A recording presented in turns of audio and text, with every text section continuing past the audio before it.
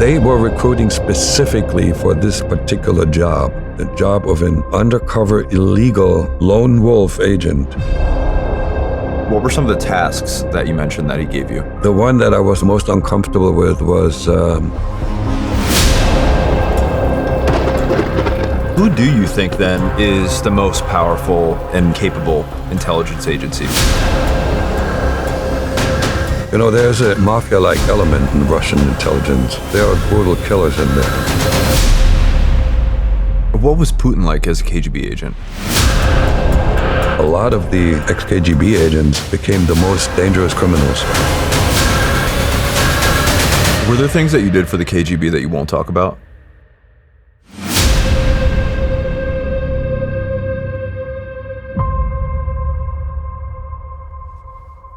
Okay, ready? Well then, we are rolling. Mr. Jack Barsky, welcome to the podcast.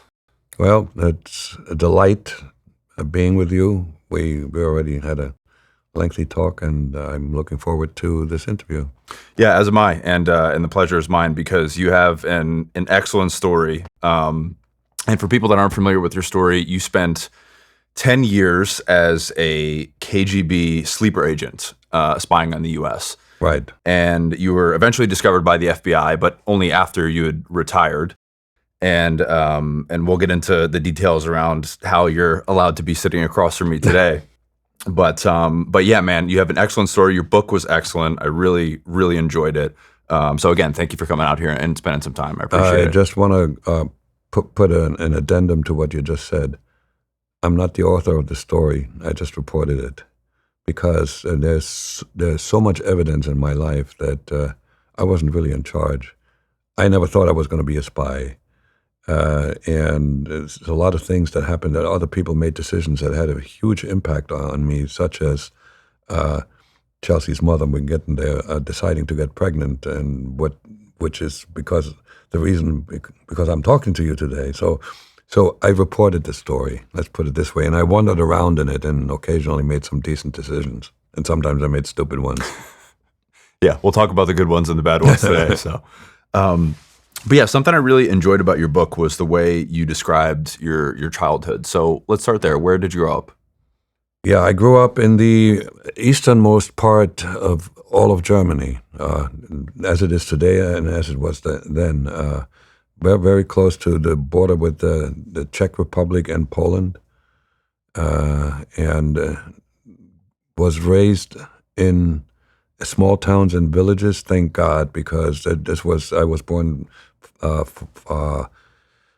4 years after the end of World War II, and the cities were all like devastated, and there was a lot of poverty, there was a lot of homelessness, there was a lot of very, very hard malnutrition.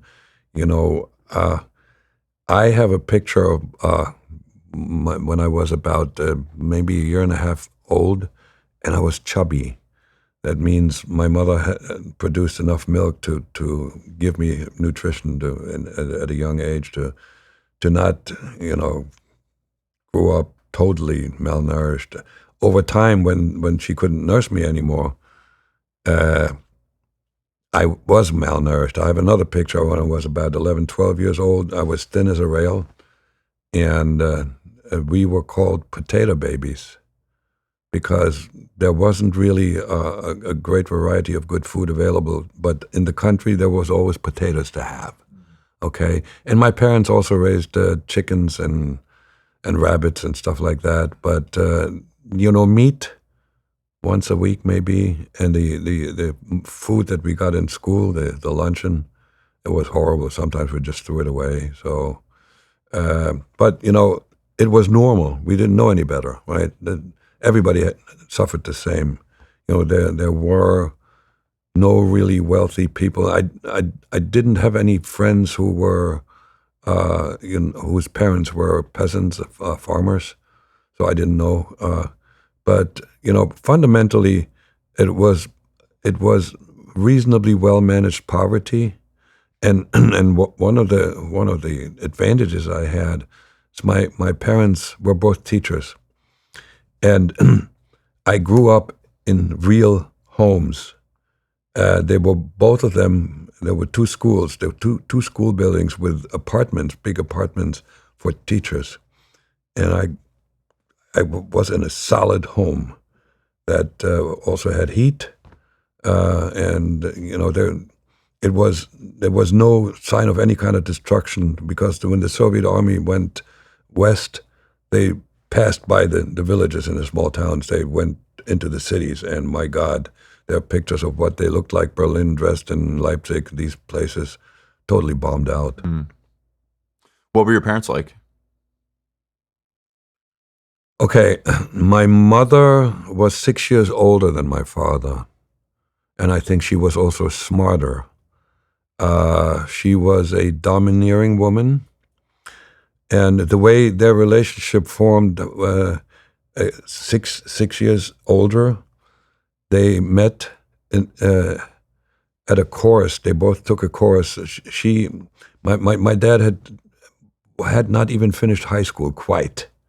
He was 18 when the war came to the eastern part of Germany, and in those days, the Soviet authorities had issued an edict to replace all the teachers in the part that they occupied, teachers that had relationships with Nazis or were members of the Nazi Party, with somebody else. And so they picked on young people that they could teach. It was a crash course, maybe 6 months, and that's where my parents met. Mm. My dad already had a disability. He had it's that disease now. It doesn't come to my. It's when polio. My dad had an atrophied leg. Polio. Was a very good-looking man. And obviously, after the end of the war, there were a shortage of men. He had a movie star looks, and so my mother probably fell for him. And when there was an opportunity to really do something for him, he came down with pneumonia, spent time in a hospital, and she took food to him. So, I once spent some time in a hospital as a young man, and I fell in love with a nurse. So that's, I think, and I pieced it all together because they never told me anything about this stuff. What they did very well as a couple, they took care of me, and they had another child, my brother. So to the extent, all the essentials were always there. My father had a great career.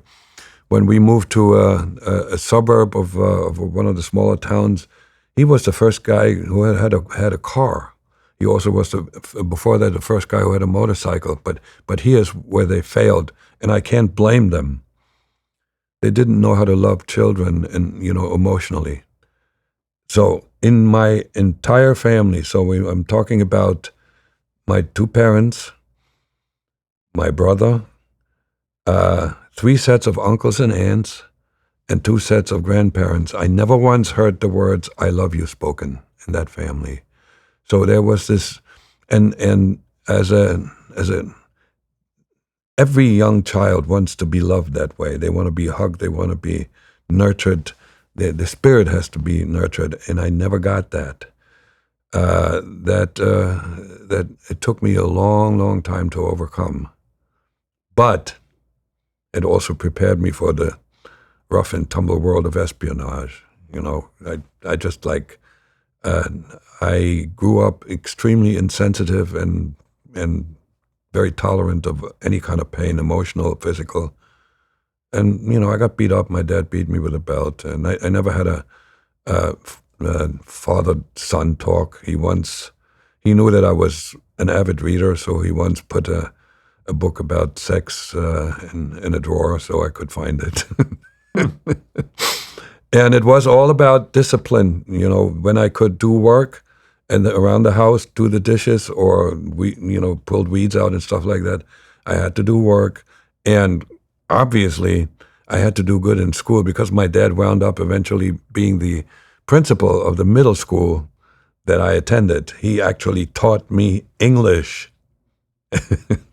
and biology. And I overheard him once speak to a neighbor, and he said, the only person in this biology class who deserves an A is Albrecht, and it was my German name.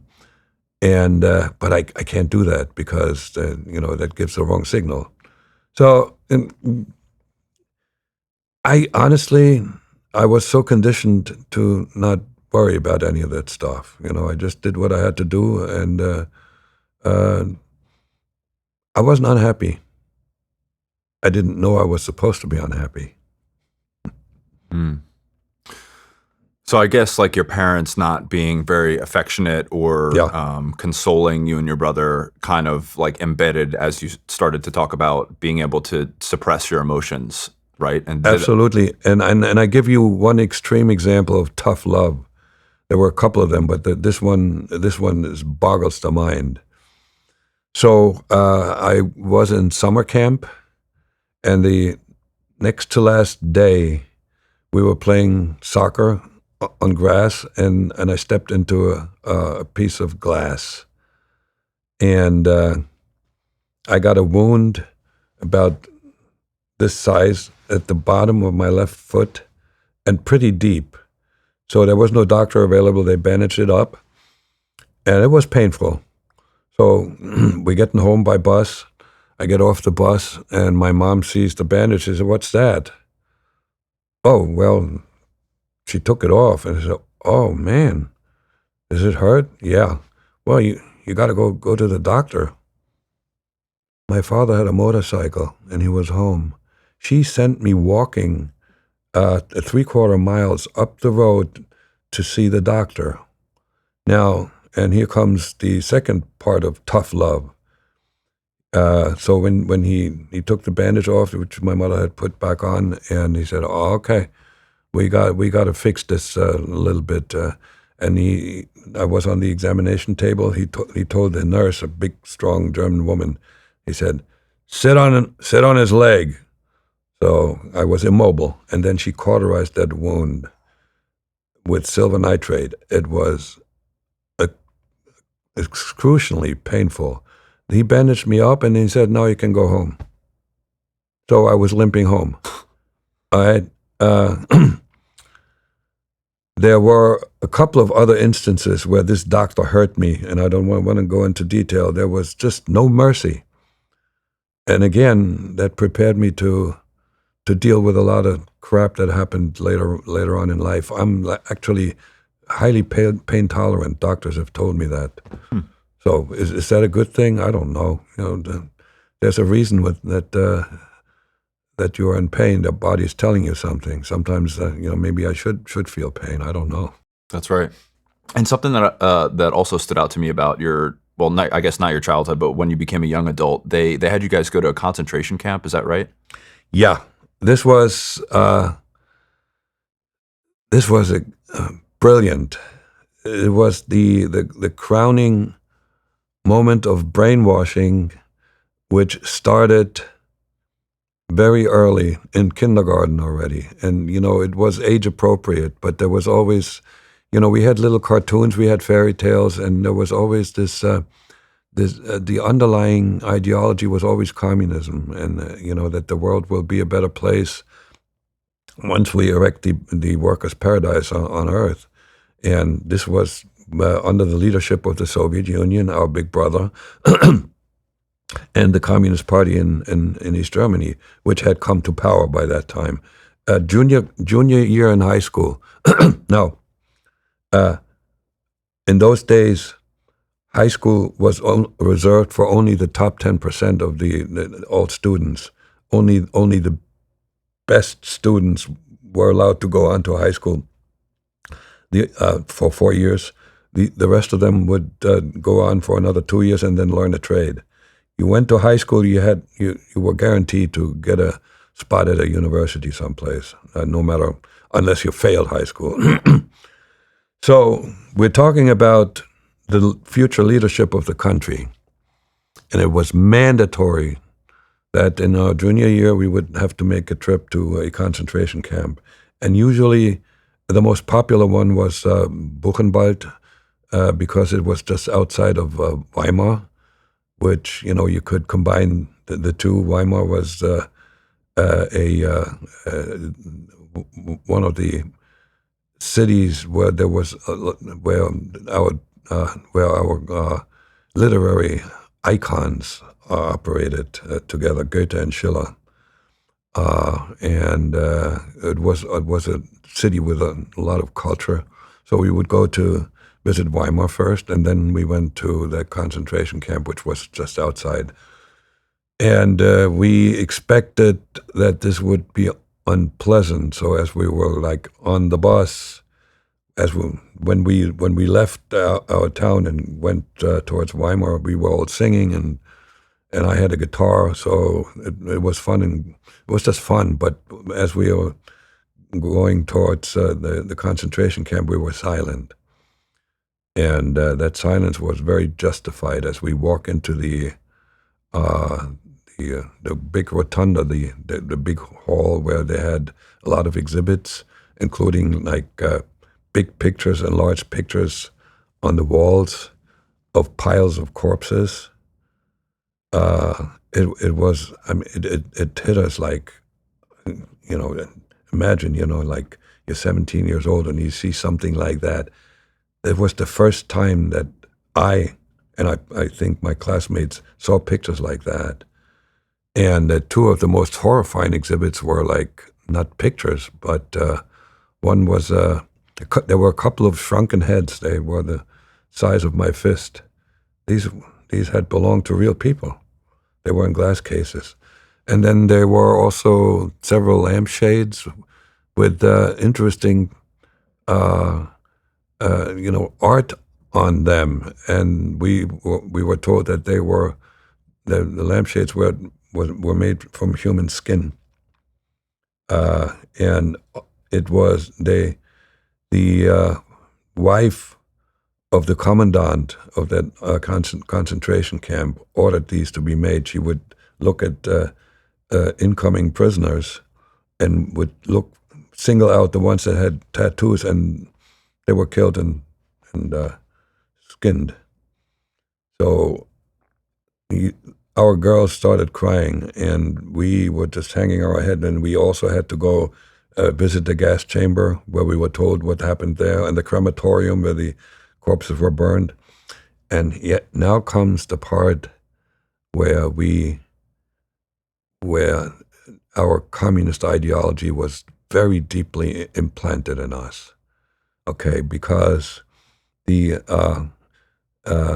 was a room where some people, that incoming, when prisoners were killed by being shot in the back of the head. And the whole idea was there was a wall where they had a sort of a sliding scale could measure your height well, and when it reached the neck, a hole opened up in the back, and people were shot that way.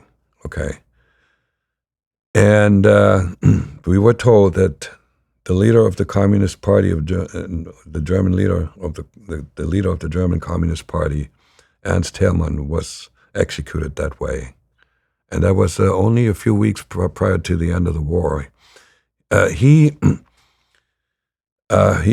When Hitler came to power, he and a few other communist leaders were arrested, and he was put in jail, and he spent all the time in jail until they put him into that concentration camp and killed him. And it's a historic truth that before Hitler came to power, the communists were the only force that fought the Nazis in the streets physically. Nobody else had the courage. Now, does that mean that if the communists had won the fight, they would have been better? No. It was just two dictatorial type forces. But we knew that the communists were anti-Nazi, so much so that they gave their lives fighting against the Nazis. And we, East Germany and the Soviet Union, we were inheriting the legacy of the communist fighters. And now comes the kicker, when in fact it was known at the time that in the western part of Germany, West Germany, there were Nazis, ex-Nazis in the government. And the one I told you about, the fellow who became the head of the Bundesnachrichtendienst, Reinhard von Gehlen, was co-opted. He was in charge of intelligence on the Eastern Front for Hitler. He and his entire group was co-opted by the CIA under the name of the Gehlen Organization. So it was clear that there were Nazis in the West in the West German government, and they were supported by the United States. So we were going to continue to fight the Nazis. What happened here, that the United States government actually committed an unforced error, big time. The denazification in the East was radical. The Soviets either put them in jail, killed some of them, or iced them so they couldn't have any positions of power. And in the West, the U.S. government thought, it would be okay to continue with some of them, because, as a defense against a potentially aggressive Soviet Union, and B, to help rebuild the German economy and so forth. It was a mistake. It was a big historic mistake, and that wound up in the radical segregation of East and West, and it wound up being the focal point of the Cold War. Sorry, this is hindsight. You never know how I would have decided, assuming that I had been old enough and being in a position to make those decisions. So I'm just saying it turned out to be a mistake. Yeah. Well, it's a pretty good recruiting tactic and an angle to take to get people indoctrinated. Yeah, they weren't necessarily very smart, our leaders, but they were clever. Yeah. So after this, you end up going to college. You're an excellent student. Yeah. You're on track to become a professor, which is a very prestigious title and role in society at the time. Yes. So how does the KGB end up contacting you? Well, they just had somebody who was a collaborator and not a KGB employee, a German citizen came to visit me in the dorm one Saturday afternoon. Hindsight, how did he know what door to knock on? We didn't have nameplates. How did he know that on Saturday my roommate was not there? We had a neighbor in the second room next door who was a Russian exchange student. And he was a very friendly guy, so he tipped them off. Now, again, this is a guess, but I'm pretty sure that's correct. They were recruiting, just as the East German secret agency, the Stasi, amongst students, and they were looking at the records that the Stasi kept on a lot of adults. And so you look at the files and you see there's a guy who has an A average. He's a party member. He's active in the youth movement. We got to talk to him. So they sent this guy, who knocked on the door, and I knew. I didn't say come in, because typically, if somebody's another student, we had very few strangers visit. So if a student wanted to come in, they would knock, and that said, "I'm coming in." So you didn't say, "Come on in."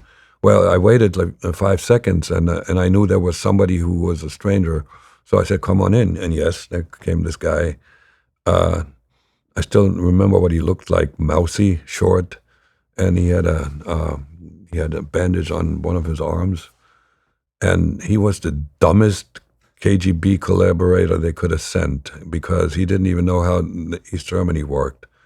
He introduced himself as a member of a company that the number one company, arguably in all of East Germany, called Zeiss Jena. It still exists in Germany, that made optical instruments, high quality optical instruments. And he introduced himself as an employee of Carl Zeiss, and he said he wanted to have a talk with me with regard to my plans after graduation.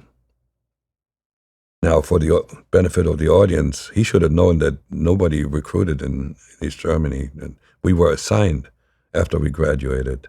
Now, after we finished we had the equivalent, got the equivalent of a master's degree. There was a 5-year curriculum, and we had to actually write a thesis and defend a thesis. So it was a master's program. So the best of us had a choice to go for a doctorate and operate as assistant professors, which I did. But everybody else was assigned, and even after you get your doctorate, you were assigned. If you were near the top, you had a say in where you wanted to go. But I would have been one of those. But he didn't know this, and immediately when he came up with this stupid lie, my guess was, well, he's Stasi, East German secret police, and it turned out he wasn't. But he didn't disclose that. After some banter back and forth, and I had no reason to be afraid of. I was in good standing, so I wasn't afraid of the Stasi. I pretty much guessed this was sort of an idiotic way of trying to recruit me. And so maybe 20 minutes into this small talk that we conducted, he changed his tune, and he said, I got to make an admission here. I'm really not from Carl Zeiss Jena. I'm from the government. Could you imagine to work for the government one of those days? And I gave him the answer to a question that he didn't ask. I said, yes, but not as a chemist. So it was like we communicated between the lines, and I think he was very happy with that result. And he invited me for lunch the following week at the #1 restaurant in town. I still know what I had. So when I get to the restaurant, I see the fellow sitting at a table, but there was another man sitting at that table who was a stranger to me. And I didn't know, should I approach the guy? Because in those days there were no restaurants that had enough tables. So typically strangers could share a table. So I go towards the table very carefully, slowly, but my contact got up, and then the other guy got up, and my contact comes towards me, and he said, I'd like to introduce Comrade Herman. We're working with our Soviet comrades. And then he said, I got to leave now.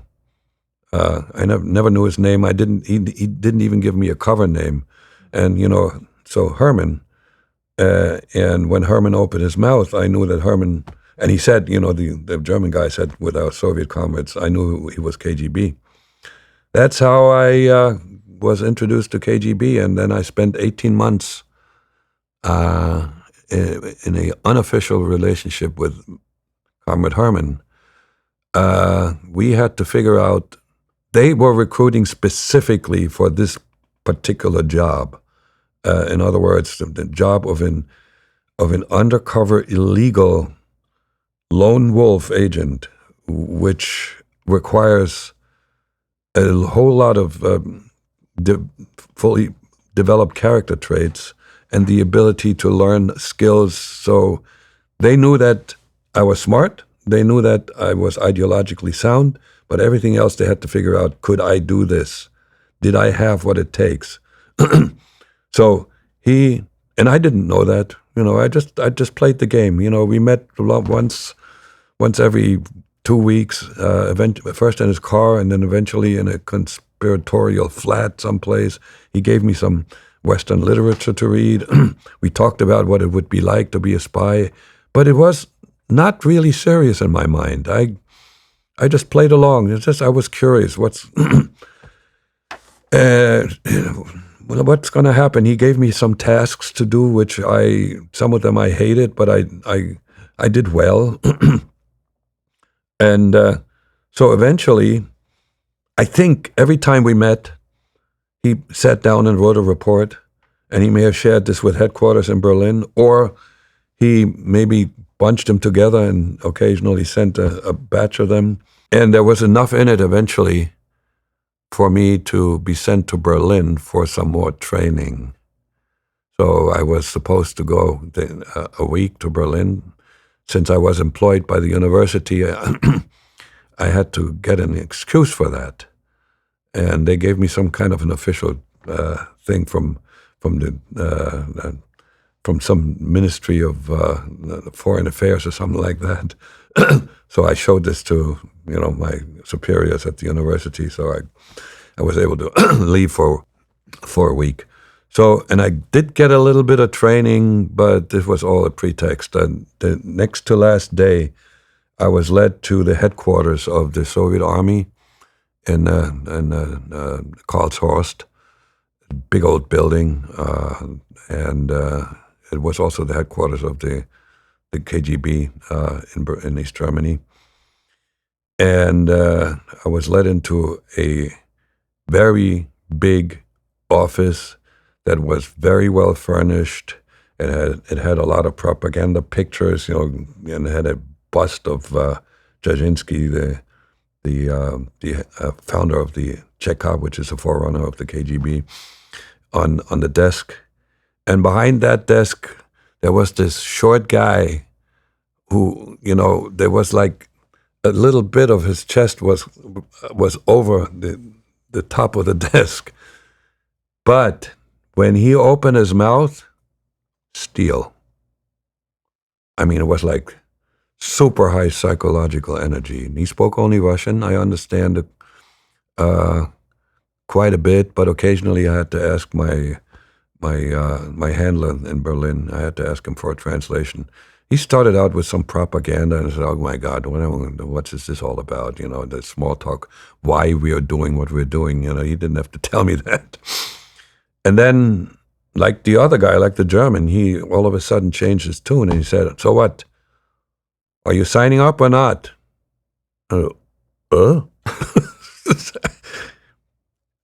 I was not prepared for that. I had toyed with the idea, and it was an option, and it was an interesting option. But I also had this career coming. I was a superstar already. I tell you how I knew in hindsight that I was a superstar.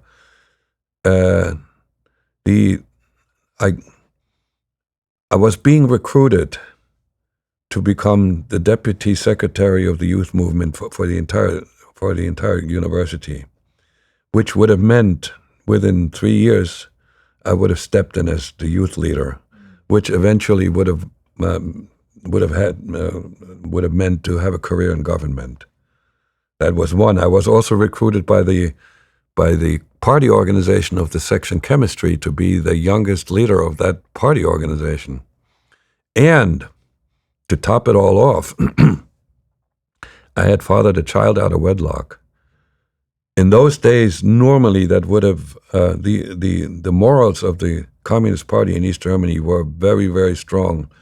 I would have had a talking to, a severe reprimand. Nobody bothered. So I was already like one of those superstars. I also had received this a national scholarship, which was limited in terms of how many concurrent holders there could be. And when I received that scholarship, there were 2 others with me from that university that had 20,000 students that got it. So, I really was very comfortable, and I was arrogant, and I was so full of myself. When you get nothing but good feedback, and also, what was the most important thing to me being in that town was being a member of the college basketball team. That was my family, because my parents got divorced, and these were my brothers. Okay, and basketball was the most important thing, even more important than girlfriends.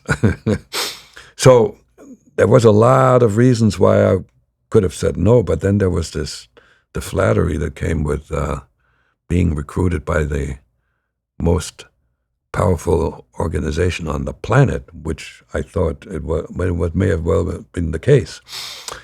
And the adventure that came with it, and being able to travel to places that I had only read about. I was an avid reader of Honoré de Balzac. It's one of the most famous French novelists, and he talks about Paris, and I knew Paris based on his descriptions, and I wanted to go there, but we couldn't. Okay, the West was closer to us. So, but anyway, at this point, I wasn't prepared to give an answer. I hadn't thought it through. So I said, I don't know. I didn't say it like that. I said, I don't know. I don't know if I qualify, and I haven't gotten any training. And the guy said, don't worry about it. We know you qualify, and we will train you. But we only work with people who can make big decisions quickly. You got until tomorrow noon to say yes or no. That made for a sleepless night. I mean, I was on the way back when I got out of the car, and I had to walk through a park to get to the place where I stayed. It was a private home. And I was talking to the trees. So it was like as if I didn't know any God, as if I was talking to some God to help me with a decision. Well, the arguments in favor won, particularly the pride and the adventure. These were the two, and it wasn't necessarily just fighting the good fight, but you don't sign up for something like that if you don't have an underlying cause that you're doing the right thing. But that was not the primary motivation. It was more the personal advantage that I might gain out of it, because I would become, if successful, I would live the good life in the West, hunt down the Nazis like our heroes. We had our James Bond, East German James Bond, who lived the good life, and he got the girls, he drove the fast cars. And I was going to be one of those. And hint, hint. While I was in training, I was, they actually confirmed that false belief, because fundamentally, I lived a good life after I quit the KGB. Most of my time with the KGB was a lot of deprivation, not very good living conditions. Worked for my first job in New York was bike messenger. So, but that played a big role, because there was this fictional idea of what our scouts for peace, we were called, did in the West, and how that life went. It's the same way as the James Bond story. It's not true. Okay, so you said a couple things there. Going back to the either interview process or the process of you guys kind of feeling each other out. Yeah. What were some of the tasks that you mentioned that he gave you? Okay, the one that I was most uncomfortable with was he gave me the address of a home and told me who lived there, private home, and they told me that that family had a relative in the West, and I was supposed to just find out something about this person, the relative from the West, who may come to visit one day and may be target for recruitment. And I hated that. I was, as gregarious as I was shy with regard to talking to strangers, and also coming up with a lie and a story. But I took a deep breath. I came up with a story that worked pretty well. In those days I was a rarity. I had a full beard. In those days it was very rare for men walking around with a beard. And I introduced myself as a sociology student with a survey.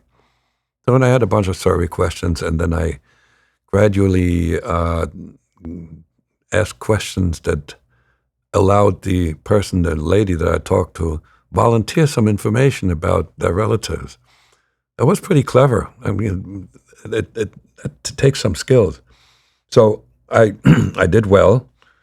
And then another one was he pointed out a building, an office building, and he told me to find out what the people that are in there, what they're doing. And I came up with another. I was just quite inventive, and I still am. Creative in a sense. I didn't know this. Okay, I wasn't self-aware. So there was a bus stop right next to it. Was a little enclosure with a roof, and I left my briefcase there on a bench in the hope that somebody would pick it up. And the next day, I rang the bell and I opened the door. And I asked them, did you by any chance find a briefcase? And yes, they did. And I managed to make some small talk and befriend this fellow and found out what they were doing. I forgot what it was. It was something innocent. That was a big success. I also had to write profiles of fellow students, and that was not to snitch on them. They wanted to know how well I do with describing people, because that was a task that I actually had when I came to the United States, spot quote-unquote talent and describe who they are and what their strengths and weaknesses are and so forth. Talent for possible recruitment. Yes. And the one thing that wasn't a task, but that must have impressed Herman a lot, and I told you this in private already, that in my junior year, after the end of the junior year, my friend and I went hitchhiking from East Germany all the way to the Black Sea, which was an adventure that very few people would engage, because you went into the unknown. You went through several countries where you didn't speak the language. You had a limited visa, so you had to get out of the country after like 3 or 4 days, and limited amount of money. We slept outside several times. We just it was an adventure. We made it. And when I told him that, he knew that I was not afraid of the unknown. And it's true, that I signed up, and, my very first trip into the West wasn't that complicated. It was a couple of stops and going to Montreal, Canada for practice. But that was slightly unknown. But when I went from Moscow to New York, 3 false passports, 5 countries, a couple of countries where I didn't speak the language, meetings. It was a trip that you should be afraid of. And I wasn't, and I made it. So when he put this all together, I was the perfect candidate. And quite frankly, I found out much later the kinds of character traits they were looking for when recruiting for this kind of a job. And this came out in interviews that were given by 2 retired heads of the Directorate S illegals. And they mentioned some of those traits. I remember, at the moment, I remember something like quick decision makers, very bright, language abilities, fearless, likable, and never having a problem with fluid situation change. And so I fit that profile to a T. And I just may want to volunteer something here. I didn't get a lot of other than Tradecraft, the skills you need to have to operate as an agent. I didn't get a lot of other training. They knew that they couldn't prepare me for the situations that would occur in my life. I had to make a lot of decisions myself, and the fact that I survived for that was 19 years without being discovered, speaks to the fact that A, I was a bit lucky, but B, I also was pretty damn good, and I made a lot of really good decisions. And they knew that they had to send for that kind of a job. They had to send somebody who was wired to be able to do that. And it's nothing to be proud of. It's a genetic profile that was given at birth. So you think? So obviously they're looking at you as a student, and they can evaluate from that you're disciplined, you know how to delay gratification, those sorts of things, those more hard skills. But do you think that, to your point, like being quick on your feet and innovative, you think those are innate and genetic? You don't think those things can be taught? I think more or less innate. Now, you can enhance them for sure. But, I was inventive and clever as a middle school student, high school. I was quite manipulative in a way that not to harm somebody, but to gain advantage in certain situations. So what I didn't know, and I didn't really know this until I sat down and wrote my memoir, that I actually had ability to write. Because the only writing I had done up to that point was business related, and people told me, "Oh, you're a good writer." So what? Yeah, you write good memos. So and I know for sure that I have a highly creative mind, and I give you the proof. So my youngest child, when she was 4 or 5 years old, I would read her stories, bedtime stories, before she goes to sleep, age appropriate.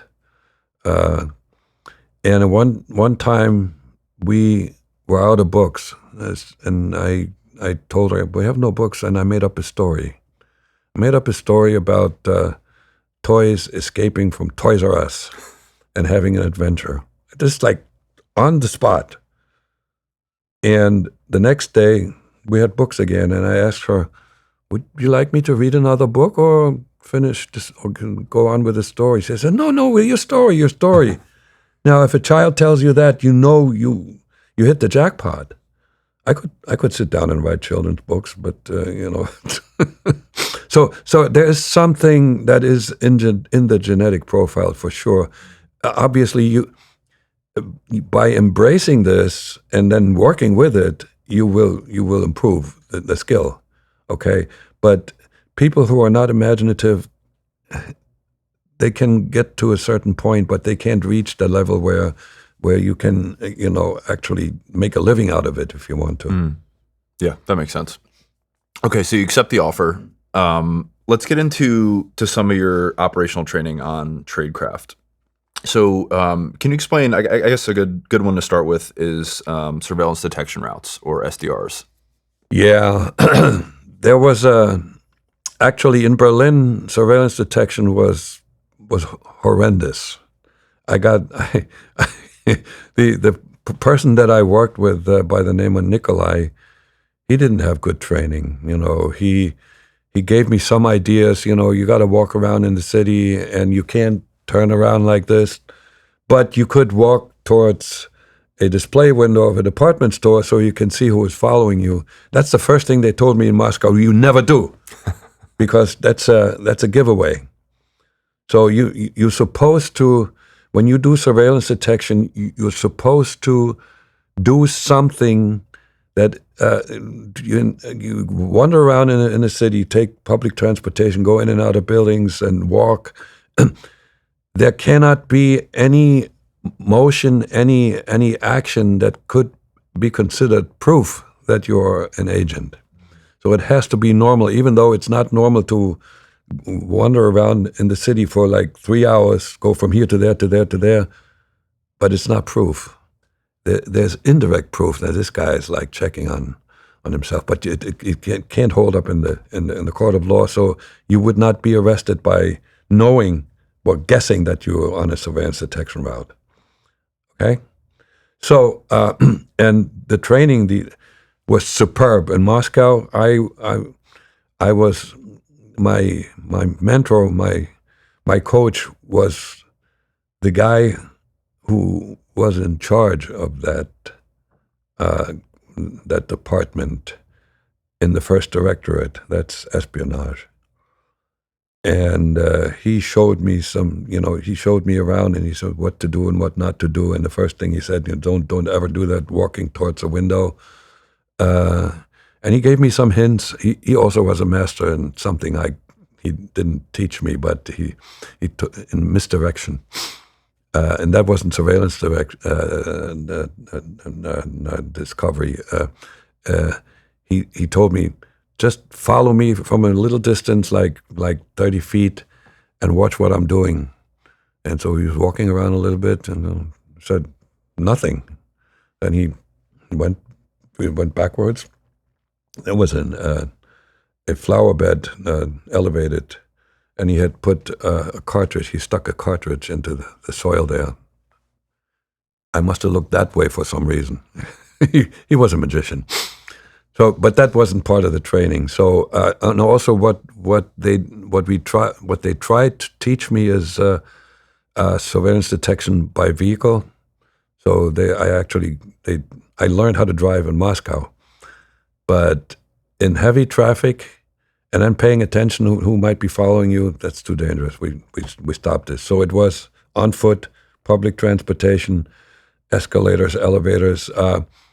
My favorite places were big stores, department stores where you can go this way and that way and turn around because, it's haphazard, and you don't have to buy anything. Museum of Natural History, very few people in there, a lot of hallways with not too many people, but you can also walk in and out this way, that way. And my absolutely favorite spot where it never failed that I would see somebody following me. So I'm going down. So I had to know the city really well. I knew every subway stop. I mean, I knew the city better than most people who were born and raised there. And that was the rule. And when I came to New York, same thing. The city was my playground. So I'm walking down a road that's downhill and it's curving to the left. And at the bottom of that hill, there was a phone booth. And if you wanted to make a phone call, you have to walk in and turn that way because the phone was pointing in the other direction. And so the bottom line was, and I had in those days, I had an incredible memory for faces. That was my advantage over the team. Usually the team was 8 to 10 people following you with a lead change. Because, if one guy they cannot lose sight of you, okay? Somebody needs to see you at all times because the moment you're clear, you could be doing something and they're not aware of it. It could even just be a chalk mark or something like that. So there was always, like, whether I was in an elevator or in a store or in the subway, there had to be somebody close by, waiting for a bus at a bus stop. So, and I was always scanning the people, and if I saw the same face twice, I knew that I was being followed. The tougher challenge was to determine that you were not being followed because you couldn't prove a negative, right? But over time, I had confidence in knowing that I would detect the surveillance, and there were about, I forgot, 6, 7, 8 exercises where I was competing with a team. My handler, my liaison would show up at the apartment any given morning and said, time to check. And let's say it was 6 at the end, when we were all done and I was declared to be fully prepared, the score was 6-0 in my favor. And the guy who was my mentor there, he said I was one of the best students, which helped me later on to determine whether I was being followed by the FBI and or the KGB. Because when we weren't going to get to that, when they thought I was being followed, I determined that not to be true, because I was very, very certain in my ability to detect surveillance. Now, one caveat for today, the CIA, and I don't know if other intelligence agencies know how to make faces that look like real people. There was a couple in the CIA. The husband is not with us anymore, but I met the wife, Jonah Mendez, and she, it was at a conference, she showed pictures of herself as a black male. And that face can be put on in a couple of minutes, and it's indistinguishable from a human face. So my advantage has disappeared. Now, what you would focus on now is 2 things.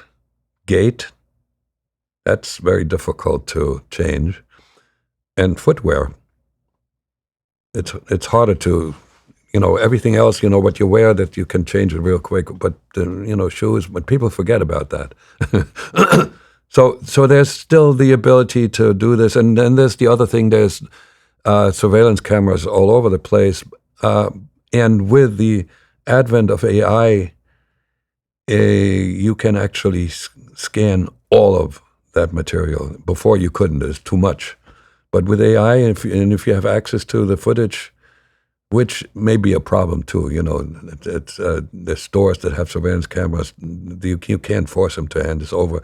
So there's still a way to defeat surveillance, but it's not as good as it used to be. So this one's probably going to ruffle some feathers, but New Year's resolutions are stupid. If you want a better body, go to the gym, work out, eat clean, do it consistently. If you want to drink less alcohol, be an adult and hold yourself accountable to it. If you want to stop smelling like old socks, get yourself some whole body deodorant by Mando. So Mando's whole body deodorant was created by a doctor who saw firsthand how normal body odor was being misdiagnosed and mistreated. It's safe to use anywhere on your body, so including your armpits, your butt crack, your balls, and even your feet.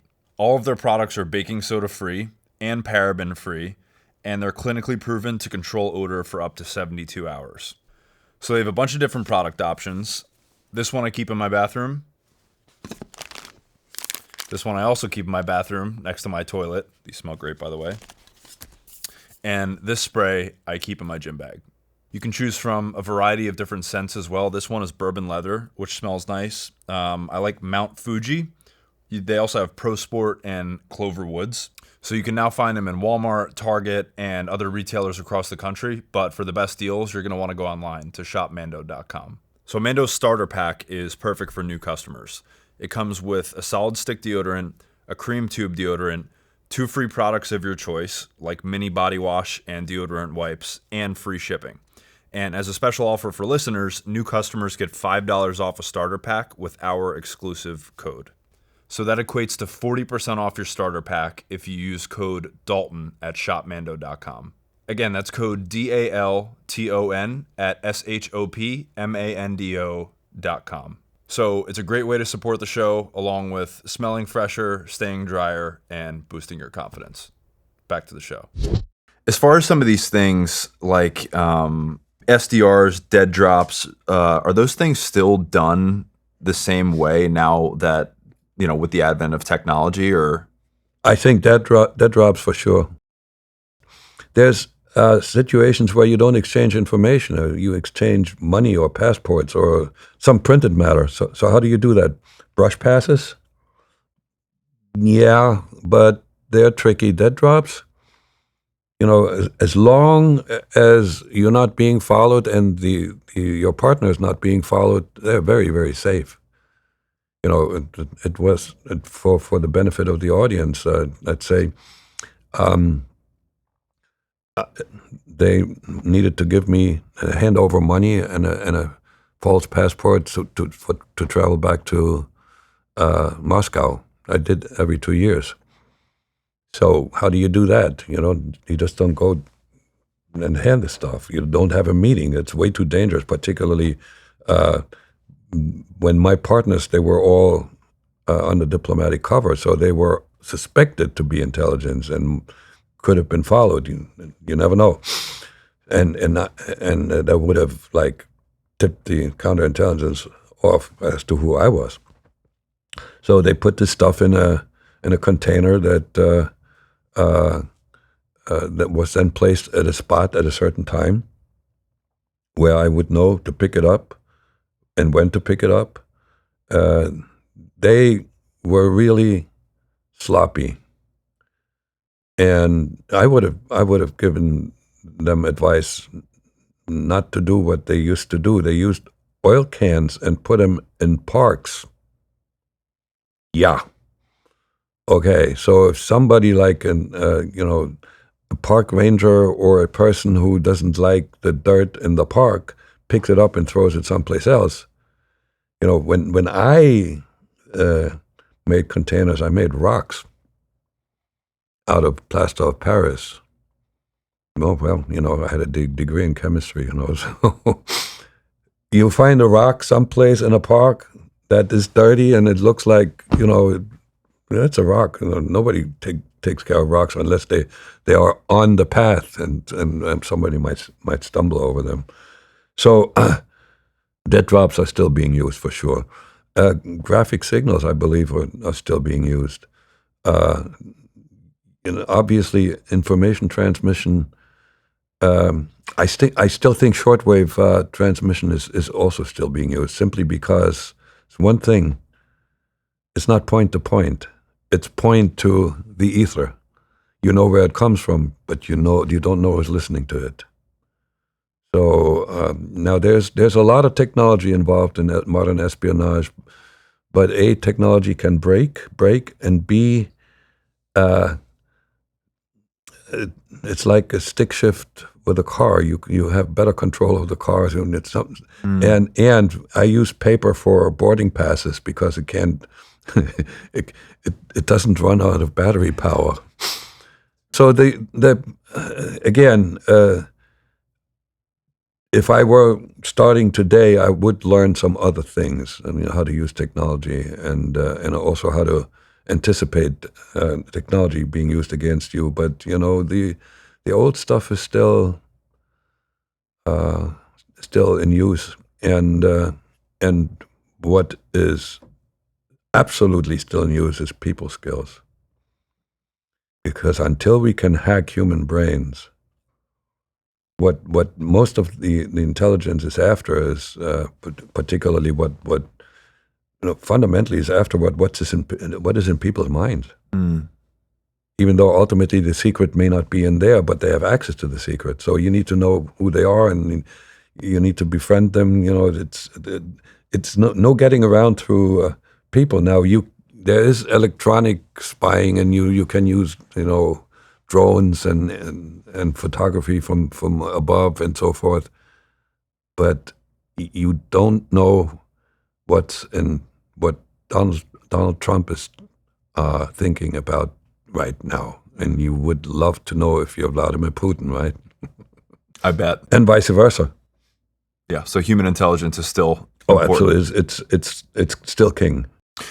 And I remember when you were talking about some of the the digital ways things are done now, it made me think of Cynthia and Richard Murphy, who they were also KGB deep cover spies, and I think they were discovered in the early 2010s or something like that. 2010, no, they were the FBI knew about them when they came to the United States. There was a mole in the I think SVR. Yeah, they were SVR, the equivalent of the CIA, and they were being watched for several years. It's always let it's always a good idea to let them play around so you can figure out. They were being watched, and once they got a little too close to getting dangerous, that's when the FBI caught them in 2010. And they were rank amateurs. They were like, there's a surveillance video. There's several surveillance videos out there on YouTube. If you type in YouTube ghost stories, that was the name of the of the operation, where the FBI just surveilled them, and the first time I watched these videos, I'm thinking, my God, they made every mistake. They would have failed espionage 101 in my times. An indication that at least the SVR didn't have the means and the skills to send well-trained people into enemy territory. So, yeah. But where I was going with that is I remember reading about, I think they were like uploading images online. I think it was to social media or something like that. And within the images, there was some sort of like code embedded. Right. But yeah, like what are some other ways you've heard of it, like espionage being done and like digitally in that way now? I'm not doing that much research, so I can't answer that question. Okay. Not I don't want to, I just can't. Fair enough. So what about then for like an actual meeting? Like if you had to meet someone in person? Right. First of all, it was an absolute no-no that an illegal meet with another agent in the country where he operates. Okay. And primarily because of the danger involved. And we were extremely valuable assets, hard to find, hard to train. Our training was all one-on-one and hard to maintain as well. So it wasn't that they were worried about us going to jail. It was them worried about us going to jail and them getting us out.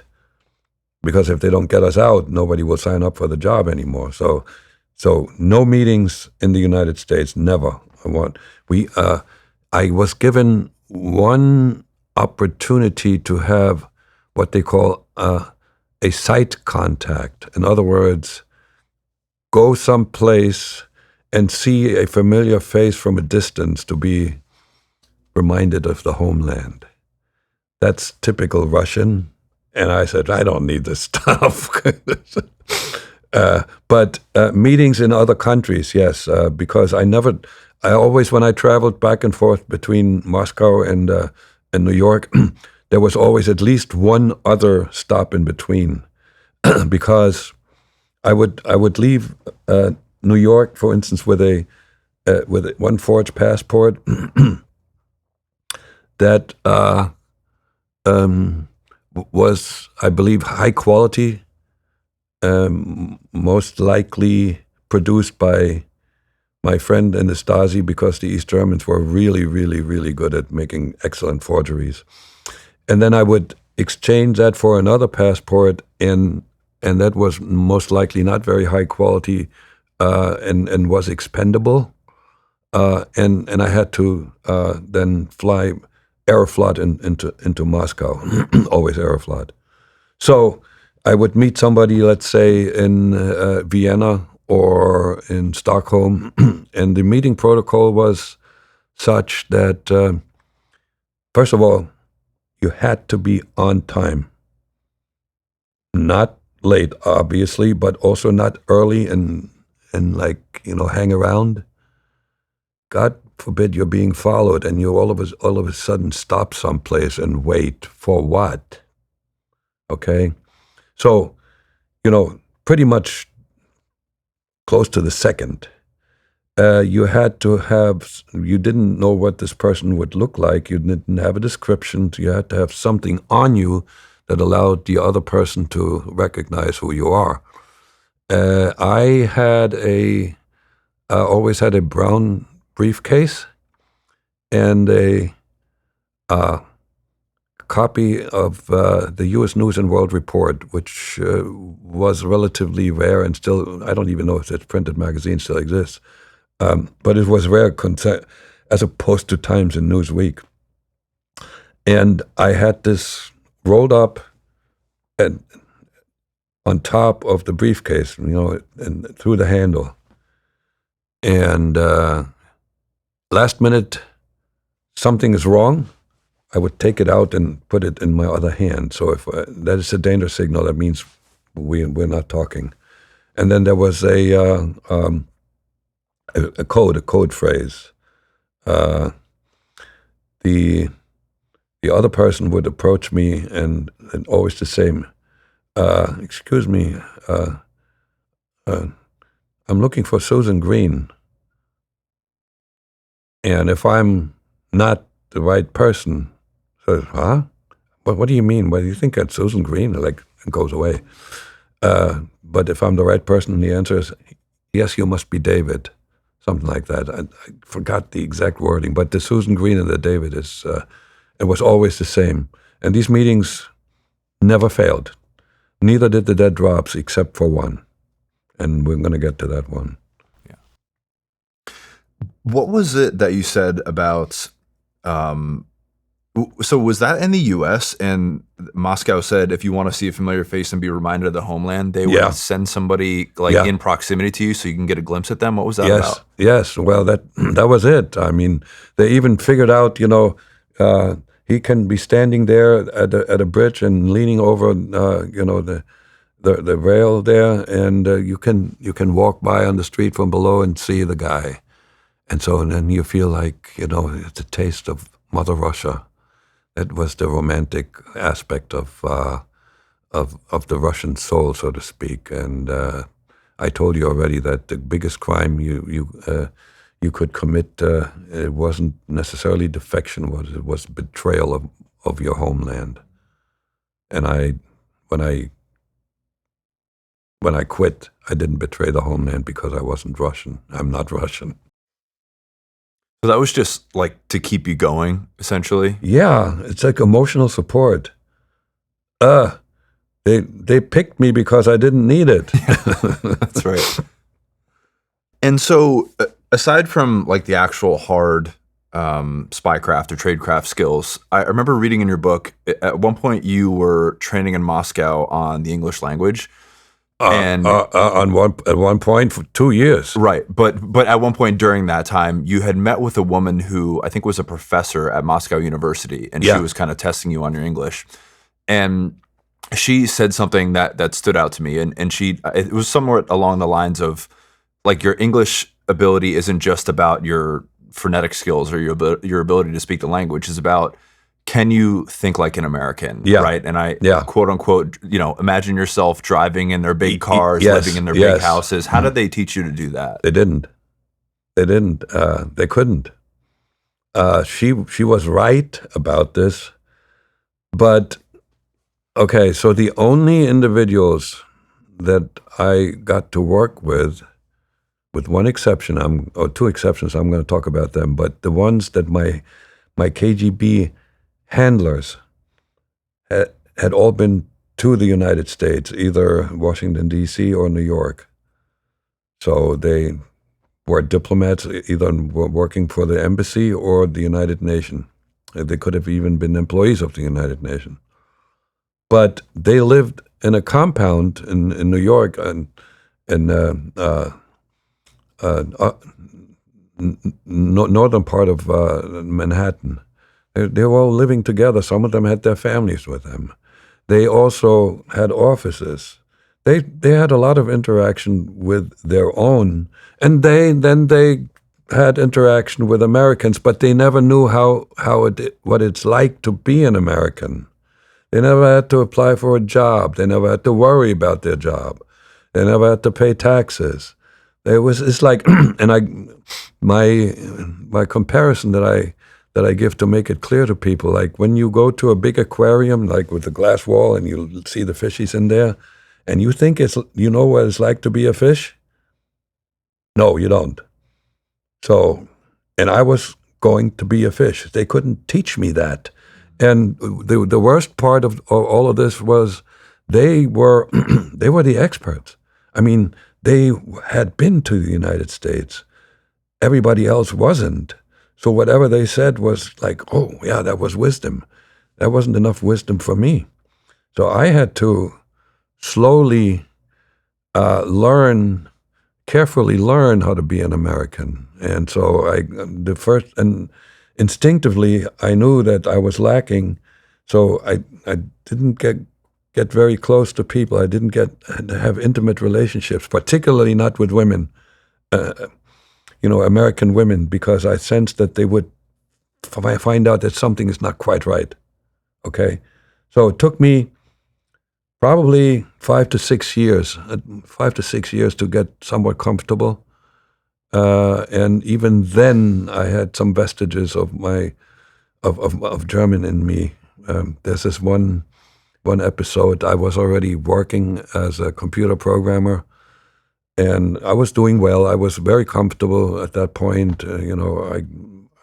I befriended people, and I had a girlfriend, and everything worked well. But one day, a Cuban good friend of mine, a colleague, I spoke with him the other day, and he remembered what happened.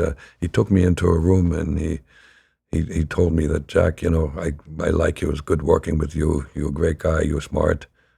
But why are you behaving like an asshole? His name is Gerard, and he wants me to mention his name. So, and that helped me to get rid of that nasty, highly critical German way of communicating. And I found out that when I went back to Germany after so many years, I realized, my God, most Germans don't understand that we have a private space here you can't get too close to. What German will be in your face and pointing like that. So, but that was it. And nowadays I'm a whole lot more American than I'm German for sure. And I'm talking about the private space. I have it too now. I acquired it. So those skills were not. They couldn't be taught. But I mentioned two American-borns, two, just really three, but one was a couple. My English tutor was a woman. She had married one of those diplomats, fell in love with him, and moved to Russia. That was a big mistake for her. She was miserable. She was so low energy, and she had left the United States a long time ago. So she couldn't really teach me a lot about the modern culture, what it was like at the time, as opposed to when she left. And so we did a lot of conversation, and that helped me a lot, to be fluent in the spoken word. And we did phonetic exercises, but a female voice is different from a male voice. And very valuable were the Cohens, Lona and Morris Cohen.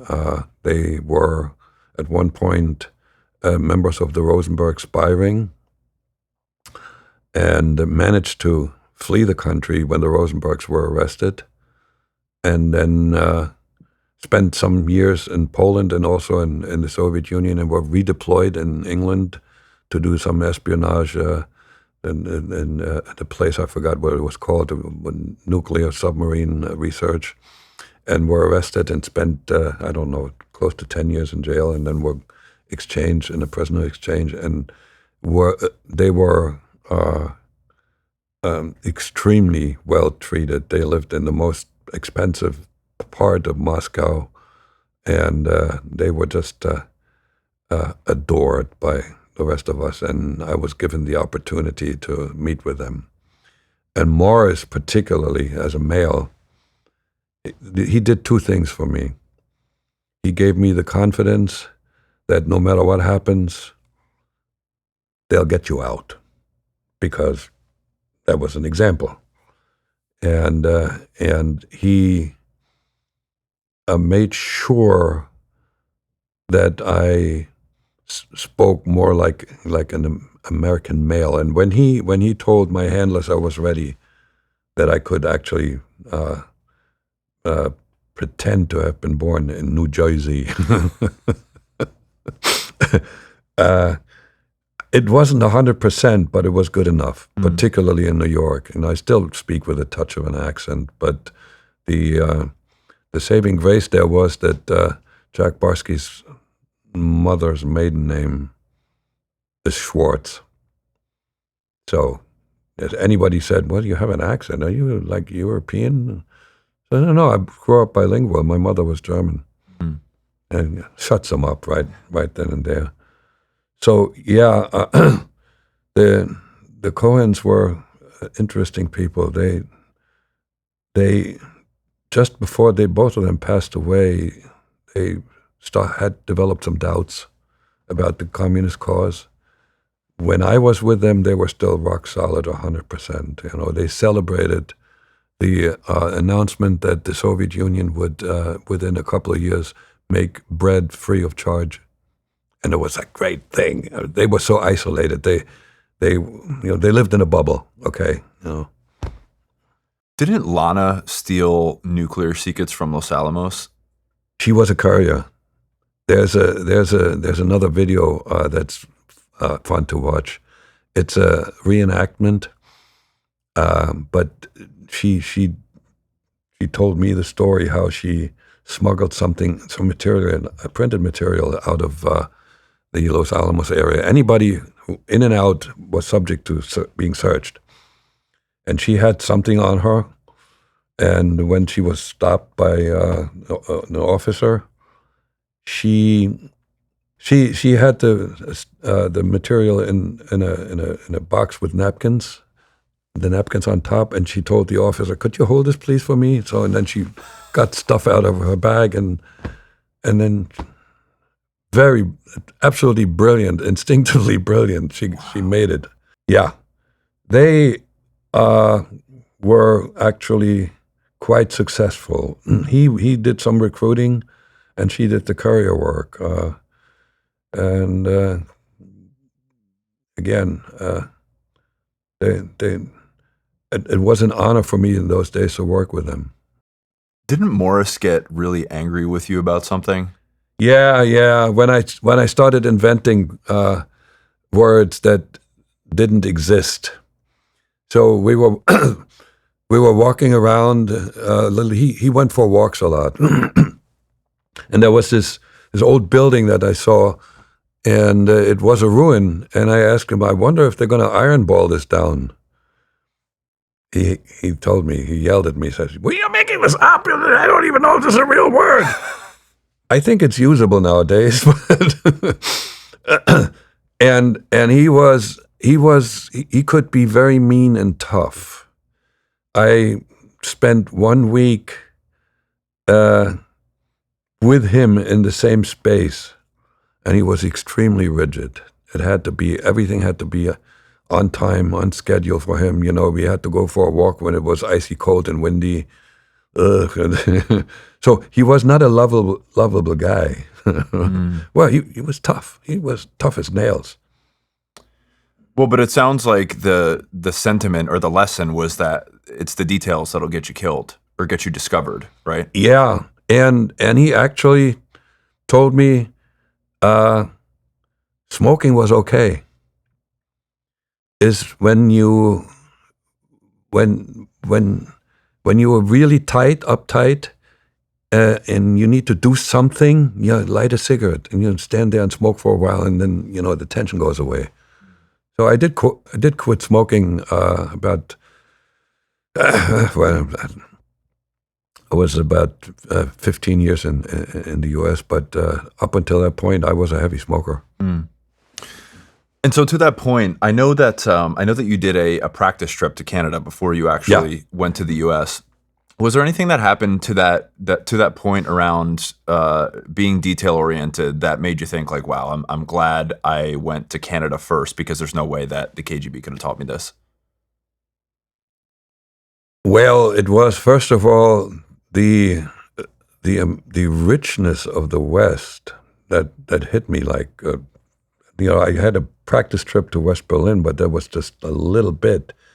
I spent 3 months, mostly in Montreal, but then also in some other cities in Canada, and I interacted with people because I was there as a German tourist. So I wasn't undercover in any way, shape, or form. I was just like pretending to just visit and see if I maybe one day could emigrate and live in Canada.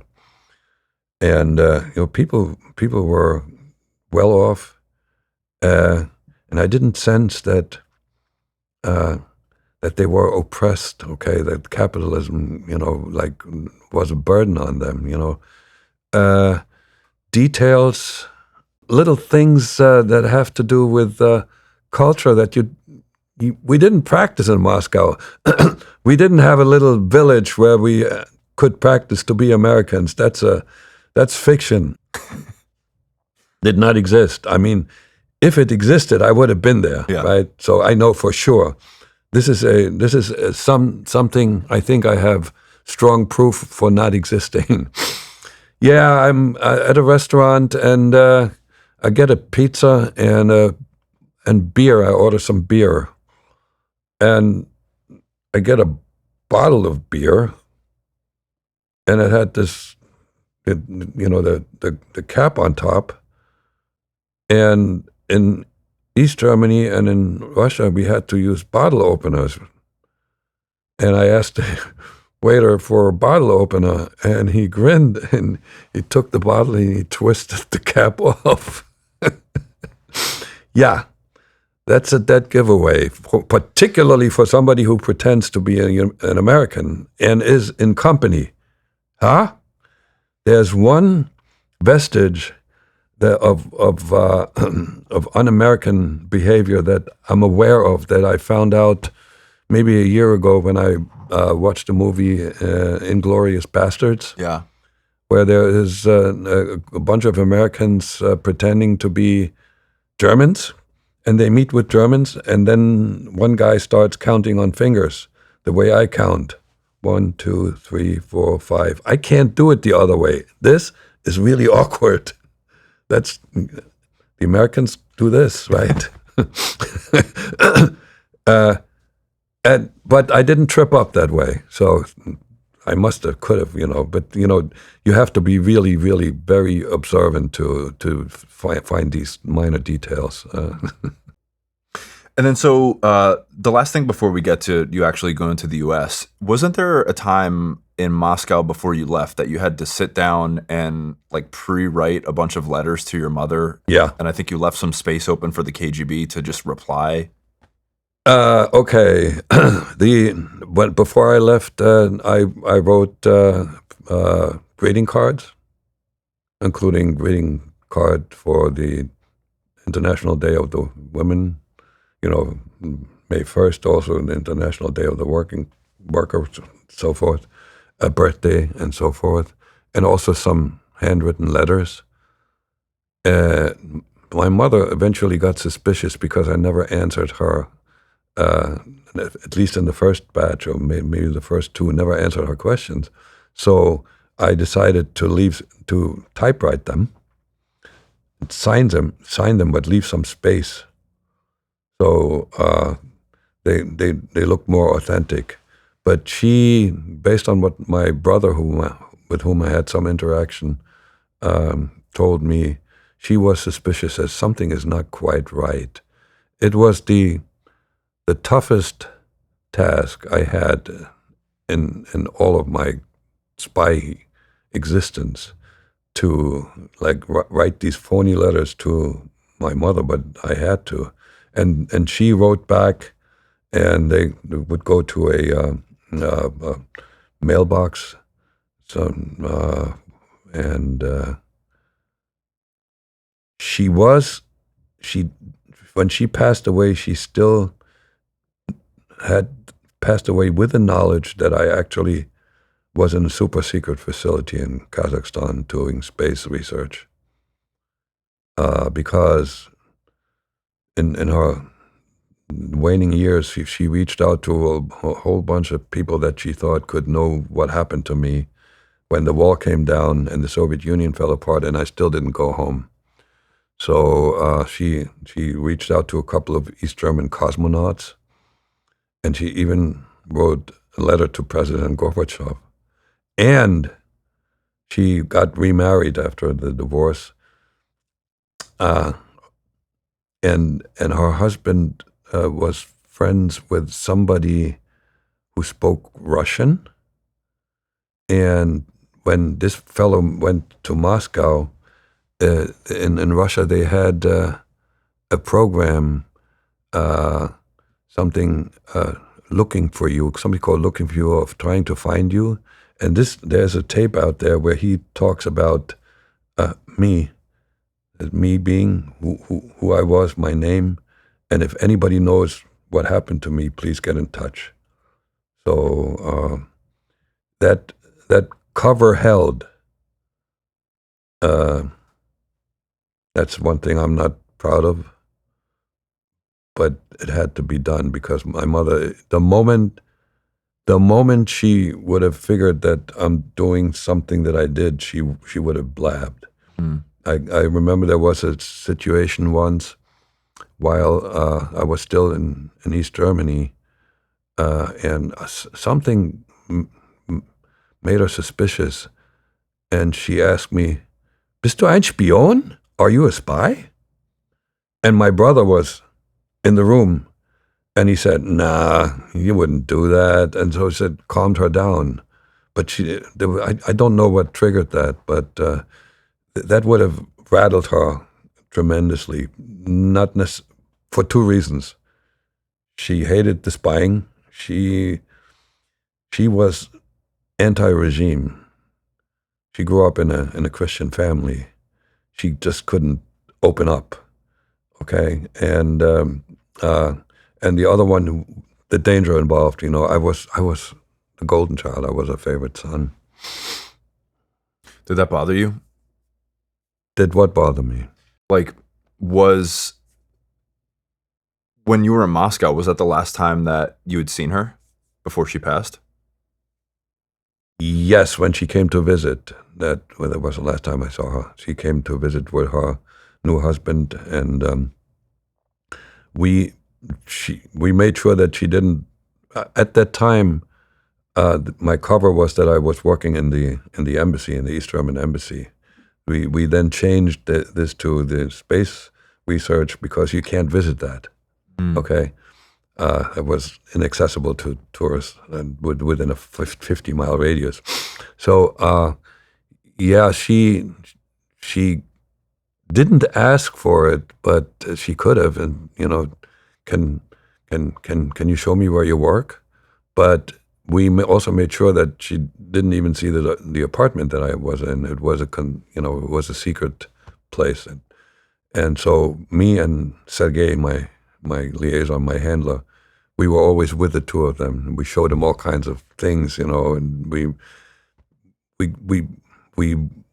covered their time, and so that was one of those red flags. I said, well, we can't continue doing the embassy routine. And what about your father? I'm assuming he never found out about your spy. My father left the family and didn't stay in touch with me at all. When he moved out, I was in high school. He was still the principal of the middle school. He had an apartment, and I went to visit him once, and we didn't know what to say to each other. We had no relationship. And it's only one time he reached out to the university because he had to pay child support, right? And he wanted to find out whether I had a scholarship and that could reduce his child support. What a father. Like, worried about that. He never found out that I was an A student. He I can't blame him though. Uh, he was Fate set him up to fail, because if you are just about 18 and the war comes across, you have no time to mature, and then you have an older wife who knows how to do things, who is much more mature and is domineering. He had no time to mature. I don't think he ever matured. Now he got. You may want to cut that out, but he had an affair with one of the teachers in the same school. She was an ugly woman. And he married her, and they adopted at least one, maybe two girls. And I told my friends, I could understand my father if he had had an affair, married a beautiful woman, but not that one.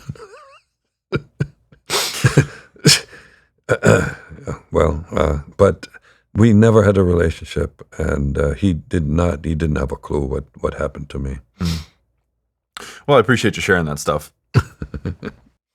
But okay, so, and then actually before you get to the US, you meet Gerlinda. Yeah, I had met her before, okay? And I had kept her a secret. When I was in training in Berlin, there was a moment when I shared with Nikolai, my handler, that my ex-girlfriend from the university, who I had exchanged some letters with, came to visit me. And I hadn't officially broken up with her, but I thought I was way off in the distance and forget it. Well, she came and she wanted to have a continued relationship, and I told Nikolai, and he didn't like that. So I told him what I did. I told her, no, I'm not ready. So I told. Forgot her name by now, but this young lady, I told her that it's over. I can't have a relationship with you. I put her on the train, and that was the end of this. I told Nikolai this, but he was still angry. He said, "Well, you can have a relationship with this one or that one, but we can find a job for you at a farm." That was the only threat that was ever issued and thrown at me by a KGB employee, the only one. So when I met Gerlinda at a dance, it took like 2 days to get intimate and fall in love. I mean, she was movie star like. She had a movie star like looks, and she was very sweet, and at the time was a very happy girl. And it was when I left her apartment after we were intimate, the birds were singing songs. It was like I was so happy, and then came and so I did not tell Nikolai anything. I kept her secret, which was a foolish thing to do, because I already knew that I wasn't allowed to have a girlfriend, right? It wasn't like in the Americans where they say you go, or the only colleague that I know who did the same thing I did, he was told to find himself a wife. Not me. So I didn't tell Nikolai, and when I was then moved to Moscow, I broke up with Gerlinda. I said, I'm going to work at the embassy, and we're not married, and you can't come with me. Man, that was hard. I mean, I loved that woman, but I didn't love her enough to, risk working on a farm. So, and that pain that I had was relatively short. Once I was on a plane to Moscow, I forgot about her. No, this is what happened. So I spent 2 years in Moscow, and there was still no birth certificate available for me to be deployed. So they told me, we gotta wait. Go back to Berlin and study Portuguese, and learn as much as you can about Brazil. Now I know by now that Brazil and Canada were favorite third countries where they would smuggle people in, where it was easy to get citizenship, and then you can come to the U.S. legally as a Brazilian. You're still an illegal, but the illegality is in another country. You obviously have a bit of a red flag attached to yourself because you're not born in the U.S., right? I could have been the Manchurian candidate. So I go back to Berlin. The second day of my, I went back to the old apartment that was still empty for me to use. The second day of my being there, the bell rings, and who is there? Galinde. She couldn't have possibly known. All right? So there she is in all her beauty and all her glory, and asked me, do you still love me? There was only one answer. I lived a celibate life. I didn't have another girl in my life. No Russian girlfriend. And the answer was yes. And oh, by the way, it gets even more miraculous. While I'm in the apartment with her, the bell rings again, and my best friend Günther shows up. Nobody could have known. So anyway, now I'm in a different situation because I knew I was a valid asset. I was proven to be the kind of guy who can go to the West and do some damage. So I had the courage to tell Nikolai, about Galinde. And so they did a little research and study, see if they could send us as a couple. And she was considered not suitable because too emotional. Mm. And so plan B, you're damn if you don't do, and if you're damn if you don't. If you send a couple, the possibility of defection is greater. Okay, because over time, and I know the illegals had a shelf life. They were always hinting it's about 10 years, and they knew that you get so used if you do your job really well, right? You become who you're supposed to become. So I became an American, right? And that makes the probability of defection it increases over time. And if you have your loved one next to you, you can actually defect and then wind up together in the witness protection program, and you start living the pretty good life together. So it is psychologically better. Well, I actually didn't need that again. So just to point that out, I didn't need to have her near me. But they figured out, if there's somebody left behind, that's an anchor that makes a defection less less likely, I'm sorry. And the anchor got even bigger once we had a son together. So that was the family I would go back to. And when I didn't, eventually, that was one of the reasons that they believed my story. Why is he not coming back to his family? Because, we every 2 years when I was in Moscow, they also gave me 2 weeks to spend with the family, and I always had presents with me, and I always told my handlers, that this love was undisturbed. and I couldn't wait for, raising my son. Yeah. So how did they determine that Gerlinda was too emotional? Did they interview her or? No, it was really obvious. She had a degree to teach high school chemistry and biology. It was a combination, and she couldn't handle the stress. She had to quit. She couldn't teach high school, and so she became a secretary at a university. That was enough. You didn't have to interview her. What's up, guys?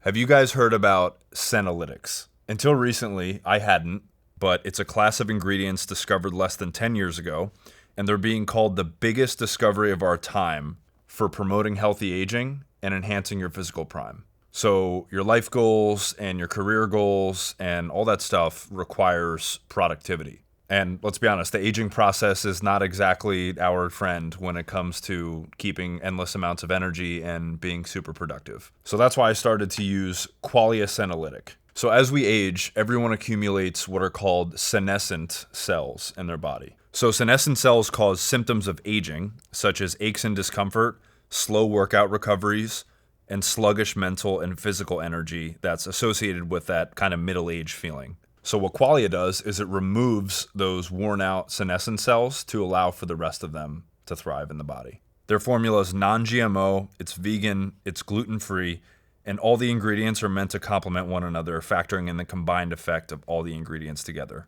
So I started taking it. I have higher energy levels, I feel more productive, and my body hurts less after workouts too. But don't take my word for it. Try it out for yourself. It's got a 100-day money-back guarantee. So click the link in the description below or go to qualialife.com/Dalton for up to 50% off and use code Dalton at checkout for another 15%. That's QUALIA life.com/DALTON and use code Dalton at checkout for an extra 15% off your purchase.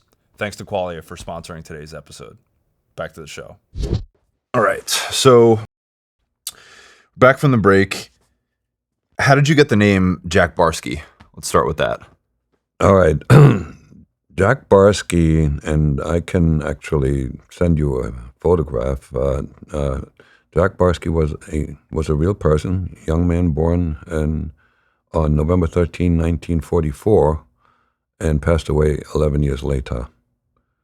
And that is how the KGB stole identities, and this is how the Russians still do it today. They're looking for people who passed away at an early age, and then find documentation that somebody else can actually step into that character. And this was, in those days, the United States was incredibly vulnerable to that kind of theft. So there was a Russian diplomat, Soviet diplomat in Washington, D.C., wandering around at a cemetery in Maryland, Jewish cemetery, and he found the gravestone of Jack Barsky. And he was able to acquire Jack Barsky's death certificate. Now, mind you, this is insane. Here's a guy who speaks with an accent, who doesn't have to tell anybody why he has a right for the death certificate. He just paid the fee and he got it. And somehow, the mechanics were never shared with me, but somehow they were able to parlay that into a bona fide certified copy of Jack Barsky's birth certificate. And so made me quite a bit older, because about 44, 49, 5 years older. But with that birth certificate in those days, I was able to use this as a foundation to acquire a Social Security number, Social Security card, and also a driver's license, which was all you needed in those days to live and work as an American. Even today, I was supposed to also get a passport, and that failed. I don't know if I'm going to get to this in the sequence that you wanted to do this, but that's how I became Jack Barsky. I have a photograph. I visited his grave. I have a photograph of me standing next to him. This will never go on social media because it will be misinterpreted as like making fun of this. This is way too serious. Right. So, and I know that getting an American passport was priority one. And I think that somebody, maybe one of your handlers or trainers at one point alluded to a way to, once you get an American passport, that can get you rich. Yeah. What was the story that? I think that Plan A was brilliant. I mean, they said, you acquire all your documentation, you get a job, you get established, you have all the documents, now you get a passport. And then you move to either not Germany, but to a German-speaking country, either Austria or Switzerland. And then you open a business. Well, we didn't talk about what business, but the plan was just open a business and have a license, and then we'll funnel money into that business. And they knew how to do that, money laundering, and within 2 years, you'll go back to the United States as a wealthy person with a couple of $1 million, and at that point, you don't have to explain to anybody. I made that money. I bring it back home. So, yeah, I did well in Europe. So, do you think anybody would have doubted that? And with regard to my education level and my knowledge of what's going on in the world, I could have pulled this off easily. And with that kind of money, you have now access to the sections of society that a bike messenger or a computer programmer doesn't have. Okay, so for instance, I could have most likely joined established myself with that kind of a business in the U.S.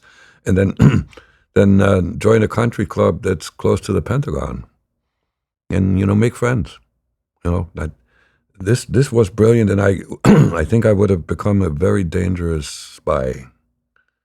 I'm glad it failed. You and me both. So, yeah, and I don't know if you want to know why it failed. We'll get there. Okay. We'll definitely get there. But how did you actually get into the U.S.? It was a complicated trip. Let me see if I can piece it together. So I'm leaving Moscow. They had me go through a back door, and I'm just in the departure hall. I'm all by myself, and I'm flying to Belgrade, and it was Yugoslavia those days. The route was very, very well constructed in hindsight. There was fundamentally no way to trace me back to Moscow, and also I went from going to a friendly country, to a neutral country, to a NATO country, to the United States, and used 3 different passports. So there's no way that I could be traced back to Moscow. So they did some things really well. That one was well done, but it was a high-risk trip. So they told me there's 2 cities that I was going to go to, or 2 countries I was going to go through, Italy and Yugoslavia, and both countries were known for pickpockets. And so they told me, watch out for pickpockets. And I had $10,000 in cash on me, and was traveling with a false passport. So when I arrived in Belgrade, I immediately made my way to the train station. I don't remember how I found my way around. Maybe people spoke English, but in those days, English in like Yugoslavia wasn't taught like it was in East Germany. It was you could take a voluntary class, but it wasn't part of the core curriculum. So anyway, I wound up at the train station, got myself a ticket to Vienna, Austria. I tried to get first class to have privacy, didn't have it. So I went coach, and as I'm sitting down, like a bunch of guys come in, and they were all dressed the same way. They were like a construction crew or something, like in dark clothes, and like unpleasant, suspicious characters. So here I am aware of that I am in possession of something that should not be stolen, the money and the passport. So I spent, and it was at least 6 hours. I had bought myself a book to read. I was crouched like this the entire time, so I protected my pockets. That was the most uncomfortable train ride I ever had. But I made it to Vienna, and I had to set an arrival signal, and then the next day I met a local agent, and we traded passports. I got a new one. Interestingly enough, this guy, I had met him once before, and it was like, oh, you're here, and he took me to a cafe and we sat down, and the way we actually changed passports, we had a copy of the same newspaper. He had one and I had one, and I put my passport underneath, and and that's how we did the exchange. But I didn't know this in those days, and even today in Austria, intelligence services can operate rather freely. Nobody bothers them.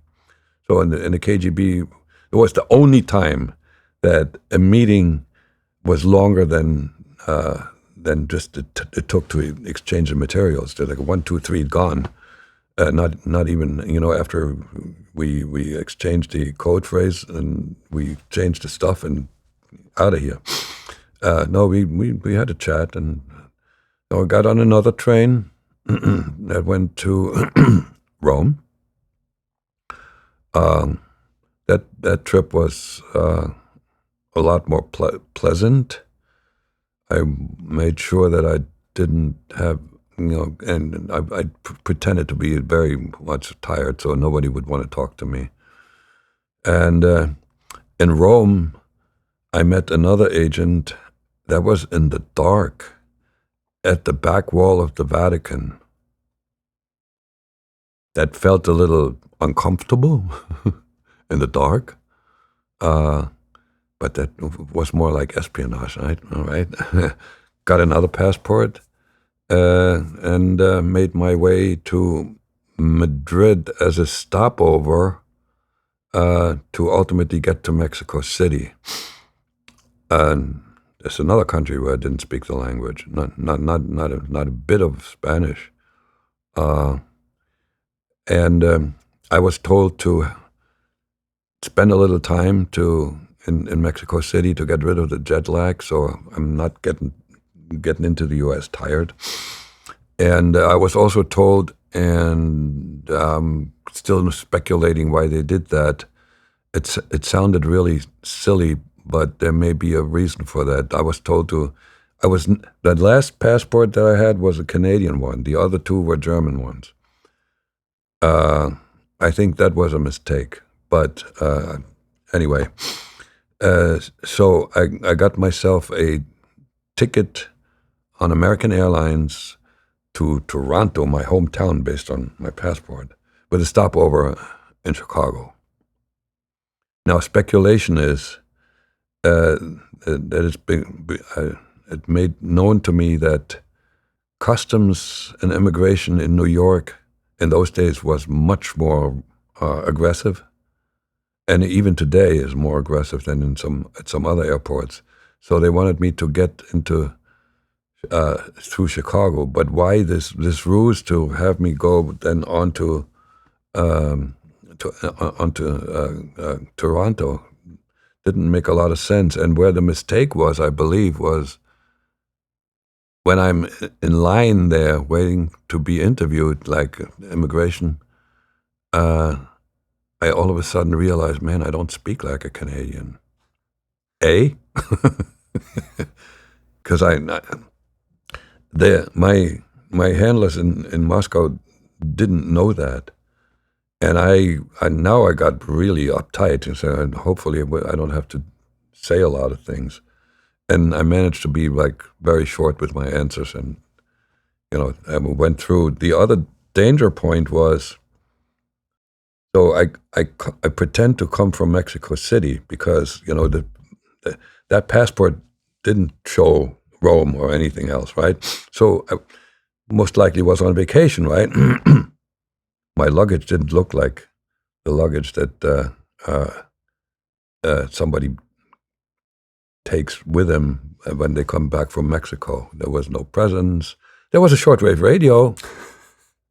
So, some really shrewd customs inspector would have maybe taken me aside and asked me some questions. So I got lucky. So, and this was, when I got through, that's when I smoked my cigarette and just calmed down. But, the tension hadn't left me. It was one of the tensest moments in my life. And now it was my task to find myself a place to sleep. It was already dark. Should I go on? Now we're getting to the biggest dangerous moment. But yeah, so before we get there, when you're going through customs, did they teach you at all how to stay calm in those high pressure sort of situations? No, nothing. I never even met a psychologist or somebody who knows about things about psychology.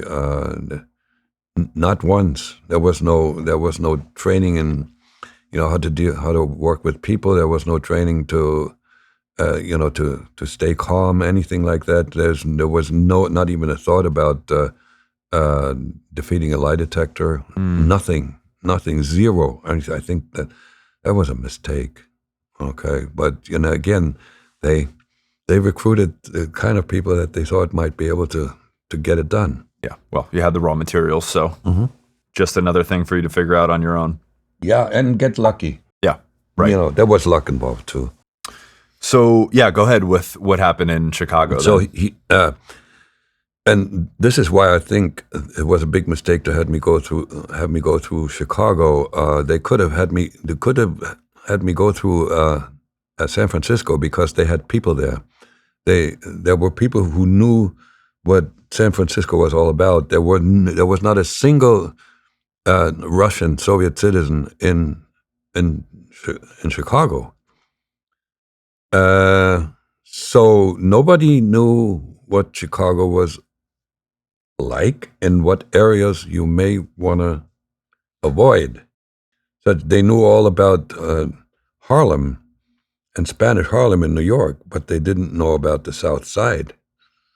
And I happened to pick, and I didn't know anything about that either. So I picked out an address for a hotel from the Yellow Pages, and I waved the cab driver and I told him the address, and he turned around like this. So okay, I ignored it because I was so tired. I just kind of, why is he look? I didn't think about this. But as we were driving south from O'Hare Airport, the street lights were less bright.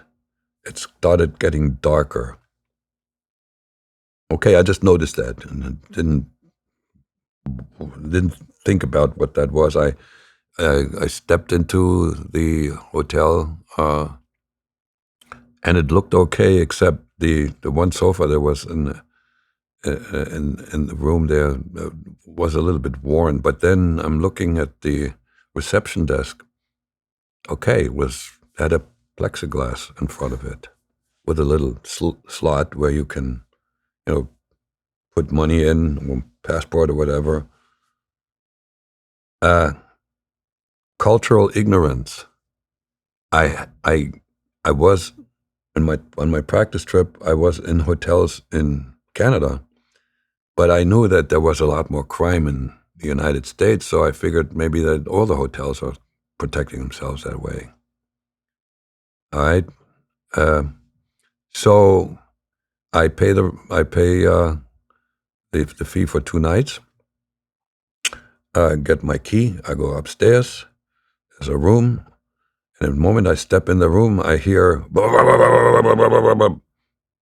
I open the curtains. There's the L train right across the street. Oh, noisy, but I'm stuck with this. And the other curiosity was, which is something that I had not experienced in Canada. You had to put a quarter in to watch TV. It was an odd hotel, but to me, it still wasn't. There was no red flag. It was like really odd. I'm in a cheap hotel, fine. I stay here a couple of nights, and then I go on. Uh, first of all, in order to sleep and get rid of the tension, I I think it was I drank a half a bottle of Johnny Walker Red. I mean, I really like,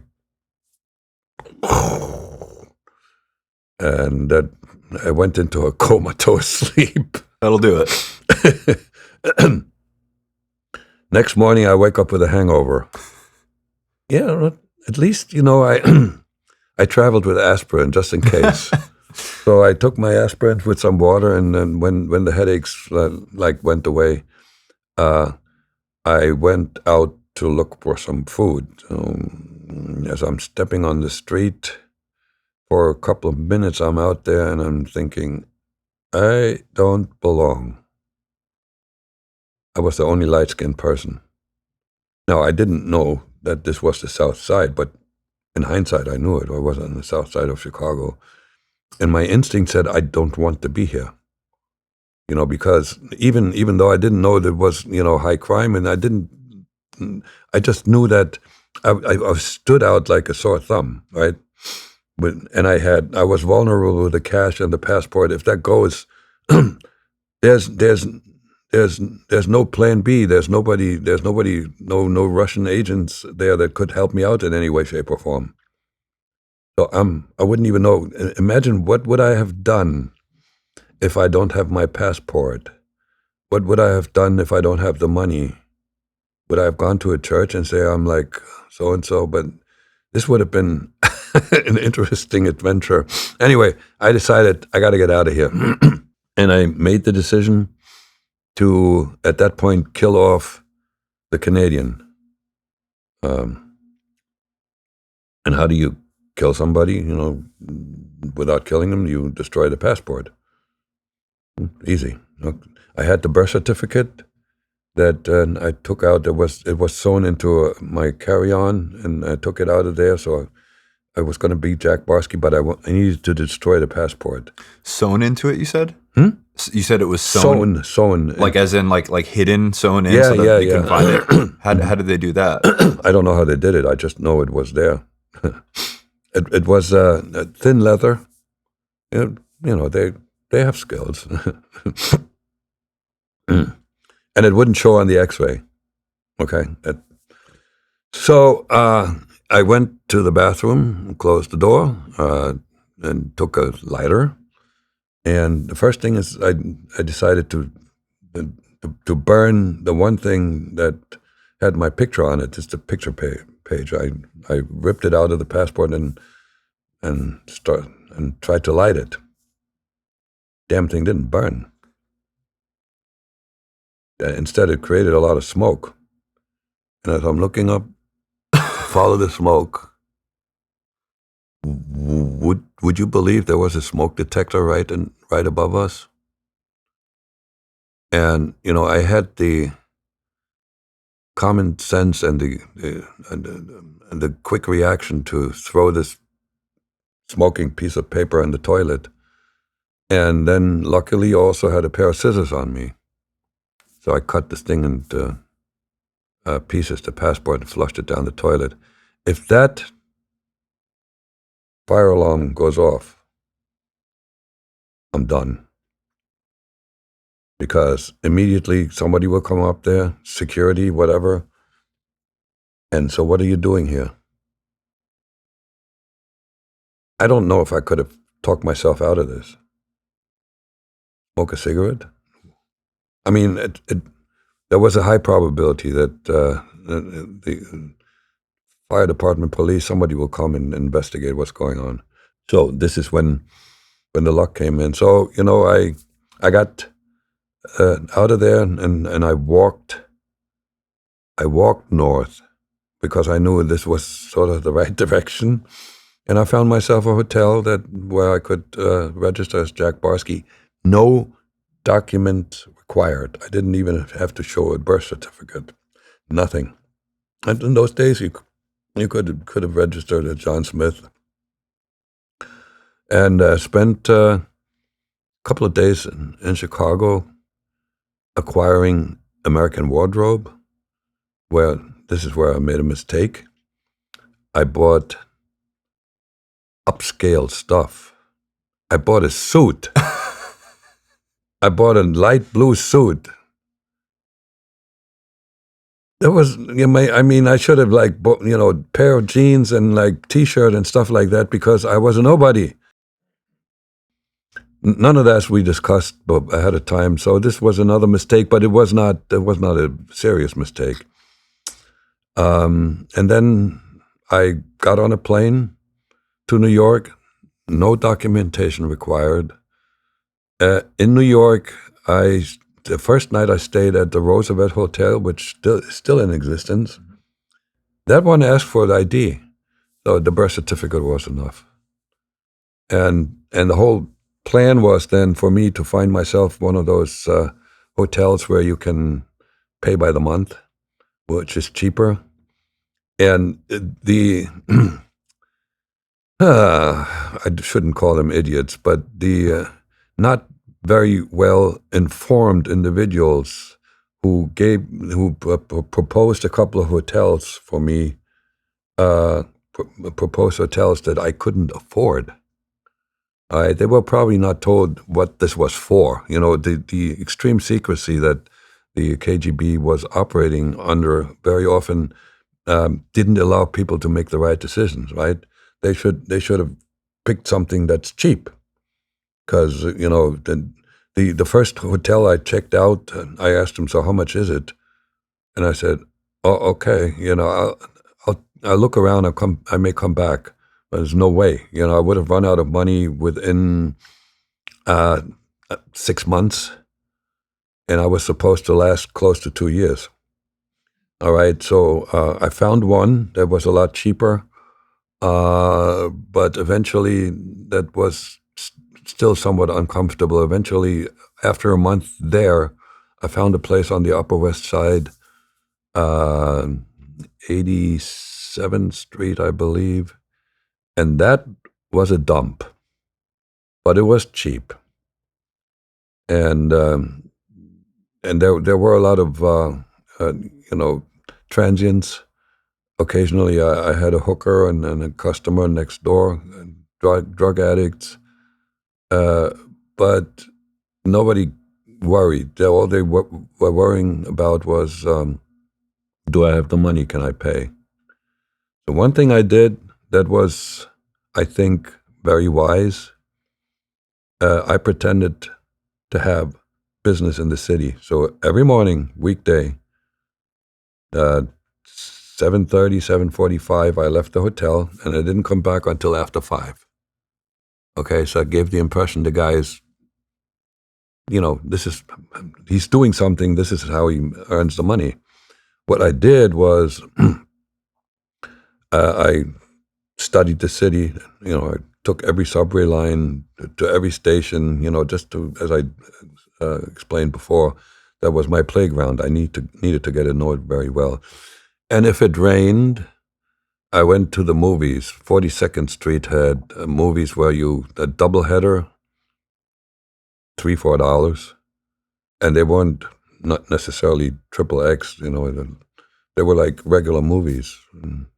So that's how I spent my time when I had to be out of the room. And when I was in the room, I watched a lot of television. To get to know the United States, I watched football, I watched baseball, I watched everything, sitcoms. You can't pretend to have been born in the country and you're an adult and you don't know any of that. Mm-hmm. right? So that was education. And it took a good year to acquire the documents that I needed to find my first job. So I couldn't move out of this place and get an apartment until I had a job. So, going back to Chicago when you try to burn the passport, Yeah. in your book, you said that you took air freshener out of your spy toolkit. What is in a spy's toolkit? Oh, that was just there was no toolkit. As a matter of fact, still a good question. I was given the chance I had a lot of information that was necessary for me to be operational. Radio frequencies, and algorithms for decryption, encryption, meeting places, times, addresses, like backstory, uh, the backstory that needed to be consistent and I couldn't, it couldn't be variable, right? Mm-hmm. You always tell the same thing. Uh, so it came to altogether maybe 10 pages worth of typewritten information. And they offered me to take it with me in writing in a secret compartment. And I said no. And why was I certain to be able to retain this?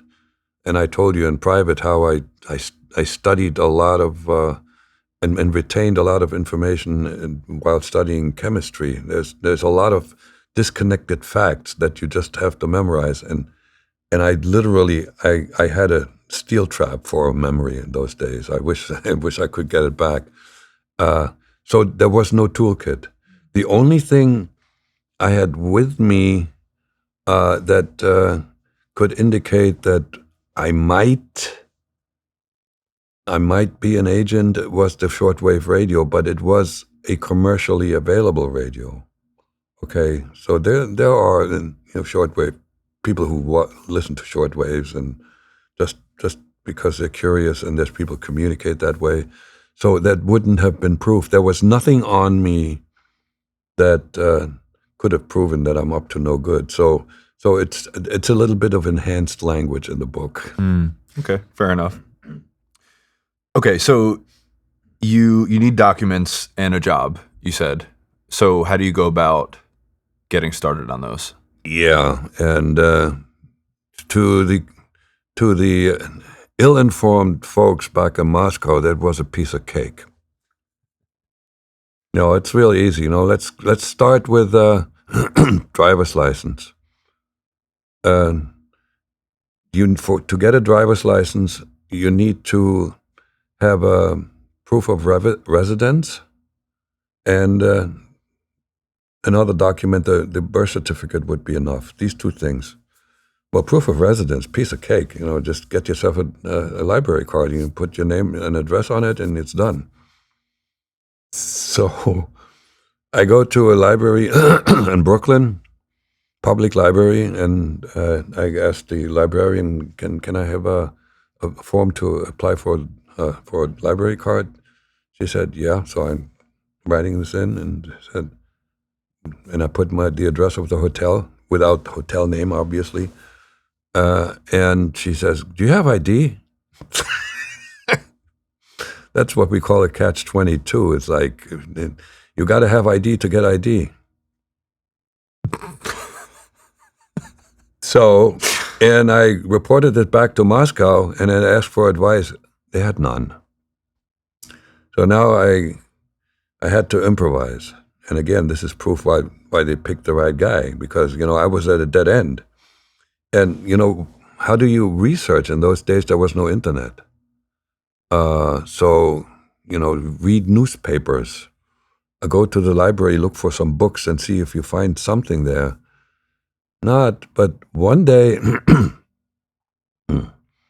I was at the Museum for Natural History, and in the lobby there was a big poster, an advertisement for membership. And then I looked, there's a showcase where they showed membership cards. You get a nice little green card with your name and your address on it. So I paid the $30, and I gave him the address of the hotel, and there I had my ID. And with that one, I got a library card. And the driver's license was a piece of cake. Once I had these two things, the card and the and the birth certificate was enough. I took driving lessons, and the hardest part of getting the driver's license was parallel parking. If you don't pass parallel parking, you fail in Manhattan. That was okay. And then came the challenge to get a Social Security card.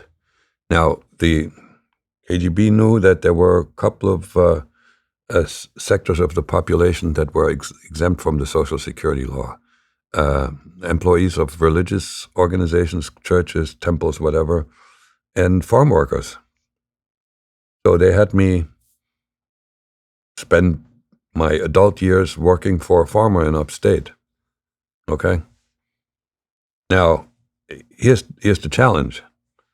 I had to go for an in-person interview. It was okay in those days to get, as an ex-farm worker, I was entitled to apply and get a Social Security card. So, but I had to create the impression that I came from a farm. And I knew instinctively that my appearance and even, the way I look at people showed that I wasn't a dummy. So, first of all, I prepared for that interview for at least a week. I went out in a park when nobody was around, and I improvised a dialogue, question, answer out loud. And then the day before, a couple of days before, 3-4 days before, I didn't shave. And the day before, the same day, I put soap into my eyes to make them red. So to take the intelligence out of the eyes. And I also wore a stained T-shirt and had little dirty hands. So, and I played a dummy. I did pretty good. The interview didn't go very long. So she looked at me and said, "What do you mean? You don't have a Social Security card?" No. What? You never worked? I work. Like very short answers. What'd you do? Oh yeah, I worked on the miller's farm in blah blah blah, someplace in upstate. I gave a town. Oh. End of questioning. So, the center in Moscow was very happy with my ability to do that. And now there was another challenge: get my first job. Obviously, I couldn't take my resume with me. I couldn't apply for something that based on my backstory, I couldn't apply for something that requires thinking. Okay, it required some intellect. No resume, no smarts. What do I do? Oh, they gave me some idea like, well, you could work like on the docks in downtown Manhattan. Well, I did a little research and found out that was a no-no because these are like heavily unionized shops. You couldn't get in. Because they got paid very well. I don't know if it's still the same. But yeah, they're good jobs. Good jobs, right? And then they said, maybe taxi driver. And I'm looking at the traffic, and I'm looking like driving, and I found out that the drivers didn't make any money. It's the people that had the medallions, right? The drivers worked their behinds off, and you have no time to do something else. And then I saw ads, and I checked all the want ads. The one thing that I probably could have applied for, but I didn't know what that meant in those days. They, I don't know if they still have this. They used to call them Guy Gal Friday. It's like a personal assistant who runs errands for you, who does stuff for you, like a jack of all trades. But I didn't know that. But I kept on seeing ads for messengers. So I said, well, it's got to be a start. And I pretty much knew that this is not paid very well. But one day I showed up in one of these offices with an ad in the paper, and I asked, are you hiring? And the guy looked me up and down, and I wasn't dumbed down the way I was for the Social Security interview. He sensed something, tall guy, athletic, looks pretty smart. And he asked me, can you ride a bike? I said, yeah. Do you have one? I said, no, but I can get one. I mean, growing up in East Germany, we were on bicycles. There were no school buses. We went to school on a bicycle. I mean, this was, for me, riding a bicycle was like walking. Uh, and I said, yeah, I can get one. I said, okay, come back tomorrow and get yourself one of those bags, and we'll give you a job. Next day I showed up. He told me to go to a branch office, and I was hired and got to deliver packages. Now, at the end of the week, I found out that I lucked into something I wasn't aware of. And I saw my paycheck. It was a lot bigger than I expected because I found out that I was on commission. Yeah. When we had these little slips for delivery where we needed to get a signature, and so they all each there were a couple of other bike messengers. We put our slips into a particular place, and this is how they did the accounting. I received half of what the company made. In hindsight, it makes a lot of sense because nobody wanted to do that job. It's very dangerous. In those days, there were no bike lanes in New York, and the bike messenger was the most vulnerable traffic participant, period. So, you had to be insane and skillful to do that job. And so that's why the pay was good enough that within 3 months I could move out of the hotel, get myself an apartment in Queens, and I didn't need any more additional monies from Moscow. And when I went back for the first time after 2 years and I told them how much money I made, they were blown. It blew their mind. Oh my God, he made already $11,000. My reputation grew again for having what it takes to be successful. So yeah, and I did that bike messenger thing for full time for 2 years, and then part time when I studied when I enrolled in college. That was another plan B because a plan A didn't work. But college degree was typical was absolutely plan B. I was supposed to do this other thing and become a rich business person, which failed. Right. Okay, so you go to college. There's one funny part of college, which again, going back to you guys not understanding the cultural norms in American universities specifically, but there's one thing that happened that's funny about the valedictorian speech. If you could tell that story. Stupid, and potentially dangerous. So I raced through the program. First of all, I started out with a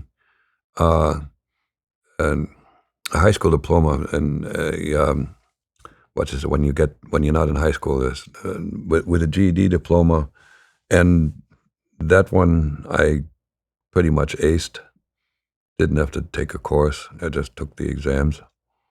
So I enrolled at City University, Baruch College, and I took the first semester. I took maximum number of courses, and I picked real tough ones. Macroeconomics, accounting, and another one and I spoke to an advisor, and this lady told me, this is tough. You may want to consider taking some softer courses. I said, nah, I think I'm going to do it.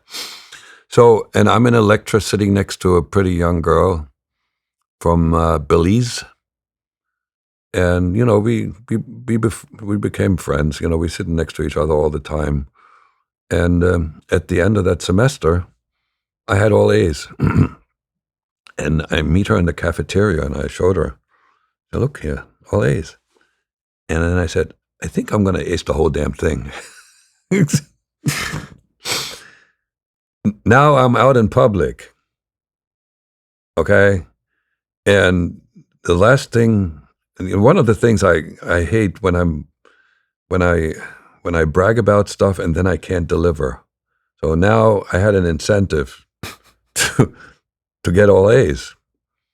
And most of the time, the A's were legit, but in 2 instances, I had to make an extra effort. One of them was in a class where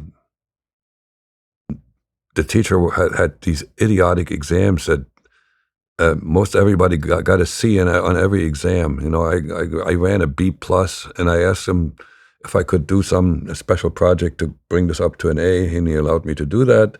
So, okay. The last class where I'm getting a grade was marketing. Marketing, the exams were so fuzzy that I just couldn't ace it. So I'm looking at my grade, and I go up to the teacher and I told him, "You're ruining my perfect A average." The guy was nice enough. He rubbed out the B and he wrote an A in there. So, I was a really proud puppy that I did it. I didn't get the girl. And I took her out once, but there was nothing there. It was on her part. And I was still, I don't know what I was still hanging out in school for, but there was some leftover stuff, and I was called into the dean's office. And the dean asked me, "So, Mr. Barsky, what do you think you're gonna? What's your topic for the graduation speech?" I said, "Huh?"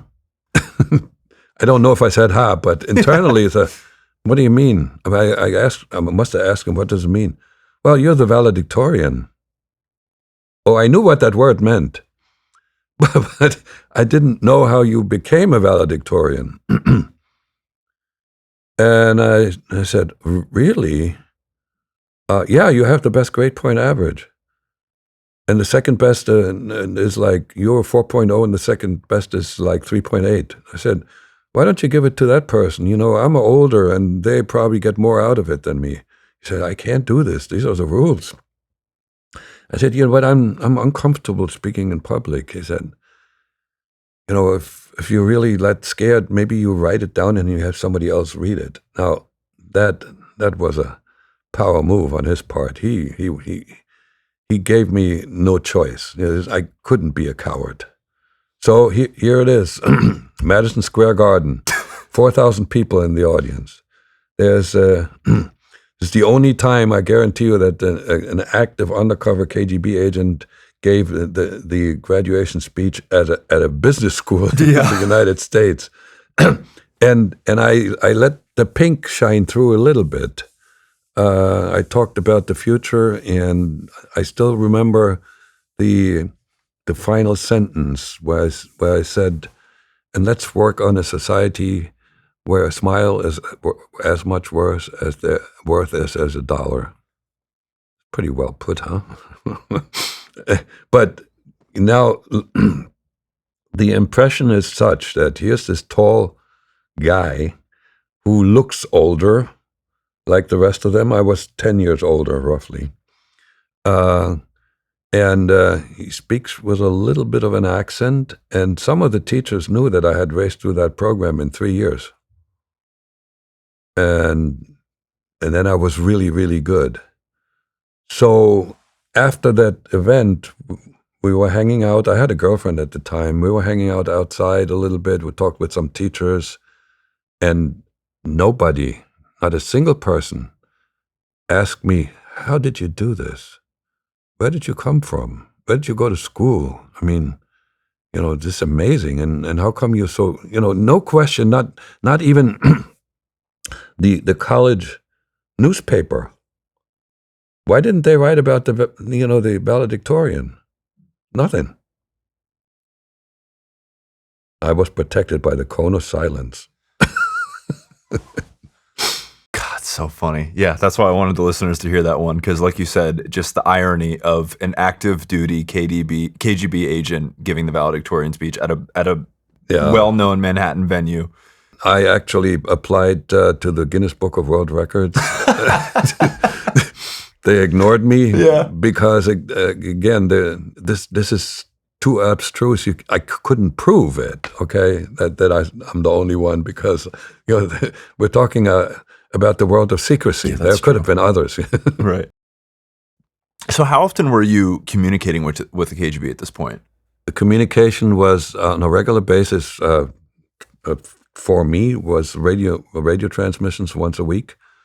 Every Thursday night at 9:15, I would dial into my frequency, and there was a call signal to make sure that it's for me. And occasionally there was nothing to transmit. It would go the call signal, and then it would go that. That means nothing today. Well, that was a relief, because if there was not that, then it would be like the Morse code. Pretty fast. I was trained to listen at a pretty high speed, like it was 20 characters a minute or something like that. I forgot. It was the training was such. It started very slow until they increased the pace. It took months for me to be sensitized to that, being able to listen at that pace. And all digits, no letters. The call signal had letters, but everything else was digits, because it was encoded. And everything that came across the ether was encrypted. And encryption is usually done with numbers, okay? So there was all digits. And then when it was over, normally I would get the entire transmission on the first try, but they had a secondary frequency just in case the first one wasn't 100% clear. But let's say, okay, again, 9:15, it could sometimes take an hour to get the entire radiogram written down, and then I had to decrypt the darn thing. And for the first 8 years, I used a manual algorithm to do the decryption. And you couldn't prepare this ahead of time, because that's there was something, and I forgot. There was a number inside that radiogram that was going to seed what to use to start the decryption with. There's some manipulation to put numbers from here to there and then add them this and that. It was like really complicated stuff. And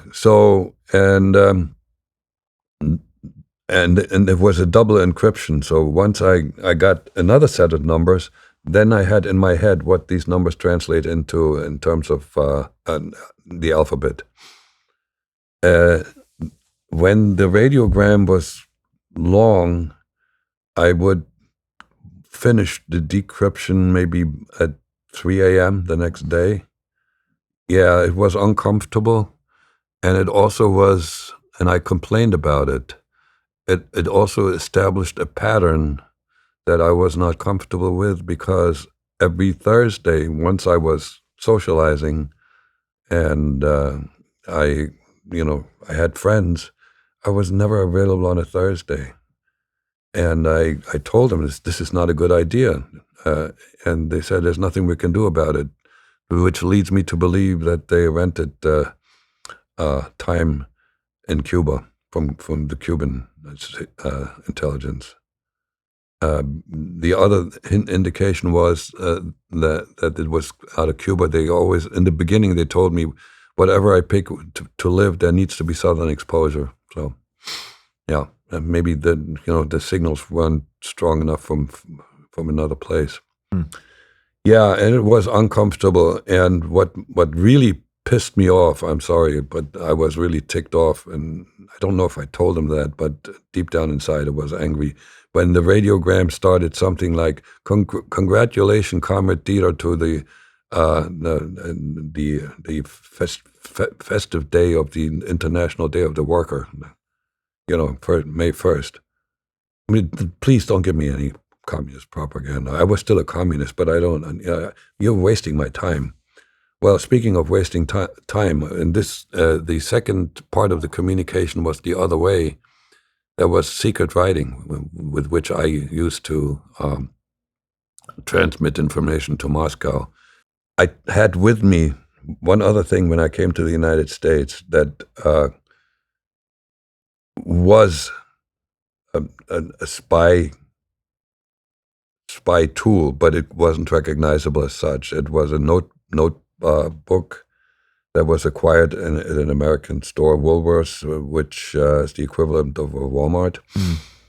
And the first 10 pages of that notepad, they were impregnated with a trace of a chemical to be used as copy paper. In the old days when we made copies, we had on a typewriter, you put carbon paper and you get another copy.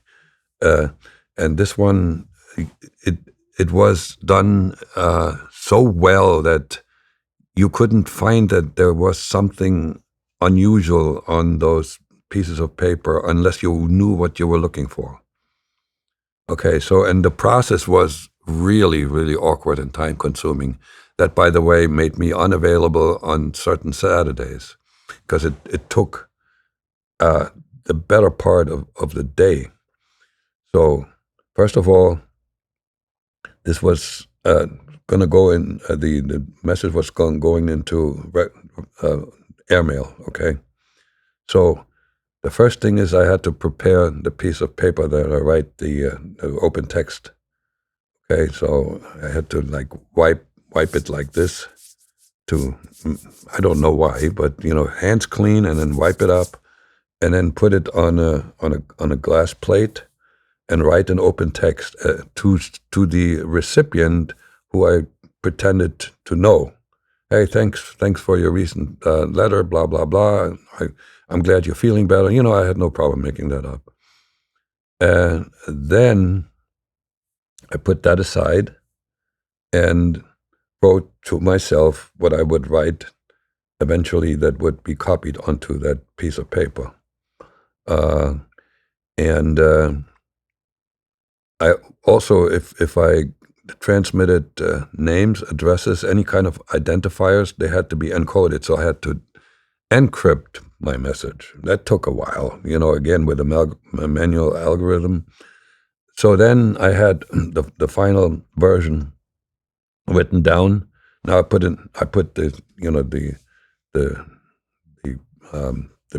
paper that with my writing on it on the glass plate, the copy paper on top, the carbon paper on top, and another piece on paper on top that what I would with a number 2 pencil write with very little pressure. You had to be careful not to put too much pressure on because it was very sensitive. If too much pressure, they showed me a developed piece one day. What I wrote was barely visible because there was a lot of smudge. So, you just very carefully write this all down. And the last thing you did to make sure that there were no impressions before you put this, and oh, by the way, no finger prints. I was supposed to use gloves, and that was too awkward, but I operated like this. All very awkward. And then I had to use a blow dryer to put some heat on this paper, so there is no imprint. Okay, I put this in an envelope. The return address, I used a fictitious return address in a big apartment building. And then the rule was, before I mail this letter and put it in a mailbox near that apartment building, I had to do surveillance detection, 3 hours. And because they told me that if somebody sees me put a letter in a mailbox, they have a way, they put something on top so they know exactly what letter I had written. There was a technique, I forgot exactly how it works, but whatever. So, yeah. And that took, from getting up in the morning until mid-afternoon. Eventually, when I had a full-time job and a life, I cut corners. Because I didn't want to do the surveillance detection anymore, which was not very wise, but I got away with it. And I knew so many buildings as when I worked as a messenger. And in those days, and I don't know if they still have them, they had these mail chutes. You go, every floor you could put the mail into a mail chute and it goes down and gets collected. So I would just, Monday morning before going to work or whatever, go into one of those buildings, get off an elevator where nobody else getting off, and put the thing in the mail chute. Now, I didn't think about cameras.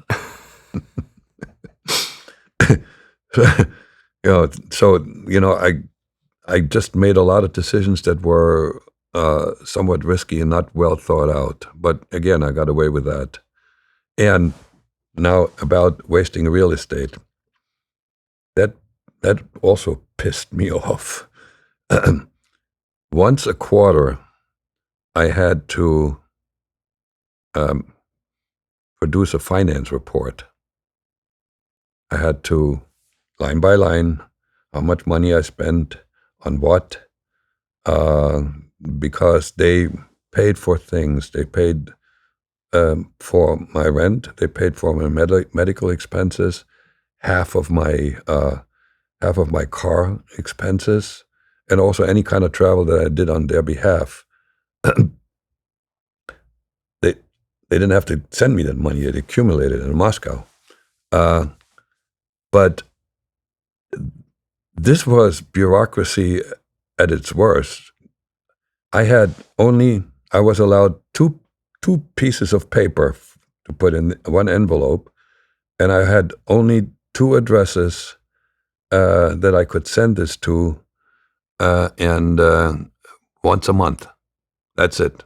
So there was a lot of limits, and I had to use like at least half of the first sheet of paper, if not more, to satisfy the bureaucrats, the money counters in Moscow, when what they spent on me was vastly more than what they gave me. But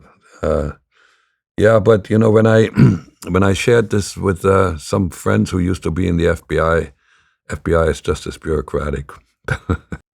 Yeah, that's the nature of the system. Yeah. But okay, so you alluded to so after this you get a job at MetLife as a computer programmer, but you alluded to the fact that you have a full-time job, you're socializing, you have a life to worry about, and that's one of the crazy things about being a NOC or NOC, a non-official cover, is like you actually have to have a real job because you don't have some sort of diplomatic cover or something. So there's this dichotomy of your a part of society, but you're also withdrawn from society. So Yeah, how did you reconcile that? Well, this is when I got to a point. First of all, I loved the programming job. Programming requires creativity, and I knew that when it came to programming, I was very creative, and I invented my own tasks. Got to a point where my boss, one of the best bosses I ever had, realized that I was really good at stuff and figuring things out that they didn't even think about. I invented tools for programmers. I made some of the manual jobs go away for programmers, and they didn't like that because it was the routine stuff they did on a daily basis, and I automated that. And anyway, so I ran with it. It was great. I became a nerd. I even when I did my day job, mainframes job, and then I bought myself one of the first PCs, and I taught myself machine language on the PC when I got home. so it got to a point where, without thinking it out loud, but it was like my spy stuff interfered with my real job. This is this gradual transmission. And that's what I was talking about, that if you do your job really well and you integrate in society the way you should, you become it. And you don't want the other stuff anymore. I was still loyal to East Germany in those days, when the wall was still up. I was still, at that point, a somewhat soft communist. I actually had bought into, what the convergence theory is? In those days, this became very popular. There was when Gorbachev was already talking with Reagan, and the Cold War was on the decline, thank God. And there was a theory that was developed by the socialist parties, not communist, in the Western world. Is called convergence theory, which means let's combine the good pieces of communism and capitalism and create sort of a welfare state, which in a lot of Western countries we are looking at these days. And the interesting thing is there were some folks in the KGB who subscribed to that theory, and I thought it might be good because, I knew that one thing I knew for sure, that capitalism was more productive. It created more wealth. It created better working conditions. It created a lot of better things. But it was also subject to, the separation of the very rich and the not so rich and homeless people and so forth. I never saw a homeless person in East Germany growing up. Okay, so I figured that convergence theory was a good idea to think about. And so on my last visit to Moscow, it was in 1986. When I arrive at the airport in Moscow, I'm being picked up by a low-level KGB employee. I mean, he was like a jack of all trades, and he was a runner, and he was not a super agent or not even a good agent. He was just a KGB employee, and he volunteered as we were driving towards the place where I was going to stay. He volunteered that that he likes the convergence theory. That was not seeded in him by like reading literature and so forth. There were some higher ups that shared that with him. So that's where I was at. I wasn't ready to defect for sure. Okay, but I had softened quite a bit. So did they task you with doing anything else while you were still in the U.S. working a job? Yeah, they really wanted me to get close to people who are making foreign policy or influencing foreign policy. Well, because the Plan A failed, I wasn't positioned in society to get to know people like that. They were hinting at conservative think tanks like the Hudson Institute, which is still out there, and a few others, and it just and you work as a full-time programmer. Columbia University, 60 Minutes. I mentioned Zbigniew Brzezinski because they actually dreamed about, getting to know Mr. Brzezinski, the national security advisor. He was somewhat accessible because he also led at Columbia University, I don't know what it's called anymore and what it was called, but it's an Institute for Foreign Policy or something like that. So I show up at Columbia University and mingle, and what is my reason to be there? It just didn't work. So I did work as a talent spotter. So it was the mantra always when I was in Moscow, that I heard it all the time: more contacts, contacts, contacts, get to know more people. So I profiled quite a few, maybe 7, 8, 9, 10 college students, which were of interest. Typically, they were smart, but typically they also had a passion of some kind, very often politically, or at least, a social agenda, and, help the homeless, or some passion that could be used as a lever, or a weakness. But typically, the KGB was still focused on ideology, not communist ideology, mind you. Like if somebody was a strong supporter of Israel, you recruit on the false flag, right? That can work. I was never given any idea whether they attempted to recruit any of those guys.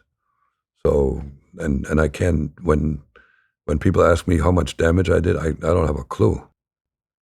Hopefully none.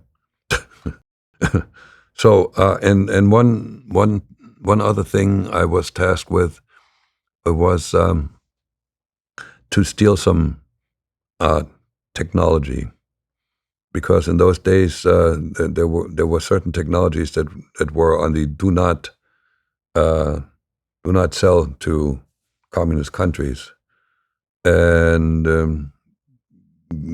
whatever I could get my hands on. Well, yeah, right. I worked in a mainframe environment, so there wasn't much as far as hardware is concerned. But I did copy a piece of software that the only way I could get it was in the way it's not the way it was written, not the source code, but the execution code, the machine language.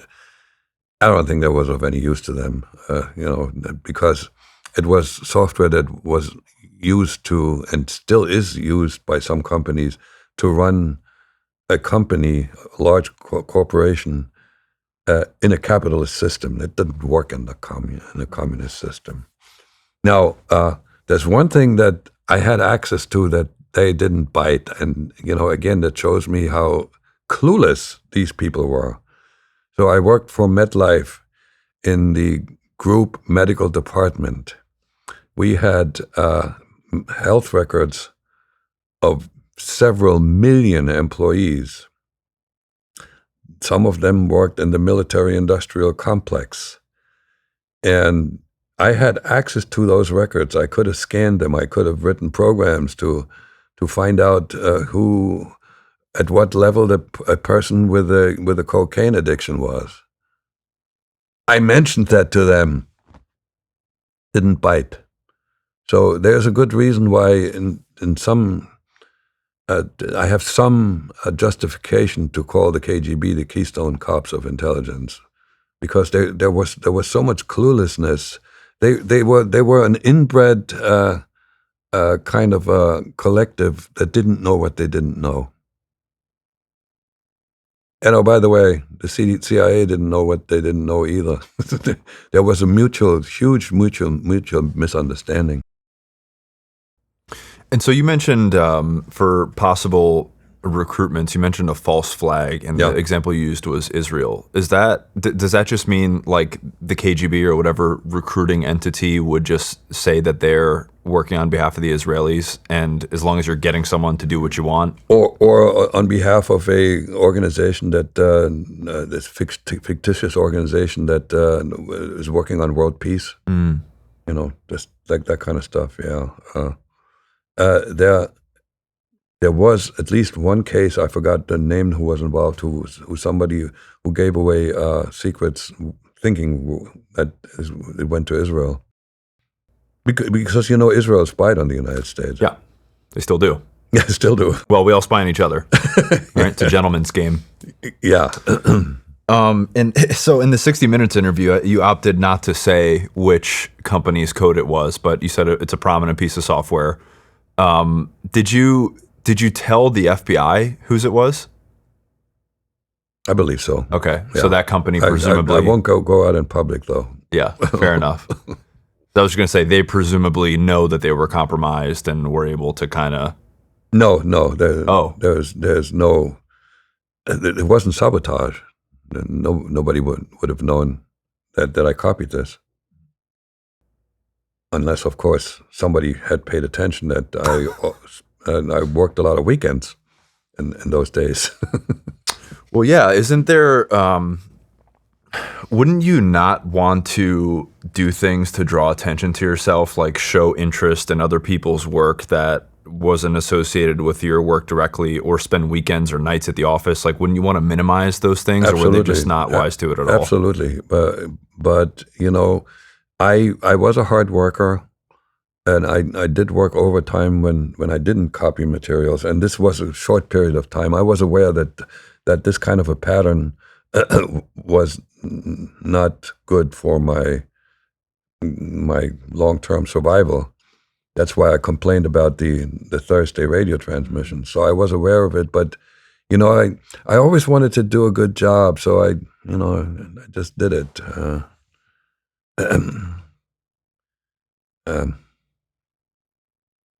Ambition is a big word, and as far as my character is concerned, I always wanted to do my best. I knew how to lose. I was a good loser, but not until after I knew that I had given my best. And it's the same today. It is what it is. It's built in. Didn't they also ask you to drive up to New Hampshire to ID a dead drop site? Yeah, I'm glad you asked about that, because that was an odd situation that I couldn't quite understand what it was about, but in hindsight, I think I know what it was. So again, that was my last visit to Moscow in 1986. And I meet a person who I'd never met before, and he asked me if I was willing to do something that would elevate my risk level. Never had a question like that. And of course, you think I say no? I said, sure, no problem. And so the task was to find a spot in New Hampshire for a dead drop, but it had to be a place where you could deposit something of a significant size, like a briefcase or a small suitcase.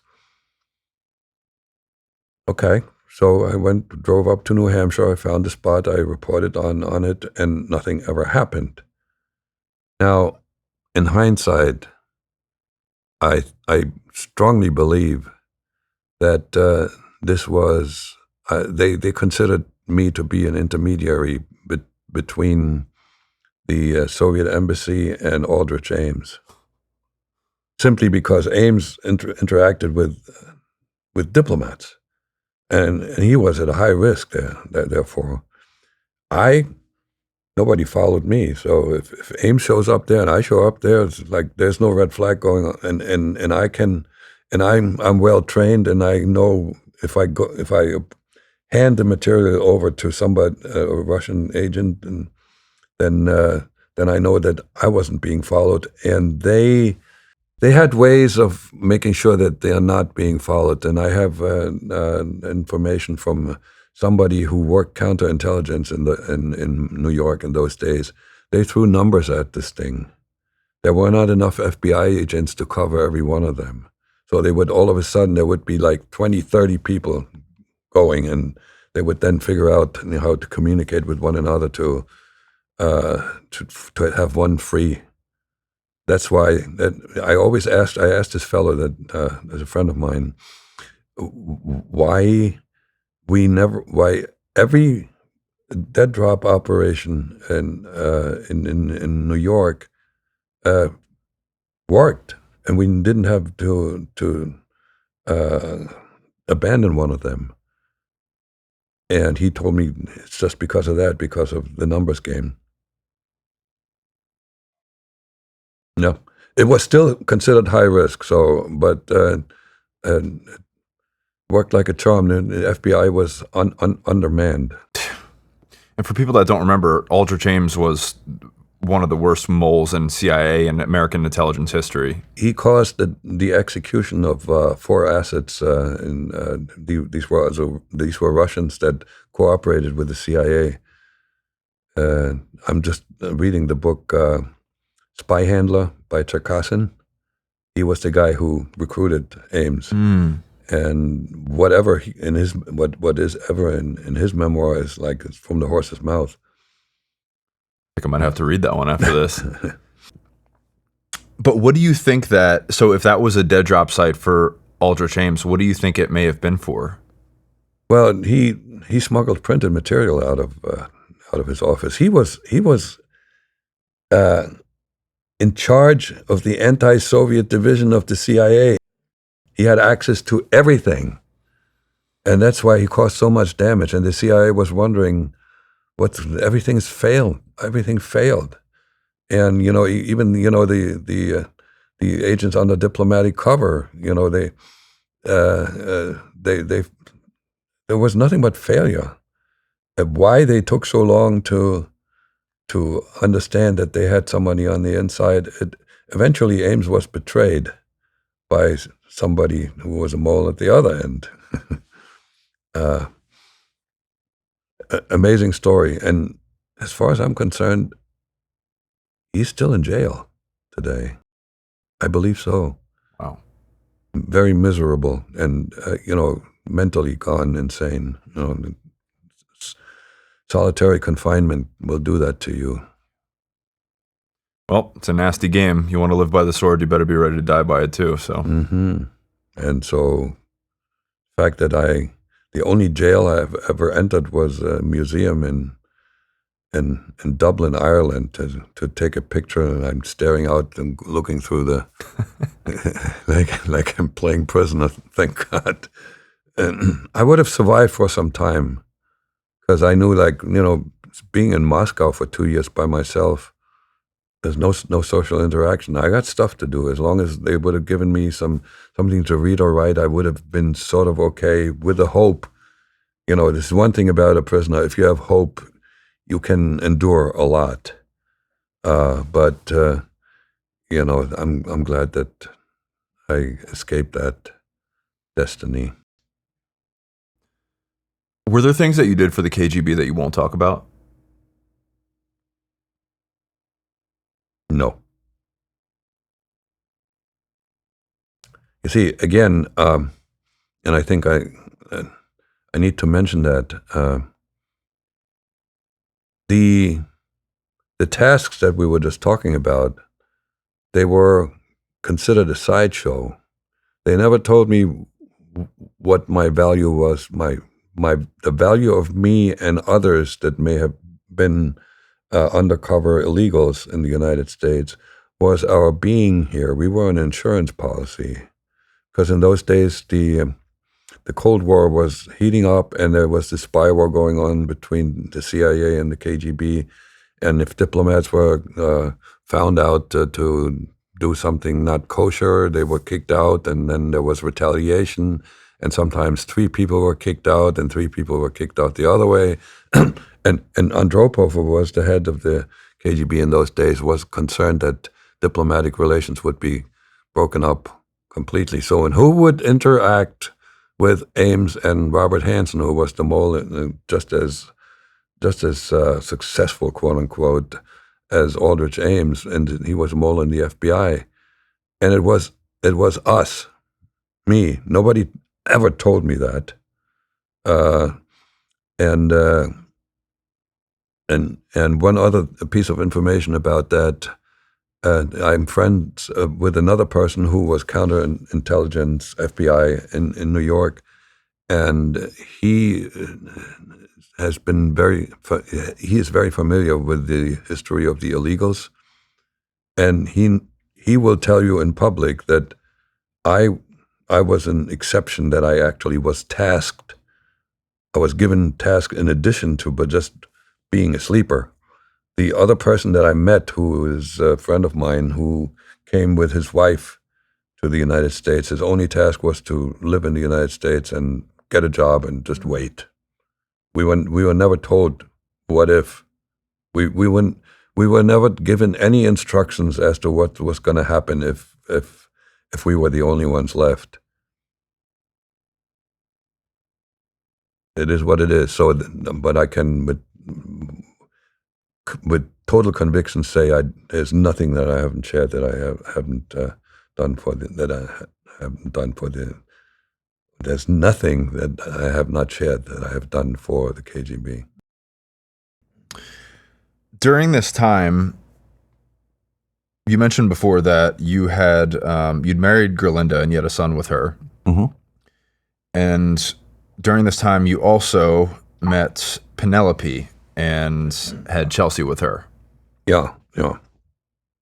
So, if you want to live like a normal American, you gotta, you could be asexual, but then you would be an odd individual, right?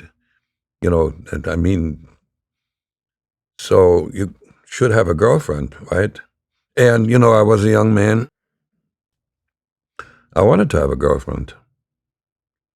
And instinctively, I was going for, I like dark skin to begin with, but I was also thinking that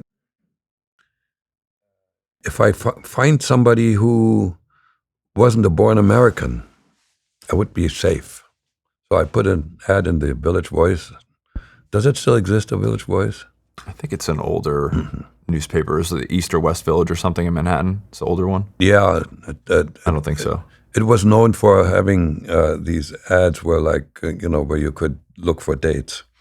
I put an ad in, and the code was single black female SBF, and I was single white male. And I had a couple of dates. They didn't work out. And then this one lady, we were talking on the phone, and the phone call didn't go very well, but I decided to meet her anyway at a restaurant in the Village. And she was good looking. And, I always fell for pretty faces. She was very pretty. And she liked me. She gave me a kiss goodbye. Okay. And she spoke with an accent, so I knew she was not born in the U.S. She was safe. And she wasn't that bright. Okay. Not stupid, but not well educated. Let's put it this way. And I found out later on that she only had 4 years of formal schooling.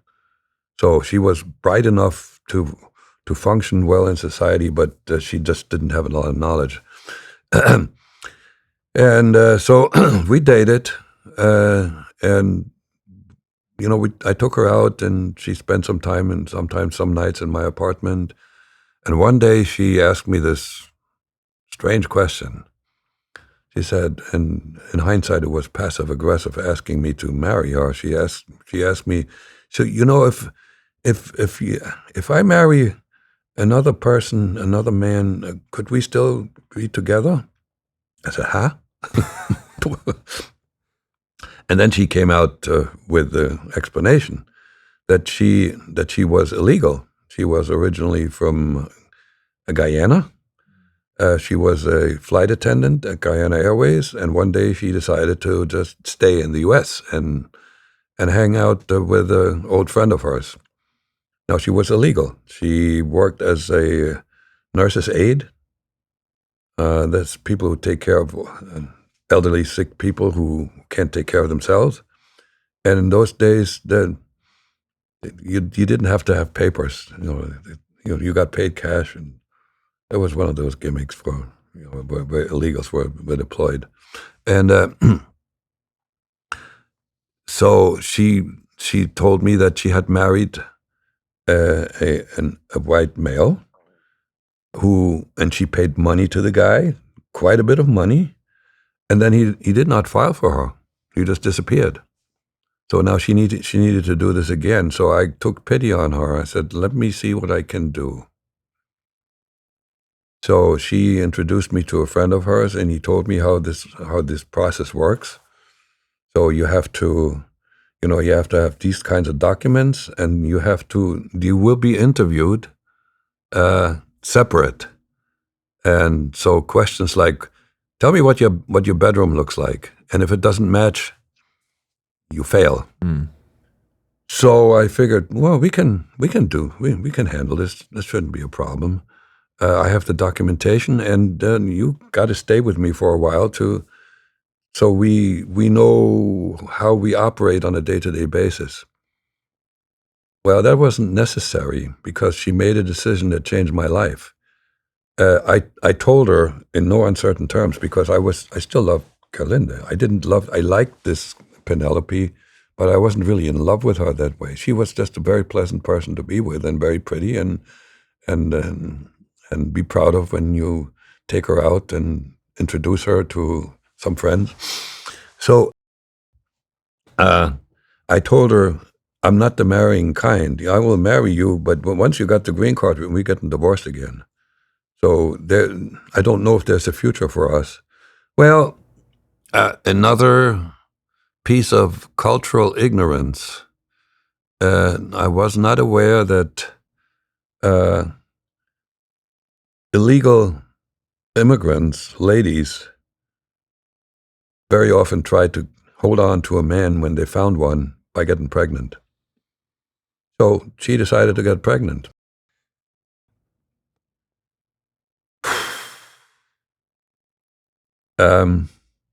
There's one thing I'm not proud of today. I tried to talk her into an abortion. I'm really ashamed of that. But I was still the selfish old me, and I did not understand what that can do to a woman and what that could have done for me to Miss Chelsea, who was born, is the name of the girl that was born. So she resisted, and so I didn't push it. You can't force somebody to do that. So so the child was born. I managed to get a place for Penelope and the baby. Didn't have him live with me, and when I took care of them, I put her on my insurance, and I also bought the groceries and everything. So I took care of them. But then that place where she stayed eventually became too expensive, so we had to move in together. There was nothing. So I moved out of my apartment. We took a bigger place in a cheaper section in Ozone Park, and so we now lived like a married couple. I went to work, and Penelope took care of the baby. And every time I came home, I watched this baby grow up, and she was the prettiest little girl. And when she could stand up, she was in an enclosure, like a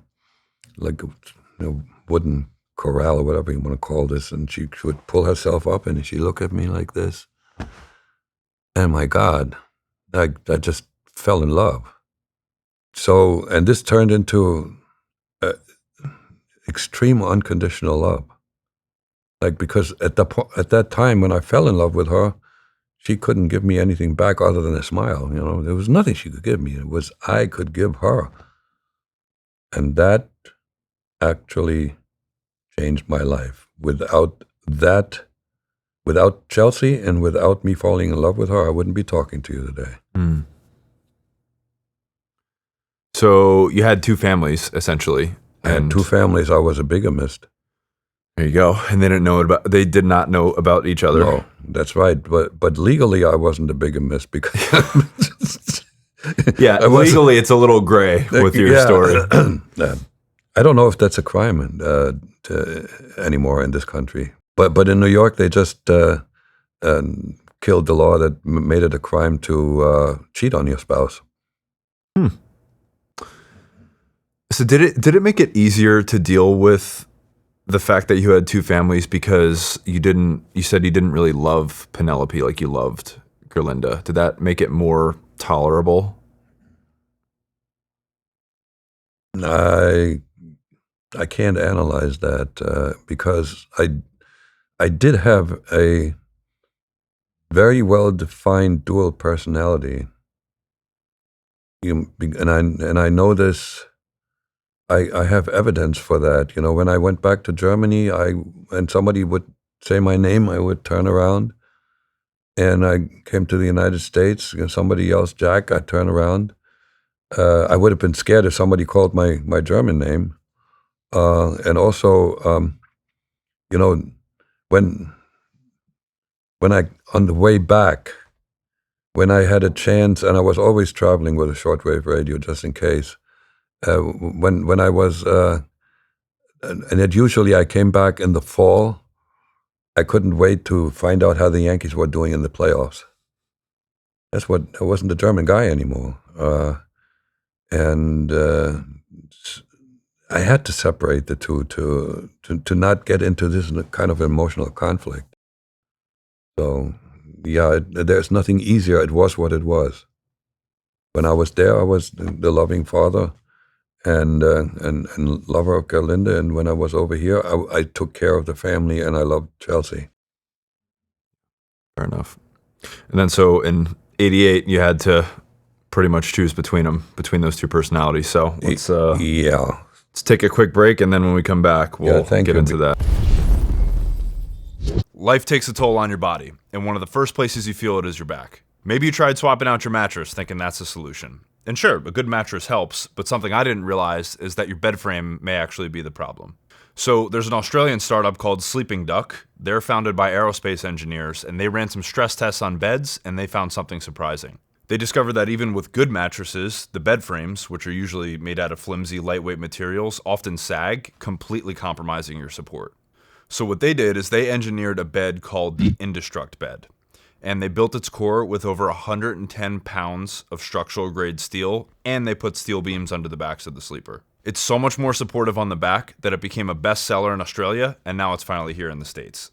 So I really encourage you guys to check it out. Every part is precision engineered, and it comes with sleek designs to fit your space as well. So try it out for yourself. It comes with a 100-day trial. Head over to sleepingduck.com and give it a look. Back to the show. Okay, so 1988. What happens in '88? Yeah. The year that everything turned in a way that was unexpected by everybody involved. So it was in late '88, and I was getting close to that 10 years that was hinted at, 10 years, but there was no indication that they were gonna let me come home. When last time I was in Moscow in '86, and no idea that I would be able to finish up, and I was already past the full 10 years. Okay, a couple of months past, and it was in December. I got a surprise. So we had a signal system, and the signal system was such that I could put some graphic signals on a particular spot, and that spot was where one of the KGB agents would drive past every morning on their way to work. So like these signals could very, very simple meanings like arrived in the country, or I confirm that I received the most recent radiogram, that kind of stuff. And they could put signals on a spot where I would pass by on my way to work, every workday, and I and the most extreme of those signals was the danger signal. Everything else was done with chalk. The danger signal was a red dot, red paint, and a sizable red dot, so that I couldn't miss it. So one day, and I went to work early those days. And well, it was dark. It was December. It was, even if I go for 8 o'clock, it was still dark. And I routinely look at that spot. It was the spot was a support beam of the elevated platform of the A train, and routinely I looked at there, and all of a sudden, boom! There's the red spot. The word that comes to mind that came to me, and I can't say it out loud here. I don't think I'm being censored. Shit. Because I knew immediately that this would be, at minimum, very uncomfortable, and maximum just like really mess everything up. Because I had thought about how I could take care. I knew that I would have to go back. There's no way that I could stay with Chelsea and her mother. But I was thinking of finding a way to support them, because as I already mentioned, that Penelope had only 4 years of formal education. She had learned to do some word processing, but the two of them would have grown up, would have existed in a slum, in poverty, and the thought of that really made my heart cringe. Like this little girl. So how do I support her from a distance? I couldn't possibly ask the KGB to help out, because I would have obviously shared with them that I did a bunch of things that I shouldn't have done, right? And that could have caused me trouble, whatever. Maybe not arrest, but certainly they wouldn't have given me the money that they owed me. So what to do? I hadn't come up with a solution. There was none. There was none. Because the other way would have been to engage somebody who was local and send money that way. But how do you send dollars from a country where they have East German marks and rubles? Like there was no solution. So and the protocol was: you see that thing, you immediately make your way to the spot where I had hidden a couple of IDs, a Canadian driver's license, and I think it was just a driver's license, in a park in the Bronx, and then make my way to Niagara Falls, walk across the bridge. In those days you could, and nobody would even check, and then go on to Ottawa and ring the bell at the Soviet embassy, and then we'll get you out of the country. That was the protocol. Don't go home. You don't get money out of the bank. Just run. Well, I walked up the stairs, took the train. That was like robot-like. I couldn't process things. I just went to work, and I sat there all day, staring at my screen and doing nothing. Now, as I started thinking, I figured I could buy myself some time and just ignore the sign, because there was a time when I was not available to do anything, because I was in an accident, and they knew about that. I had a bike accident, and I couldn't do riding, and I couldn't even I couldn't use my right hand. My arm was not very functional. So there was precedent. This was on a Monday.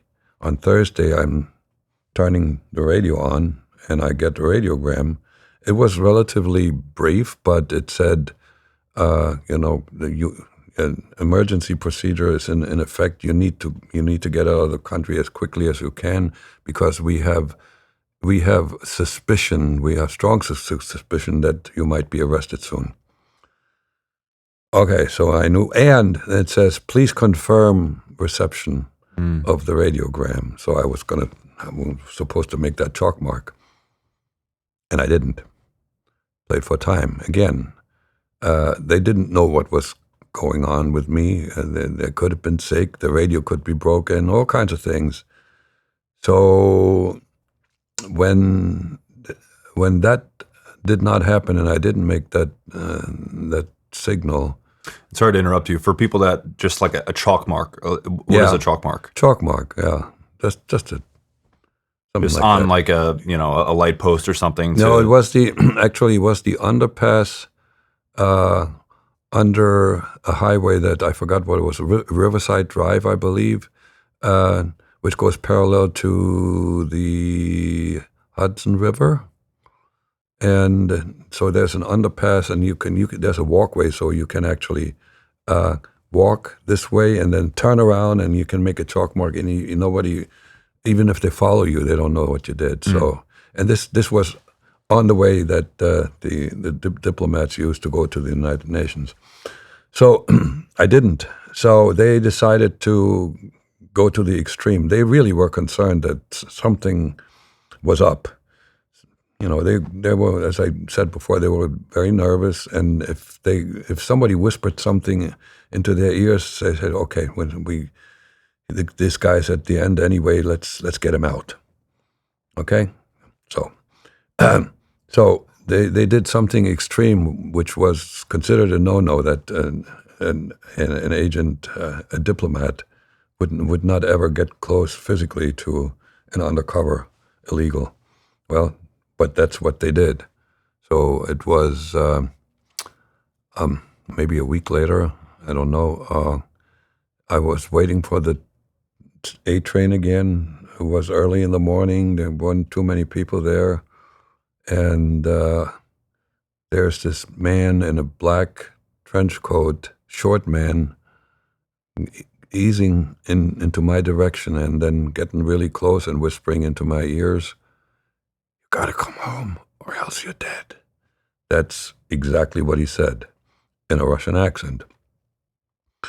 So, okay, no reaction. I didn't react. I just like, okay.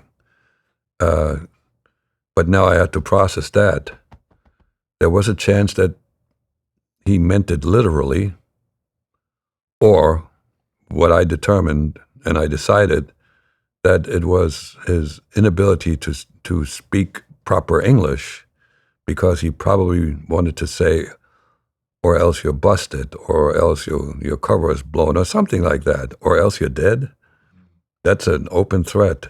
Now, there was some chance that he meant it also, simply because I knew that if they thought I was about to defect or I had defected already, I knew they had a history of dealing with defectors.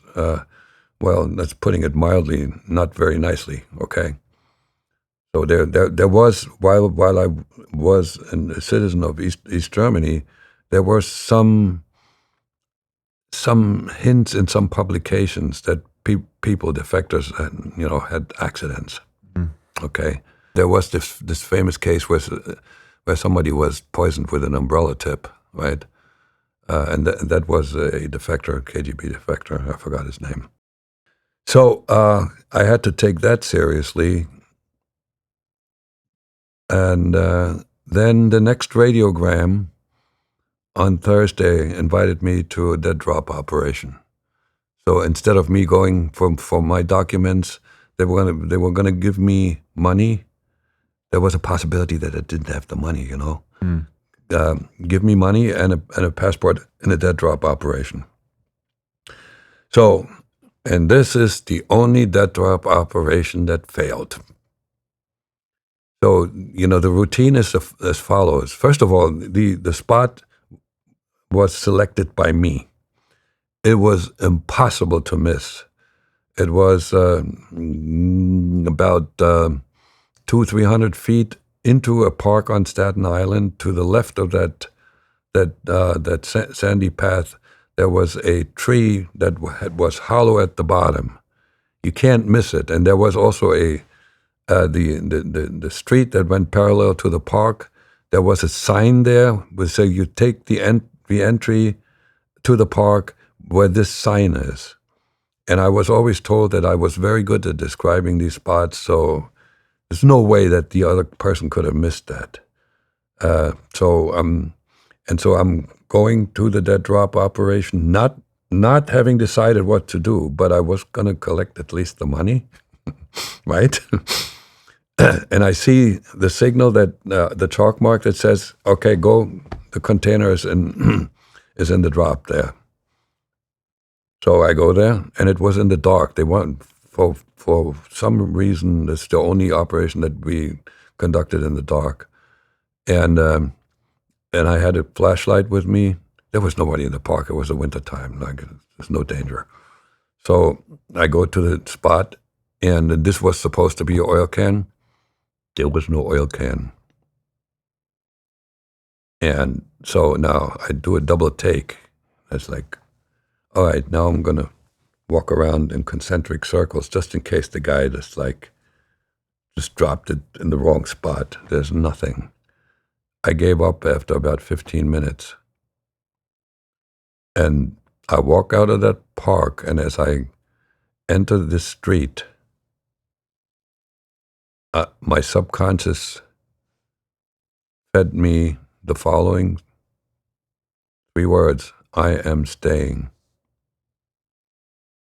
It was a spontaneous decision. It had nothing to do with my analysis, the pros and the cons. What happens if I go? What happens if I stay? The alternatives were, with regard to going, everything that was good for me was back there. I had a family, a wife that I loved. I would have returned as a conquering hero. I had received the Order of the Red Banner 2 years before. It was the second highest decoration of the Soviet Union. And I would have continued to do a little spying, have access to the West. Not the long term, but the courier. I was a trained agent. They already hinted at that. When you come back, we're going to have use for you. So it was, and the wall was still up. It was all good, and I had all that money saved. I could have bought a house, and they had promised me a house, actually. They said, when they asked me in '86 at a banquet, I had every 2 years when I went back in Moscow, just before I left back for the United States, there was a banquet, and there was usually a high-level guy, possibly the then head of the Directorate S, because you had got this special guy who got this, who's doing so well. I want to meet him, but he was never introduced. They were never introduced by who they were and what they do. Except this guy was always treated with great respect, and was also addressed with his patronym. So Sergei Andreevich, that means. So anyway, this guy said, "Oh yeah, we do a little creative accounting, and we can get you a house." When he asked me what I would like to have, and I had gotten an idea, and a house would be a good thing to have for the family. So that was all good. And what was back there on that scale, the only thing on the other side of the scale was Chelsea and her smile, nothing else, and the threat of being arrested that could be real, and the possibility of being assassinated. you had to take it seriously to some degree. And so, and that's why when I was asked one time, I did a presentation at Microsoft headquarters, and a young lady in the audience asked me the most important lesson that I have learned from that life that I led. And I had to think for a little bit, and then I said, love conquers all. It did, for me. It, it, it, it moved this side of the scale up. And so now I had to deal with what to do next. I couldn't change the way I live, right? I couldn't run and hide someplace. I had to go back to work, and I had to, pretend nothing was happening. But I had to take precaution. First of all, I went on a couple of SDRs. I also mailed a letter to myself, which was a technique I was taught how to figure out whether my mail was being opened. What you do when you do this, you don't moisten the entire gum.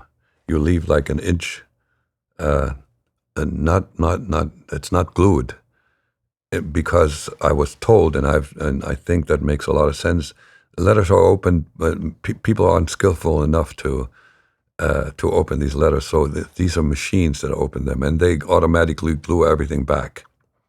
Okay, maybe nowadays people do it differently, but anyway, I knew that my mail wasn't opened. I pretty much knew that I wasn't being followed, so I figured, the FBI is not in the mix. So now I had to do what I could do to take the KGB out of the equation.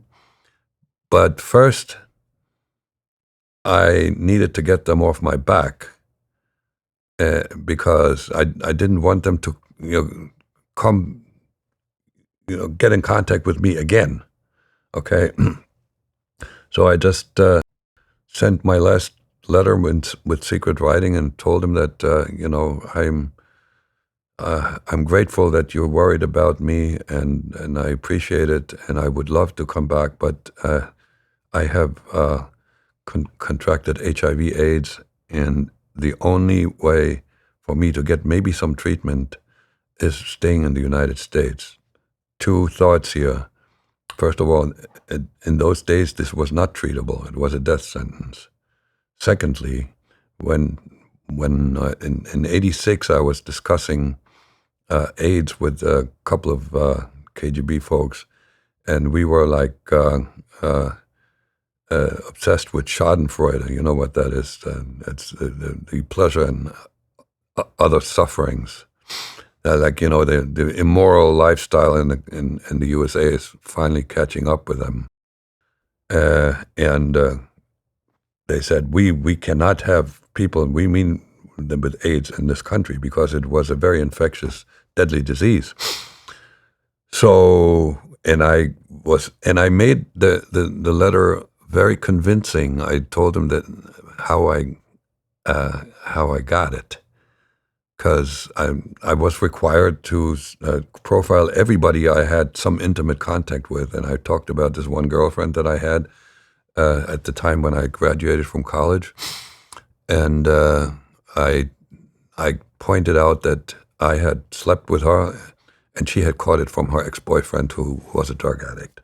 So it was very convincing, and they had absolutely no hint why I should be making that up, because that is the one thing I knew for sure.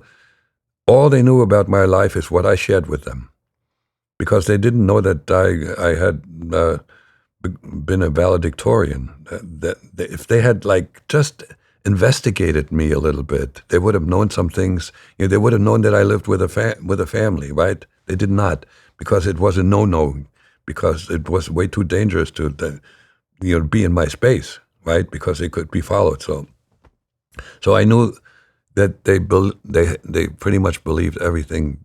They knew only what I told them. So I was hoping that it would work. The only defensive measure I could take, I did take, and I made sure that I was not reliably in at a certain spot at a certain time. So I changed how I went to work, how I came home, what time I went to work, what time I came home. We had flex time, so that was possible. And then I listened to the radio, and there were a couple of weeks with more Morse code and signals, and then it stopped. That's when I went to the river and threw the shortwave radio in the river and destroyed everything, like the notepad with a paper to use for secret writing. All destroyed everything, and decided for my own self that I was safe. And I was right. And when I had emotionally recovered from all that stress, I told Penelope. She always bothered me, said, "Can we have a house? Can we have a house?" I said, "We're going to have a house in a year." And we did. And that was such a 180. You can't make a more drastic 180 in your life, you know. But it worked. I got lucky, but I also, again, the KGB actually got, the word victimized is maybe a bit strong, but they became the victim of the criteria they used to select me. Yeah. Okay, it's ironic, and also that I had the reputation of being brutally honest, which I was. I told, particularly when I worked with Herman, I told him the mistakes that I made that only I knew that I made them. And so when I also told Nikolai about my girlfriend that was chasing after me, I didn't have to tell him that. Mm. So they had really no reason to not believe my story. And they actually then took some of the money. I asked them in my final letter, I asked them to give the money that was saved on my account in Moscow, to give that money to Gerlinde. According to Matthias, my son, she got some of it, but not all of it. In espionage, cash is still king. And if you are the courier, you take a little money for yourself, and maybe half of it, I don't know. But she got some, and they told Gerlinde that I passed away. So they already figured this was a death sentence. I died, and to this day, Albrecht Dittrich, that's my German name, is listed in the personnel register in Germany, whatever you call it. This is where they put births and marriages. And Germany it's very bureaucratic about this. They keep records on everybody. The central government knows where do you live. You have to actually register when you move to another city. So, in that personnel register, the Bureau of Statistics, whatever you call it, vital statistics, Albrecht Dittrich is listed as having passed away in 1988. Yeah. Well, I guess he did in a way. Success. Yeah. Yeah. So a couple things on that. Number one, you mentioned the mailing letters to yourself as a precaution to see if you're being looked at. Didn't you have other ways to in your house? Yeah, there's this one. My favorite. First of all, I placed the shortwave radio at a distance to the edge of the table, and I always measured when I came home. If somebody touches it, there may be people who go through somebody's belongings and are very, very, very careful. But if they don't have a lot of time, whatever, you can't be super precise. Mm. But my favorite thing was I had a chest of drawers where the top drawers, they had some kind of an overhang. So I don't know how to describe it. It's you couldn't see whether the drawer was completely closed unless you went underneath. Okay, so and I left it 8 millimeters open. So if you open this drawer, not having looked underneath, you will close it all the way. And every time I checked that drawer, and when I came home, I checked the drawer first, and there was never any indication other than when I was at one point I was burglarized. Well, there was a big old mess in the apartment, and it looked like a burglary. I mean, it was. If that was staged by the FBI, that was overly dramatic. So, yeah. And again, was something I came up with. You can never be 100%, but that was pretty good indication that nobody had ever gone through my apartment. But when the FBI investigated me, they also went through my house. And I was very impressed when they told me that they found, I don't know, may have been $1,000 in cash that I had put in the basement. I had finished the basement, but not all the way. And so there was at the end of the drywall, you could reach around and place and attach something to one of those 2x4s. And you had to really do this. Well, they found that money.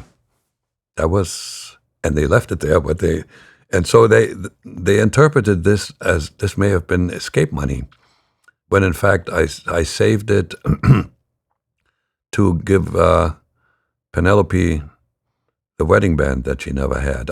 Actually, the engagement ring, which eventually I bought her. But they were discussing, is that getting away money? But I had to give them credit for finding that. Yeah.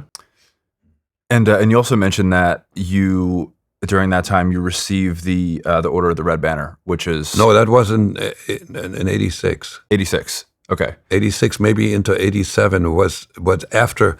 It was after I left Moscow in 86. I got it in that time frame before the emergency situation came up. Right. Well, what I meant is while you were in the U.S., still undercover. But the reason I bring it up is because you have it with you. Do you mind if we show it to the audience here? Hold on. Where did I put it? I don't know. After you gave it back to me. Oh, yeah, of course. Yeah, second highest decoration of the Soviet Union. Well, there you go. You mind if I show this camera? No problem. Cool.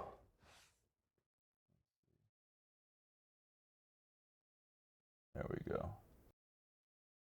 And the interesting thing is... Mind if I take a picture to loop into the video? Okay. Sure. Thanks. Go ahead. The interesting thing is that they just gave it to me. I got in the radiogram, congratulations, comrade so-and-so. You have received the Order of the Red Banner and Thank you. a monetary award of $10,000. No hint why. Okay, so but I speculate, and that makes perfect sense, because this medal had to be awarded by the highest level of the Soviet government. So somebody in the KGB, possibly the head of the KGB, had to tell him, "We got this guy. He's our man. I mean, he's entrenched, and he is really great." You brag a little bit about your successes, right? Because if a boss convinces his boss that an underling is doing great work, that rubs off on the boss, right? So, but they must have had reason to actually come up with that recommendation and for the award. And the only reason I can say is because I was so successful to become an American, right? So that's the end of that. Fair enough. So, like you said, you're at this point you're living a normal life in a house with your wife and two kids. So, how did you end up getting caught by the FBI? Yeah, it's another sort of piece of irony in my life. It's the result is the reason that the FBI got to know me is a betrayal. There's a fellow by the name of Vasily Mitrokhin, who was a chief archivist in the first directorate. So he was in charge of all the files. He oversaw the move of these files from the Lubyanka, next to the Red Square, where there was the headquarters, to the new headquarters in Yasinovo.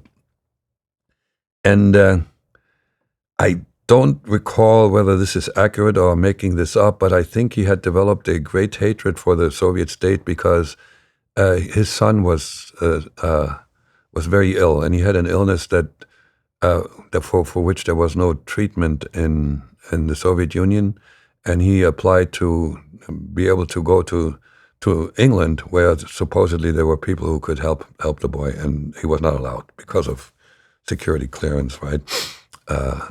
So he then started looking at the files, and he over time found out what an evil regime he served. He was an archivist. He was somebody who worked like somebody who works in a library, right? And he wanted to do damage, and the only damage that he could think of was to get information out of the archives. And what he did is copied information onto small pieces of paper and smuggled them out in his underwear, in his socks. That was not very good security over the years. And then he took this stuff and transcribed it with a typewriter and buried the resulting material in his dacha. And when the KGB didn't exist anymore after the fall of the Soviet Union, he went to the American embassy first in Moscow on a weekend, and he was received by a junior CIA employee. He told him what he had. Mitrokhin told him, and the CIA guy said, "We're not interested. That's old stuff." And he thought maybe it was some kind of a dangle or some. You know what a dangle is, when you wave something in front of somebody and it's really false. This turned out this young man who turned Mitrokhin down didn't have a great career in the CIA. After it turns out that when Mitrokhin went to one of the Baltic countries and told MI6 what he had, and they said, "Come on in, let's have a cup of tea." And they managed to get this stuff out of Russia. It was Russia at the time. It was still top secret. I mean, there was danger of, this wasn't a dangerous operation, but there were several boxes of top secret information. So many still stranded Russian agents that kept on spying because their allegiance was to Russia more than even the Soviet Union. They were all busted, and I was one of the busted ones, because there wasn't much information that Mitrokhin had about me. He had my last name, and that I lived someplace in the Northeast as an illegal.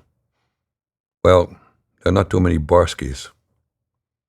And Joe Riley, the lead agent in this case, told the 60 Minutes, and he told me that it wasn't hard to figure out which Barsky was the candidate. It was the guy who got his Social Security number way late in life compared to everybody else. And on top of it, they knew that I was working as at the time as a programmer, so I was highly educated. I had to have if I'm real, I had to have a social security number much earlier.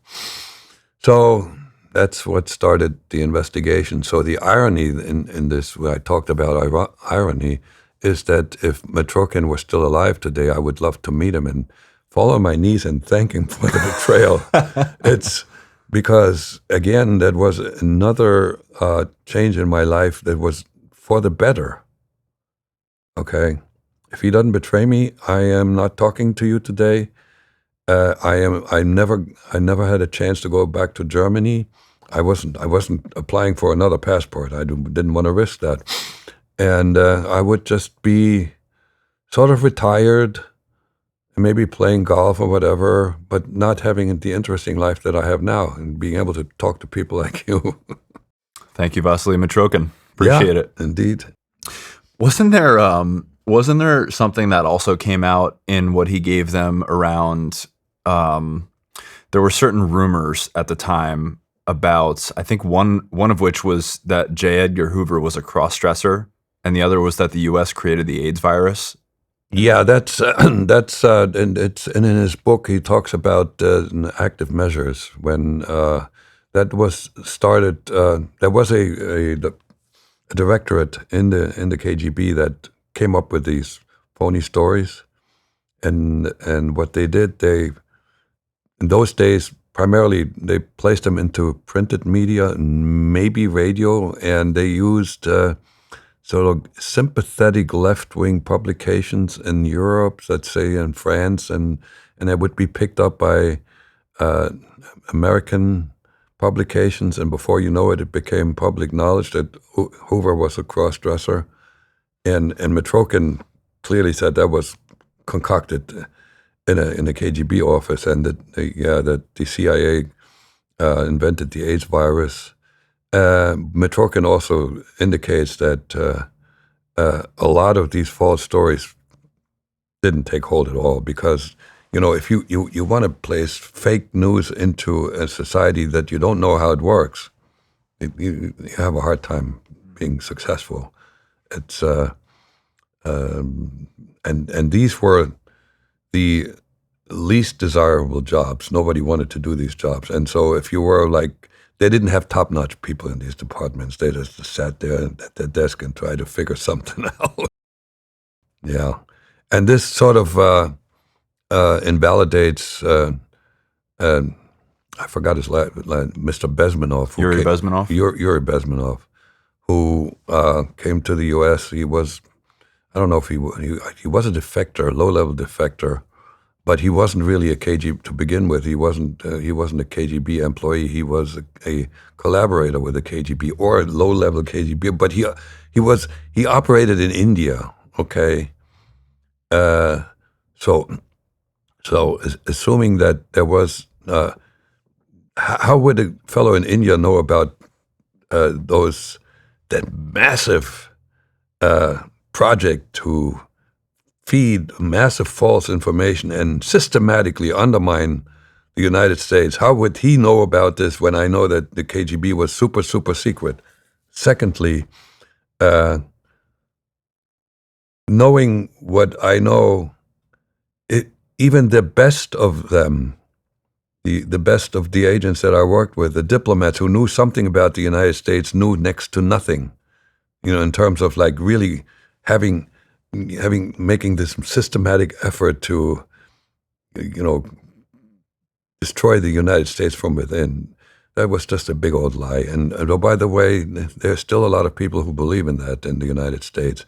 It's very convenient because it's not really us. It's Russian interference.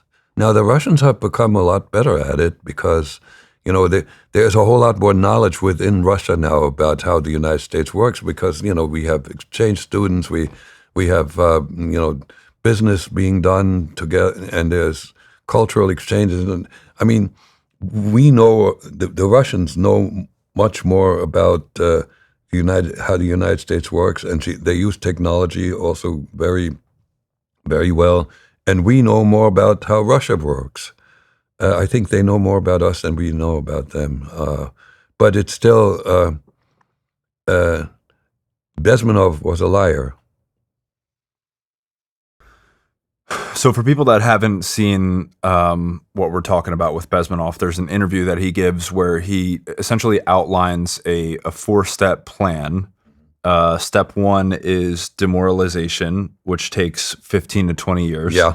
Step 2, destabilization. Step 3, crisis. And step 4, normalization. So as you said, it's an elaborate plan to basically misinform Americans and pit them against each other. And I think to your point, people go back and they see that now, and it's a very old looking interview, and it just seems, because of what's going on in this country and everybody's kind of up against each other and at arms all the time, that it's prophetic. And I think that's why people are interested by it. The plan that he came up with is actually brilliant, but they didn't have the instrument to execute on it. No way, not the knowledge, not the people, no. Not in those days. Nowadays, I think we're doing most of the harm to ourselves, but the Russians help out a little bit, for sure. Right. There's probably, the Russians, the Chinese, maybe they create fake bots is what they're called on social media. They add fuel to the fire, but what you're saying is the fire was already lit, regardless of them. Yeah. We are angry with one another quite a bit, and the glue that made us the United States has been melting quite a bit. It looks like it might come back together, but I wouldn't hold my breath. And I saw your interview, one of your two, with Patrick Bet-David, where you guys talked about Bezmenov. and he had the gall to argue with me. Well, I think what he was trying to, again, I don't want to put words in his mouth, but as a listener, what it seemed like he was trying to do is just take Bezmenov out of the equation and talk about the actual ideological submersion and ask you, like, doesn't this seem like this is what's happening today? But why did that become such a point of contention between you two? Well, again, that means we are not willing to take accountability of what's happening internally in the country. You point this way, okay, and I have been an observer of the political scene. I'm not politically active, and I never will be. But the rift between the left and the right was obvious, had become very obvious, as opposed to when we had a president named Bill Clinton. There was really good cooperation. So did the Russians or external forces make that go away? I don't think so. Never mind whether Clinton was a moral man or not, but he worked with who was it? It was the head of Congress. They did something like workfare. I mean, you couldn't do something like that today unless you have a solid majority. And this was Republicans and Democrats working on the same thing. So that had melted by the time I had to fight with Patrick. But he called me back after that. So he argues, but he doesn't take things personally. Mm. Yeah, I think he does that well. I think that as long as things stay respectful, you should be able to go back and forth on points that you disagree with and respectfully disagree. Okay, so going back to your story, at what point does the FBI actually come grab you? Yeah, it was 9 years after I resigned, so 88, 97. That's when they, after watching me from a distance very carefully, because they knew one thing about me, other than I was an illegal. They also knew that I was as well trained as you get, because I had survived 19 years without being detected. So they were worried that they wanted to know if I was possibly running a mole in the U.S. government because there was this paranoia going on. Do we have another mole? Blah blah blah. So they knowing that I was well trained, they stayed far away from me, like watched me from a distance on the other side of a small hill. There was the head agent was placing himself there and pretending to be a bird watcher and looking at me with his binoculars. And he determined that when I was outside playing with my children, that I loved my children, which indicated to him that I would most likely cooperate, whether I was active or not. And then they bought the house next door and put a couple of agents in there.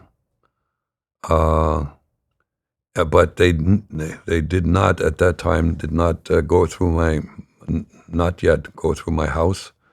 One time they did when they knew I was gone with the family, all the way to Canada. And they also put a bug in my kitchen, again, when I was gone. They also went through my garbage.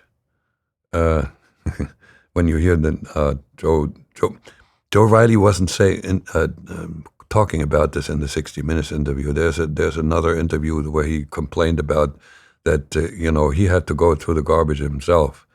And my son Jesse was still in diapers, and it was in the summer. So, yeah. And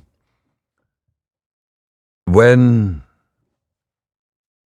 there was a day when I had an argument with Penelope in the kitchen, and she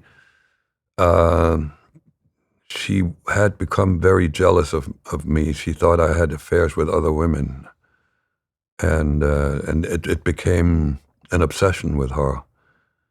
So, and I was trying to tell her that there is absolutely nothing going on because I was really faithful to her. And then I told her, like, why I was still with her and what I sacrificed. And while I was saying all of that, I said, I stayed here because of, I wanted to stay with Chelsea and you. And while I was saying that, there was somebody in an FBI office overhearing it. And that's when they decided time to say hello. That was a surprise when they showed up, because I had forgotten at that point that, I had just put this into the far regions of my brain that I once was an agent. I was an American citizen, not really, but I considered myself one, and I had embraced capitalism, and I had embraced, I really liked the United States. There was nothing left of my communist ideology, nothing. Totally destroyed by having had the ability to do research on the internet and find out so much evil stuff that was not just Stalin, but it was the East Germans, and it was Lenin, and everybody who was like at higher levels in the communist countries was they were people of distasteful character and killers. So I wasn't a radical anti-communist, but I clearly was anti-communist. Nowadays, I'm radical. So they put up an operation where they knew I couldn't run, and there wouldn't be any witnesses.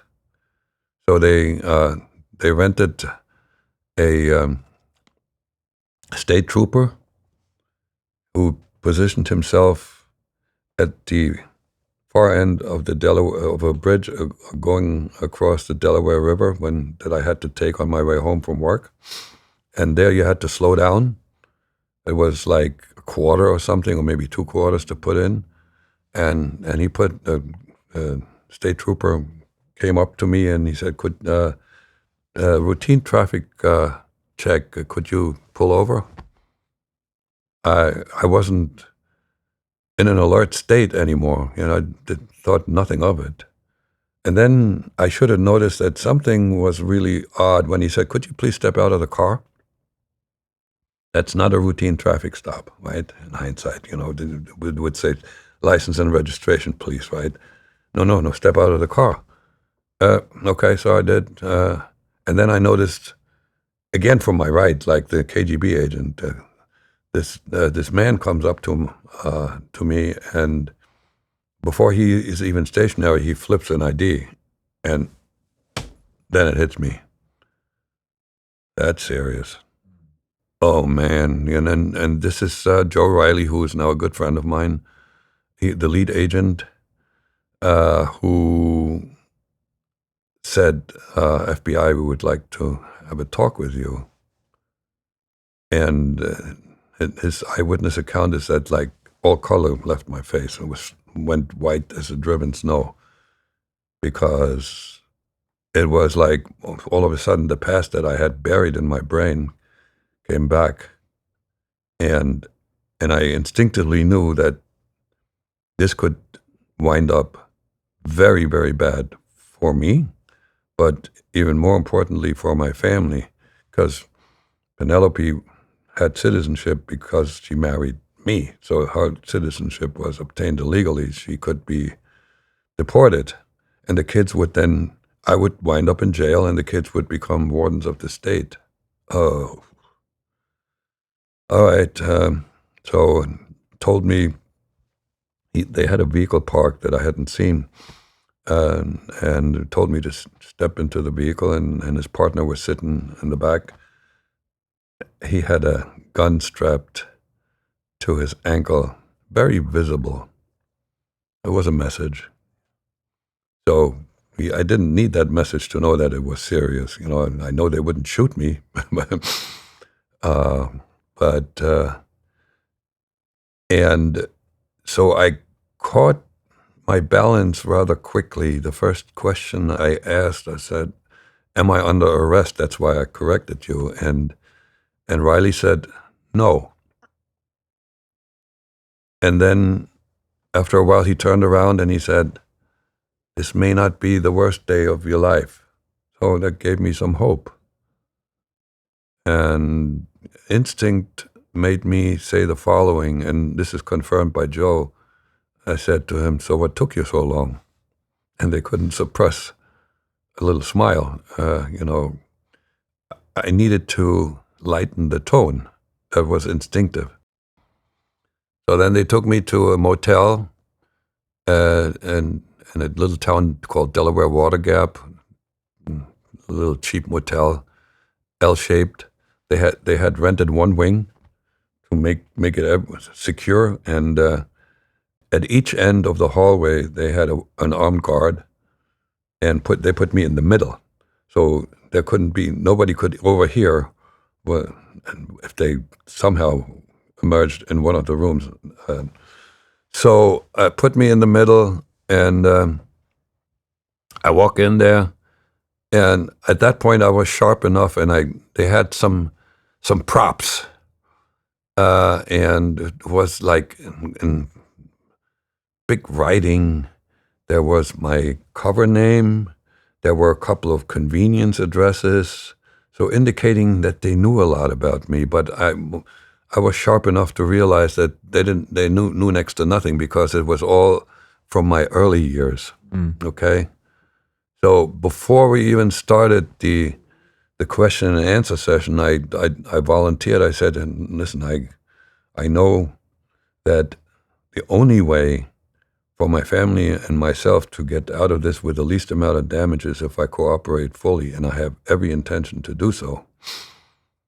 Okay, so then we had a 2-hour talk. They allowed me to call Penelope, told her that I'd be delayed, and then after 2 hours, they let me go home, not without warning me. They had a huge surveillance team ready to, make sure that I can't run. So, and the head of that team, he looked very angry, and he said, "Let me tell you something. If you think of running, it's not going to work. We have everything covered."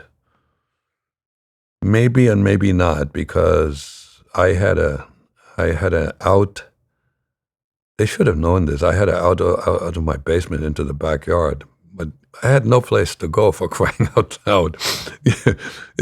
Germany was Germany now, and I wouldn't want to go to Russia. I had no, but they just had to make sure. So, and then this subsequently, Joe Riley and I met,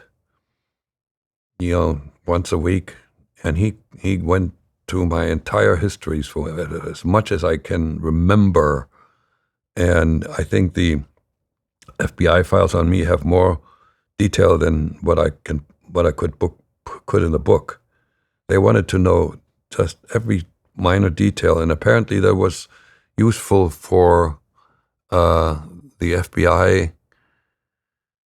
And again, here's logic. First of all, Joe Riley got a commendation from Louis Freeh, the head of the FBI in those days, because there was value in what I could share with them. I couldn't betray anybody because I didn't know any names, but the methods and operations, and the bottom line is, even though the KGB didn't exist anymore, so the FSB and the SVR may have had some leftover KGB people for a while, and who trained them. So same MO.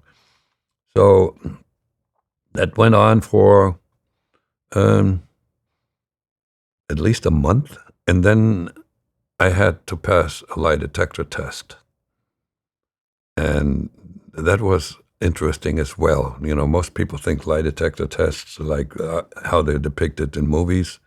You got a light in your face, and somebody's asking you in an angry tone of voice some questions, and you have to give answers. No. First of all, the examiner sits in back of you.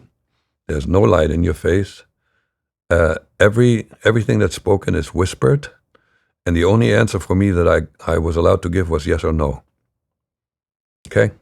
And I knew all the questions in advance. And these instruments are so sensitive that if I even think for a moment what I should do, that will register. So I answered all the questions to the best of my knowledge, and the fellow who I was told was one of the best in the business, he went to a back room and looked at the printouts, came back and said, "Sorry, Mr. Barsky, you failed one question." I said, "Huh?" And I asked him, "What's the question?" And I'm thinking, well, I don't know something. And then I came up with this. There's a double negative in here. You think that could be the problem? I said, yeah, I don't know. You have to come back and answer the question again to pass. I cannot allow this to stand. There's a negative in here that means you could be lying. So when a week later I went back, and the double negative was eliminated.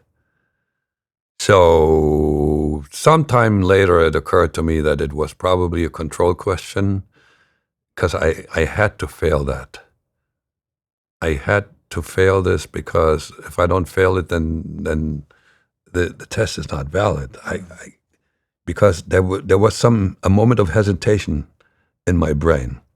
And I once gave a presentation at a convention of polygraphers, and I asked a couple of people whether my hypothesis is correct, and they said yes. That was a control question.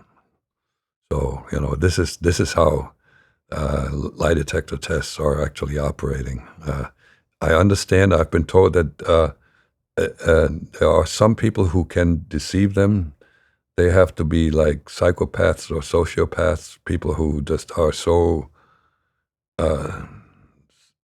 much. They lie with. They believe in their own lies. Okay, but a normal person cannot be trained to deceive a lie detector test. What is a control question?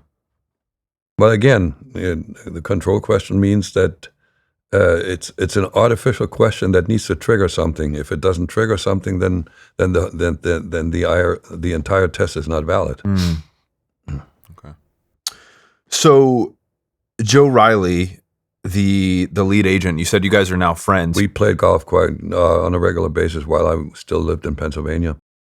So I told you we were talking a little bit off camera. I've had a couple Delta Force operators on here, and a lot of those guys are talking now about.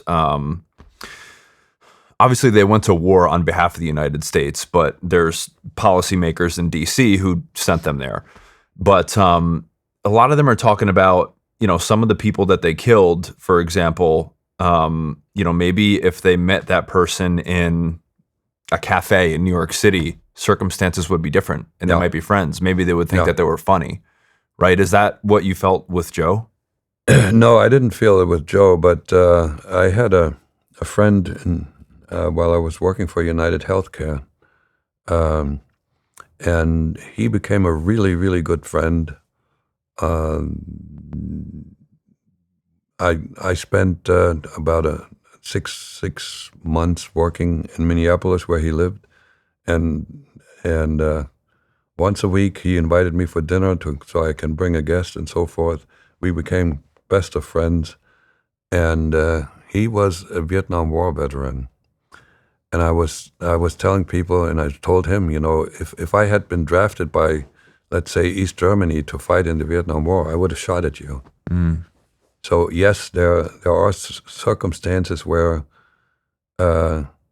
you might otherwise be friends, and yet you go for the kill.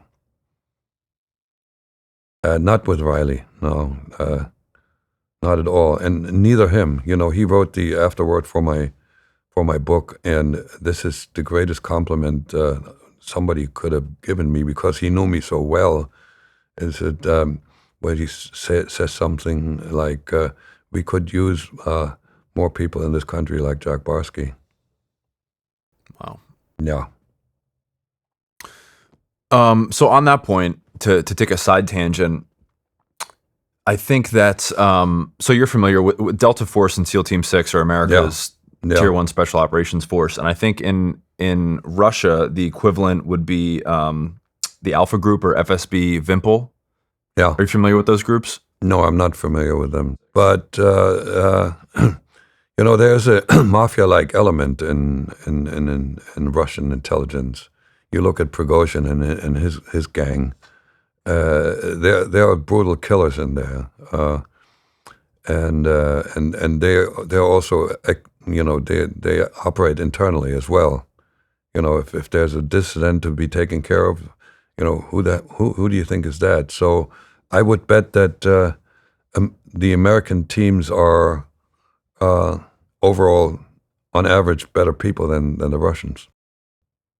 When the Soviet Union fell apart, I have a friend who grew up in Russia. He had a degree in economics, and he by the way, he became the #1 pop star in Russia. He was and nowadays is my pastor. Yeah, I can send you some information about him. He's an interesting guy, but he was very much aware of what was going on in the country, and he said a lot of the ex-KGB agents became the most dangerous criminals. Okay, so we have bad element that historically was recruited by the KGB and most likely filtered into current intelligence services. What was Putin like as a KGB agent? He wasn't that good. There's a fellow who's still in the U.S. His name is Oleg Kalugin. He was Putin's boss for a while. I met him, and he had nothing good to say about Putin. He said he was an average guy, and there's also some logic behind that statement. You don't even have to listen to Kalugin. So Putin was very good speaking German. He was fluent in German. So, and they deployed him into East Germany as a liaison and maybe as a courier, not to Austria or Switzerland or even Berlin, at least, where the action was. So if he was that good an agent, where he developed this aura around himself that I was KGB. No, he was not a good agent, but he was and is very clever. He's a great manipulator. He was a great organizer. That's how he was his claim to fame, and he just was an excellent networker. So when the KGB fell apart, he had this network of people who, the only people who knew how capitalism worked when Yeltsin tried it, were the ones that had been in the West. And so a lot of them became oligarchs. So Putin built himself this network, and the way he actually managed to come to power. First of all, he worked for the mayor of St. Petersburg, Sobchak, and he did a good job as an organizer. He was a good organizer. And so Sobchak introduced him to Yeltsin, and Yeltsin said, yeah, I'll take him. He needed some organization, and Putin played it really safe. He was low-key. He was non-aggressive. He was safe when Yeltsin decided to resign because he was ill and he couldn't do this anymore. He appointed Putin as his successor because Putin, he figured, wouldn't investigate him and put him in jail because he had dirty hands, Yeltsin. So, and then when Putin then finally was in power, he showed what he was all about. Any oligarch that wasn't cooperating with him would wind up in jail or had to flee the country. So, and then he surrounded himself with flunkies, and he managed and still managing them in Machiavellian style, keep them guessing, set people against one another, so that there couldn't be a conspiracy. You could never trust your peers, because if everybody conspires but one people betrays, the others are all dead. So and when people say, oh well, sometime the Russian people will rebel, or there will be a conspiracy and they will be assassinated, I don't think so. That would have to be a lone wolf assassin, and who would be dead as soon as he pulls that trigger. Didn't Kalugin, when you were talking to him, like hint something to you as well about? I think that he hinted that he knew something about Putin that might be his undoing, and it was related to his sensitivity about something. Is that right? He did not share that with me. No, he just really had no use for him, and they had an ongoing feud while still in the KGB, and Kalugin he was the enemy of Kirpichenko, who was the head of the KGB for a while, and Kirpichenko was involved in the coup d'état when they got rid of Gorbachev, and Oleg was more on the softer side. He was more of a Gorbachev supporter. So, but I don't know if he had the goods on Putin. At least he didn't share that with me. And then, so as far as like how capable Russian intelligence is today, it's actually the GRU that's the most capable, right? Not the FSB? Correct. FSB is the biggest one, but and they pretty much usurped, the intelligence, the foreign intelligence gathering function. The SVR is the weakest of them all. Did you ever see that there was I don't know how the BBC got a hold of that tape where Putin embarrasses the head of the SVR in front of all his peers, and he like rips into him and made him like go like, ooh. Yeah, it's amazing. You can sense that the guy must be peeing in his pants. He treats him like a school child. That's the SVR, very weak. The FSB is pretty weak. The GRU never changed. It was carried over from the KGB days. And when I was in the KGB or working with the KGB, I didn't even know that the GRU existed. It was top secret. And when it comes to getting rid of dissidents or even assassination attempts in other countries, that's all the GRU. Well, wasn't there that one that I think it was in England? It was a man and his daughter on a park bench Yeah. that they tried to poison. Skripal, right. Yeah. And they managed to poison him, but they couldn't get out without being not detected. So that is their crack team. So when people ask questions as to whether I'm feeling safe, yeah, as long as I don't wind up in Moscow, I would probably fall out of a window. But they don't have that many teams to work these cases. And if the number one team is already not that good, whatever comes behind may not even be successful in killing the potential victim. So. Overall, I don't have a lot of respect for Russian intelligence these days. They don't have the finances. They don't have the means.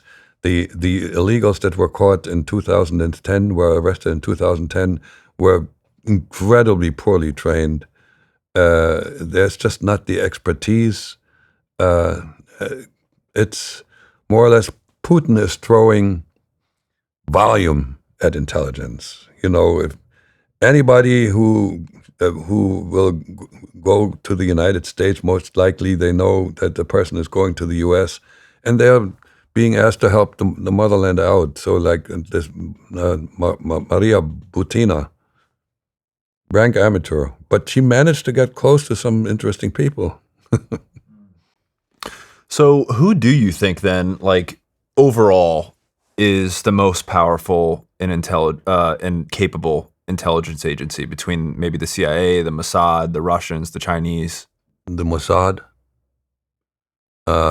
in the days of Castro, it was also Cuban intelligence. Both the Mossad and Cuban particularly have the advantage that they have people of the enemy nations in their ranks. Like the Mossad has Arabic people that they employ. And the Cubans, they could count on the Cuban immigrants that were invited by us. In the old days, it was also East German, Stasi. They were really good. Again, if you don't have these cultural barriers, you can have a whole lot more undercover illegals embedded. So. And then the other thing I wanted to ask you about, as far as maybe what the Russians did well, how much truth or merit is there to the whole like honey trap and Red Sparrow? Oh, it is true, except the Red Sparrow, the movie, is garbage. But espionage, absolutely. Yeah. The Russians did a good job with that. But, I don't know if we do that. It was easier to recruit Russian women because of the lure of interacting with people from the West and getting access to things that they otherwise couldn't get. But in the Red Sparrow, it looks like they're being forced. That's nonsense. They were all volunteers, and they were being trained. Sure, yeah. But the whole idea. No, never mind. This is political stuff. That that they set up Trump. There's no evidence actually. There's none. If there were, it would be out already.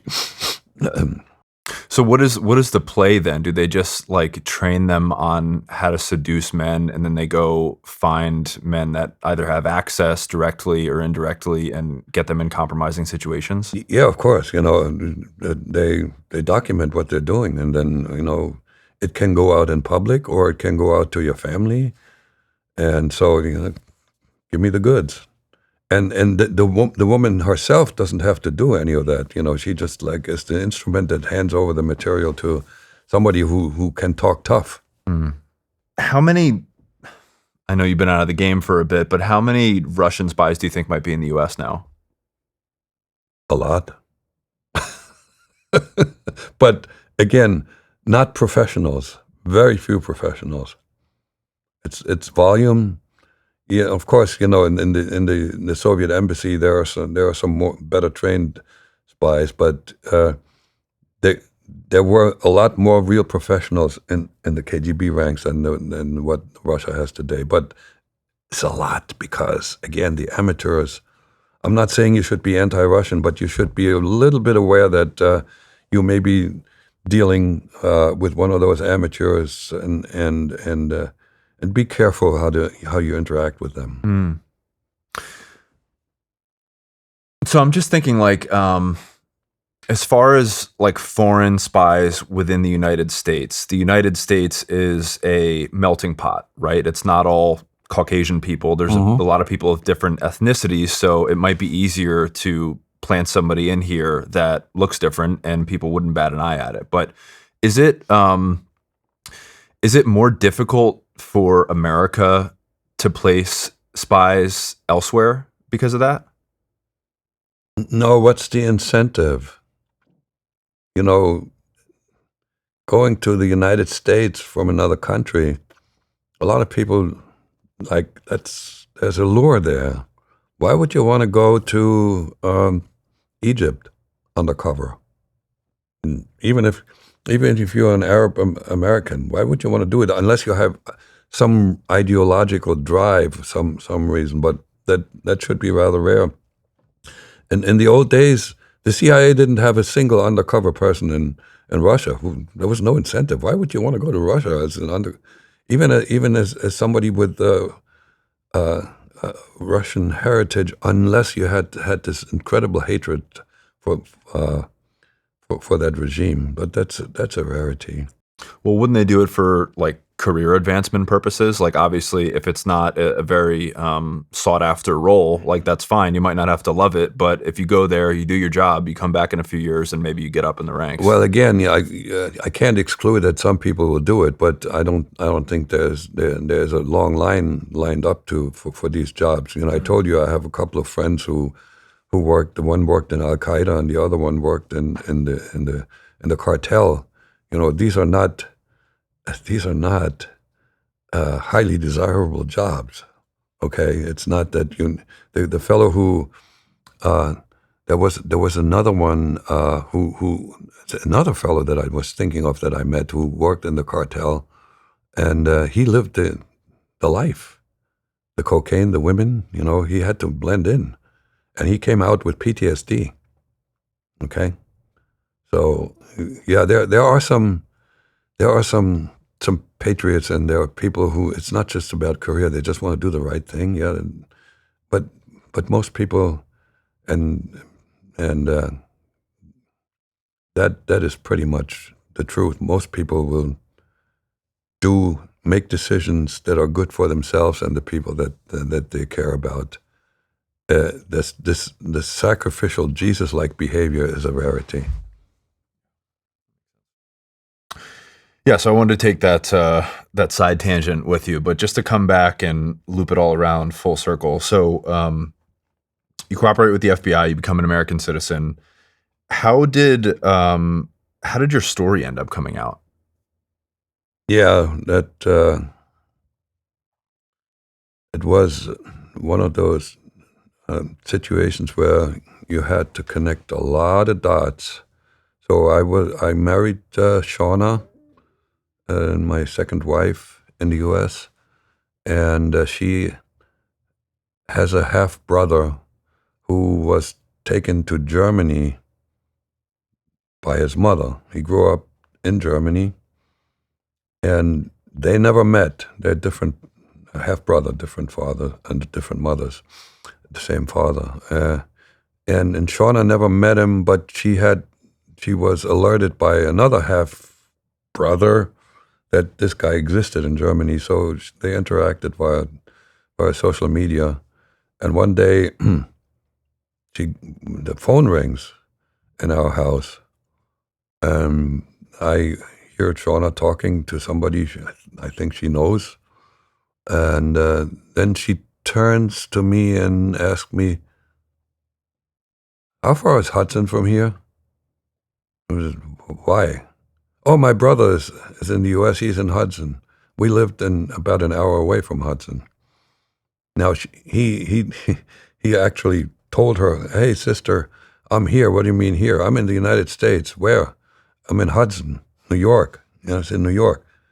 So obviously it was an hour drive. He was visiting a French painter who he had gotten to know while the painter, who is still alive, he's in his 90s, spent some time. He was traveling around the world. He spent some time in Jamaica, and they kept in touch. And the painter had a summer home in Hudson. And so Richard went to visit him, not us. So, but it turned out that we were close by, so he came to the house, and he knew that I was originally out of Germany, and so he asked me, "So, how did you manage to get to the United States?" I said, "I had some help from the government." And he said, "What government? The German one or the American one?" I said, No, the Russian one." And he went like, "Huh?" And we sat down. He sat me down, and he asked me a bunch of questions, and he took notes.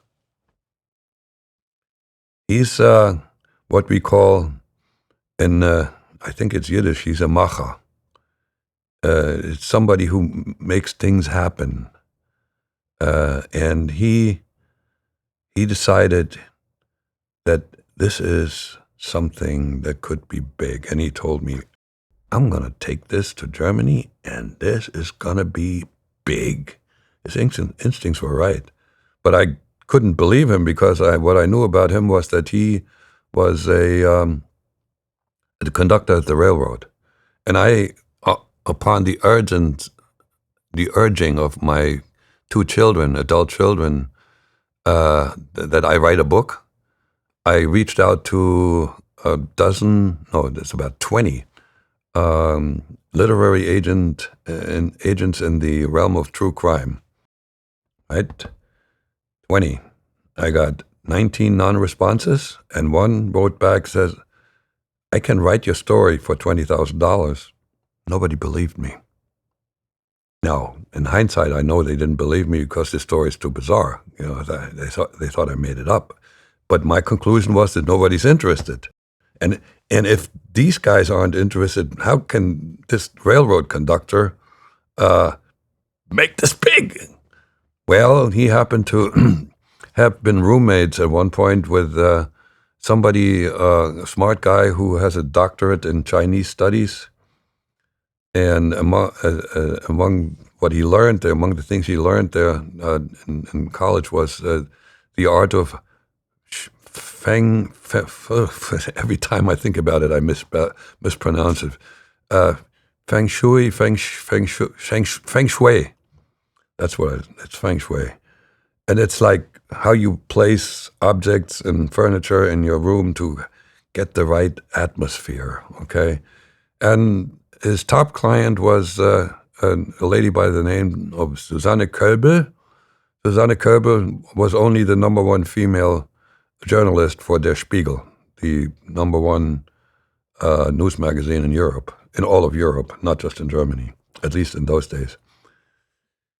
And one day I get a call from Richard and his friend, and they told me that they have approached Ms. Kerber, and we should have a talk on the phone.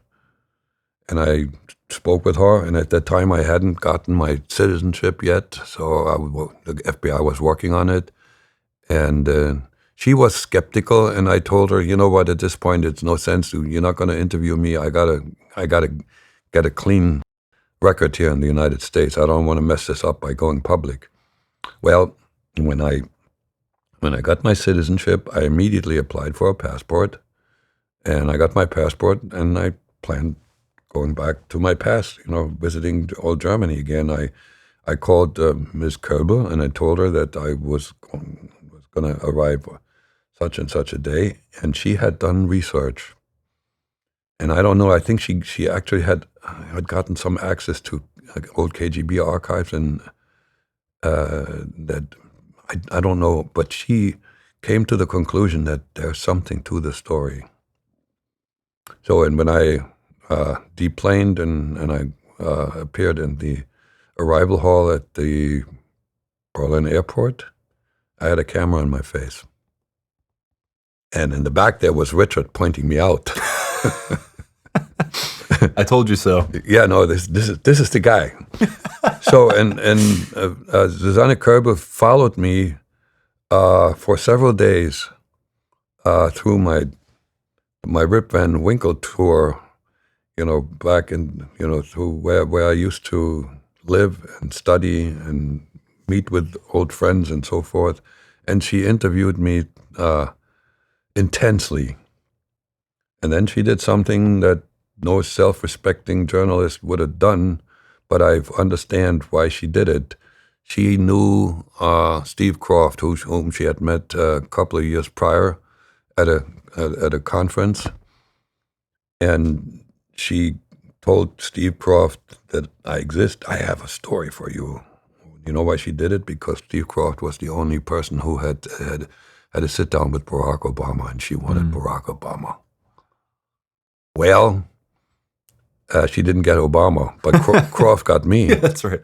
So when I'm back in my office, I get a phone call saying, "This is Dragan Mihailovich. I'm a producer for 60 Minutes. I would like to come visit you to see what we can do with your story."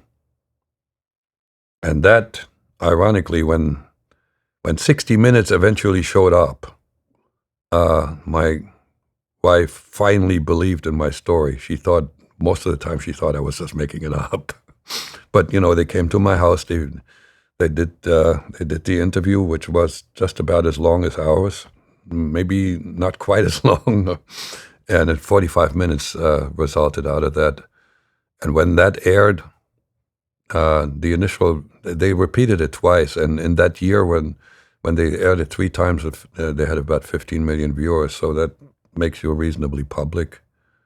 That doesn't mean that everybody knows me, but I meet more people that don't know about me, which is fine with me, because the United States has more than 10 times more than 15 million people. But that's how I became a public figure. I didn't want to be. I didn't engineer this. Okay, when I couldn't write my book initially, then I said, okay, no problem. I stay private. I didn't have a great urge to tell the story. But how do you say no to 60 Minutes? It's a great piece. People should go check it out. Yeah. But so last thing,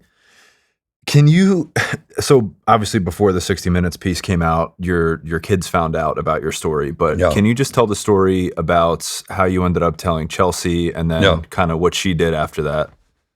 Yeah, Chelsea, when she turned 18, and she got a scholarship to a college that was a 4-hour drive away from our house in the far end of, like, in Pittsburgh, and we lived at that point in New Jersey, so it was a 4-hour drive, and I decided to tell her, about my past. And she went like, huh? And when she talks about this in 60 Minutes, it's priceless. She did believe it. And then one day she was in visiting in our house, and uh, I was watching TV, and all of a sudden I was like spontaneously said, "Oh, by the way, you have a half brother in Germany." Oh, and so she started looking on the internet, couldn't find him. I told her the name, and she couldn't find him. Um, but one day, Matthias, who studied at a very the Max Planck Institute, which is like the equivalent of Ivy League, and he got his doctorate there, and so he was told to put a website up under the Max Planck, and so that's how she found him. She wrote him an email. So if you are so and so, and you're missing your father, and his name was such and such, then you're my half brother. And he wrote back, "Dear little sister." Ooh, I'm getting goosebumps when I hear this, myself saying this. And that's how they connected. She invited him to come visit, and he said, "Yeah, I'll visit you, but I don't want to meet my father." But when he arrived, he changed his mind. So they were sitting in a restaurant about 7, 8 minutes from my house. I get a phone call, and my daughter Chelsea says, "By the way, I'm sitting here at the Clinton house with Matthias. You want to come meet him?" She told me that I hung up. I don't remember that, but I was clearly very uncomfortable meeting him because I had deserted him. I had not done the right thing by him. And then she calls again, and so I didn't want to appear like a coward, so I went. I still remember they were standing in the lobby. They weren't actually sitting. They were waiting for me.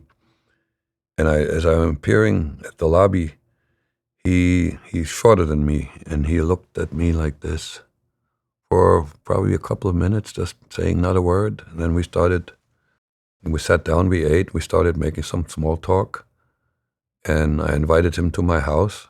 We talked some more, and I explained to him the rationale behind the decision. That I explained to him that he had a functioning family structure and support, and Chelsea did not. And there was logic behind it, and he said, "I understand." He is wired a whole lot like me. He has to say he's very smart. He has a doctorate in chemistry. He studied chemistry without knowing that his father studied chemistry. He has a like weird sense of humor, like I do, and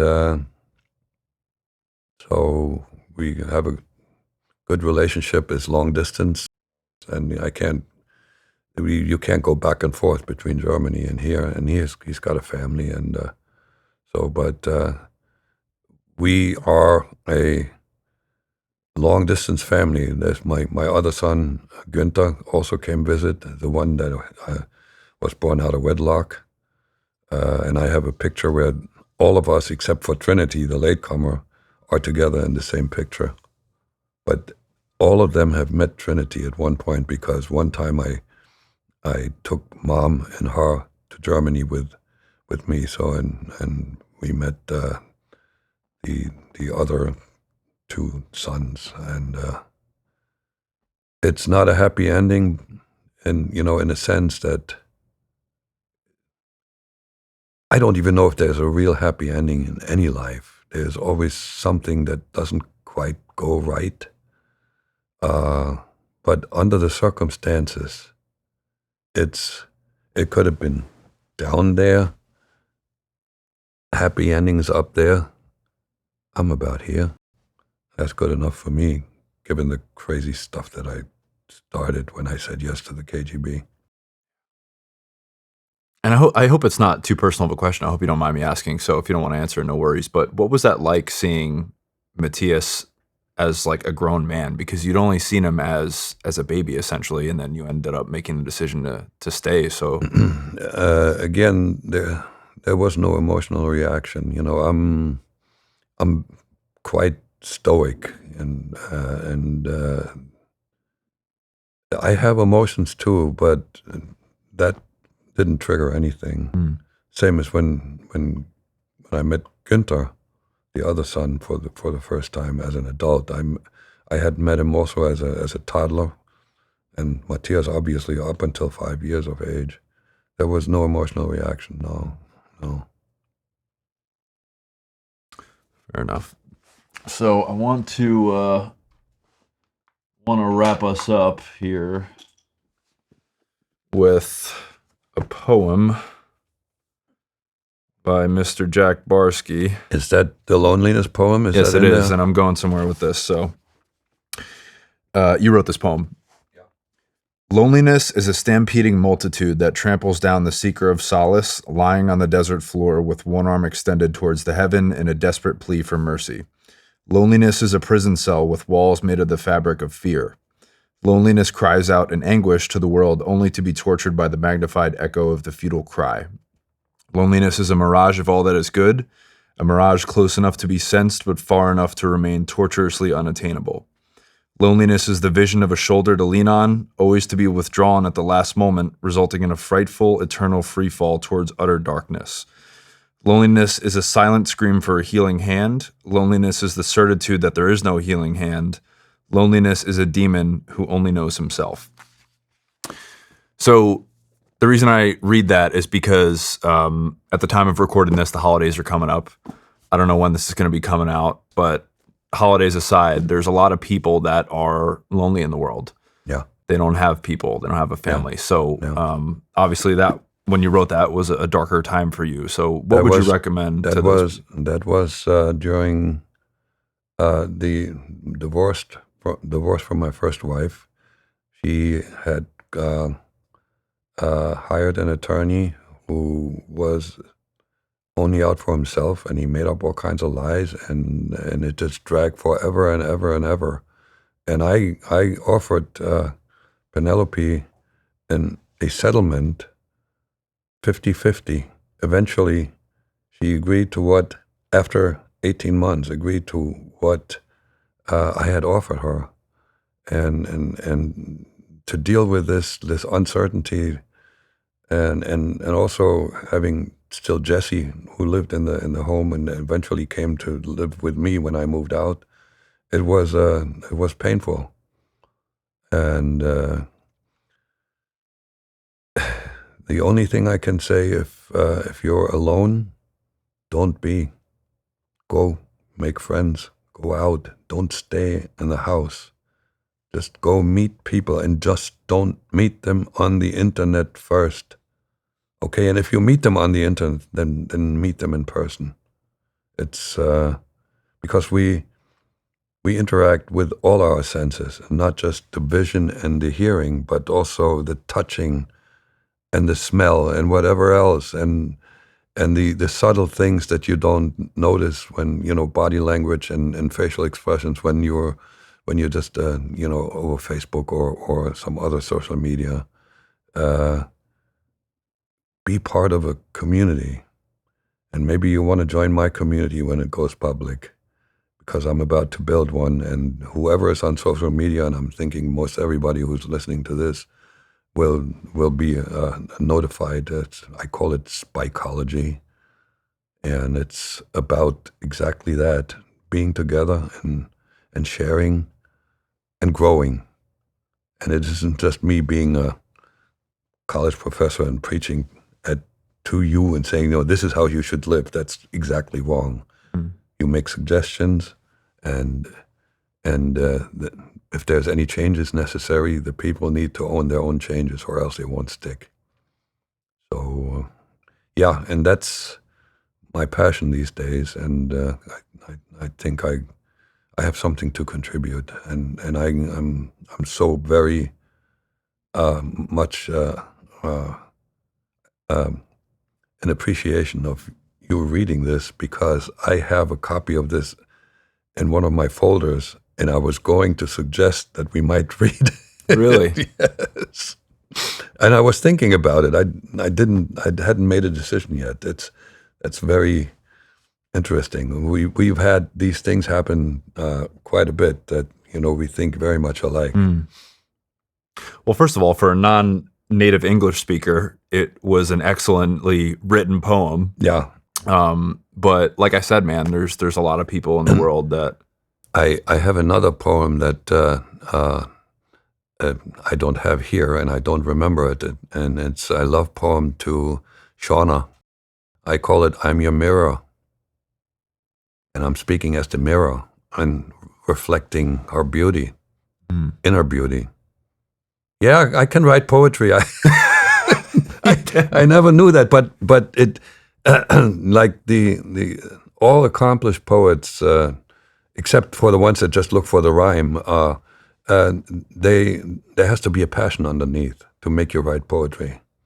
So if you tell me now to write a poem about what, I have passion still in me, as old as I am. I will never lose it. But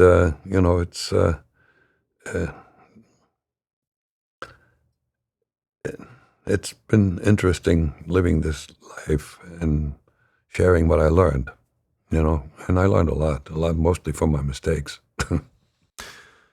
So, I mean, as far as what you have learned, like a lot of people talk about, I guess the meaning of life isn't the right way to put it, but the metrics that are important to them, right? Whether it's happiness is thrown around a lot, fulfillment is another. What's important to you?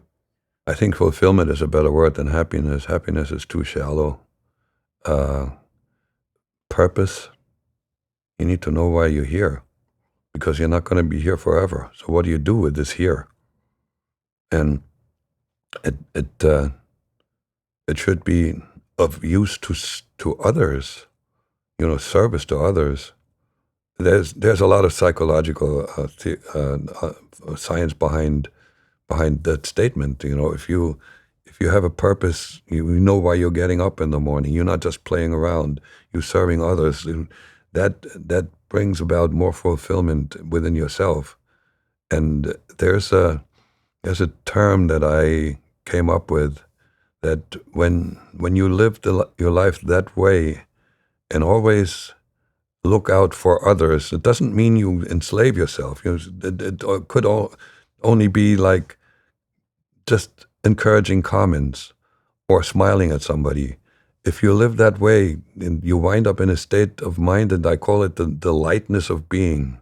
You're not walking anymore, you're floating mentally and emotionally. I've been there occasionally, and that's it was a long path to get there. Well, this feels like a good place to end it. So you mentioned Spycology, which you're going to be coming out with pretty soon. But, yeah, most likely in January. Okay. So where can people find you in the meantime? Do you have social media? Yeah, jackbarsky.com is my website. And there, in the website, if you want to reach out to me, there's a contact page where you can put your name in and send me an email. This is typical. The website is a little bit dated, but it was constructed to sell my book. But the email piece is to for people to invite me to speak someplace. But I have yet to not respond to somebody who sends me a private email and says, I would like to talk to you or something like that.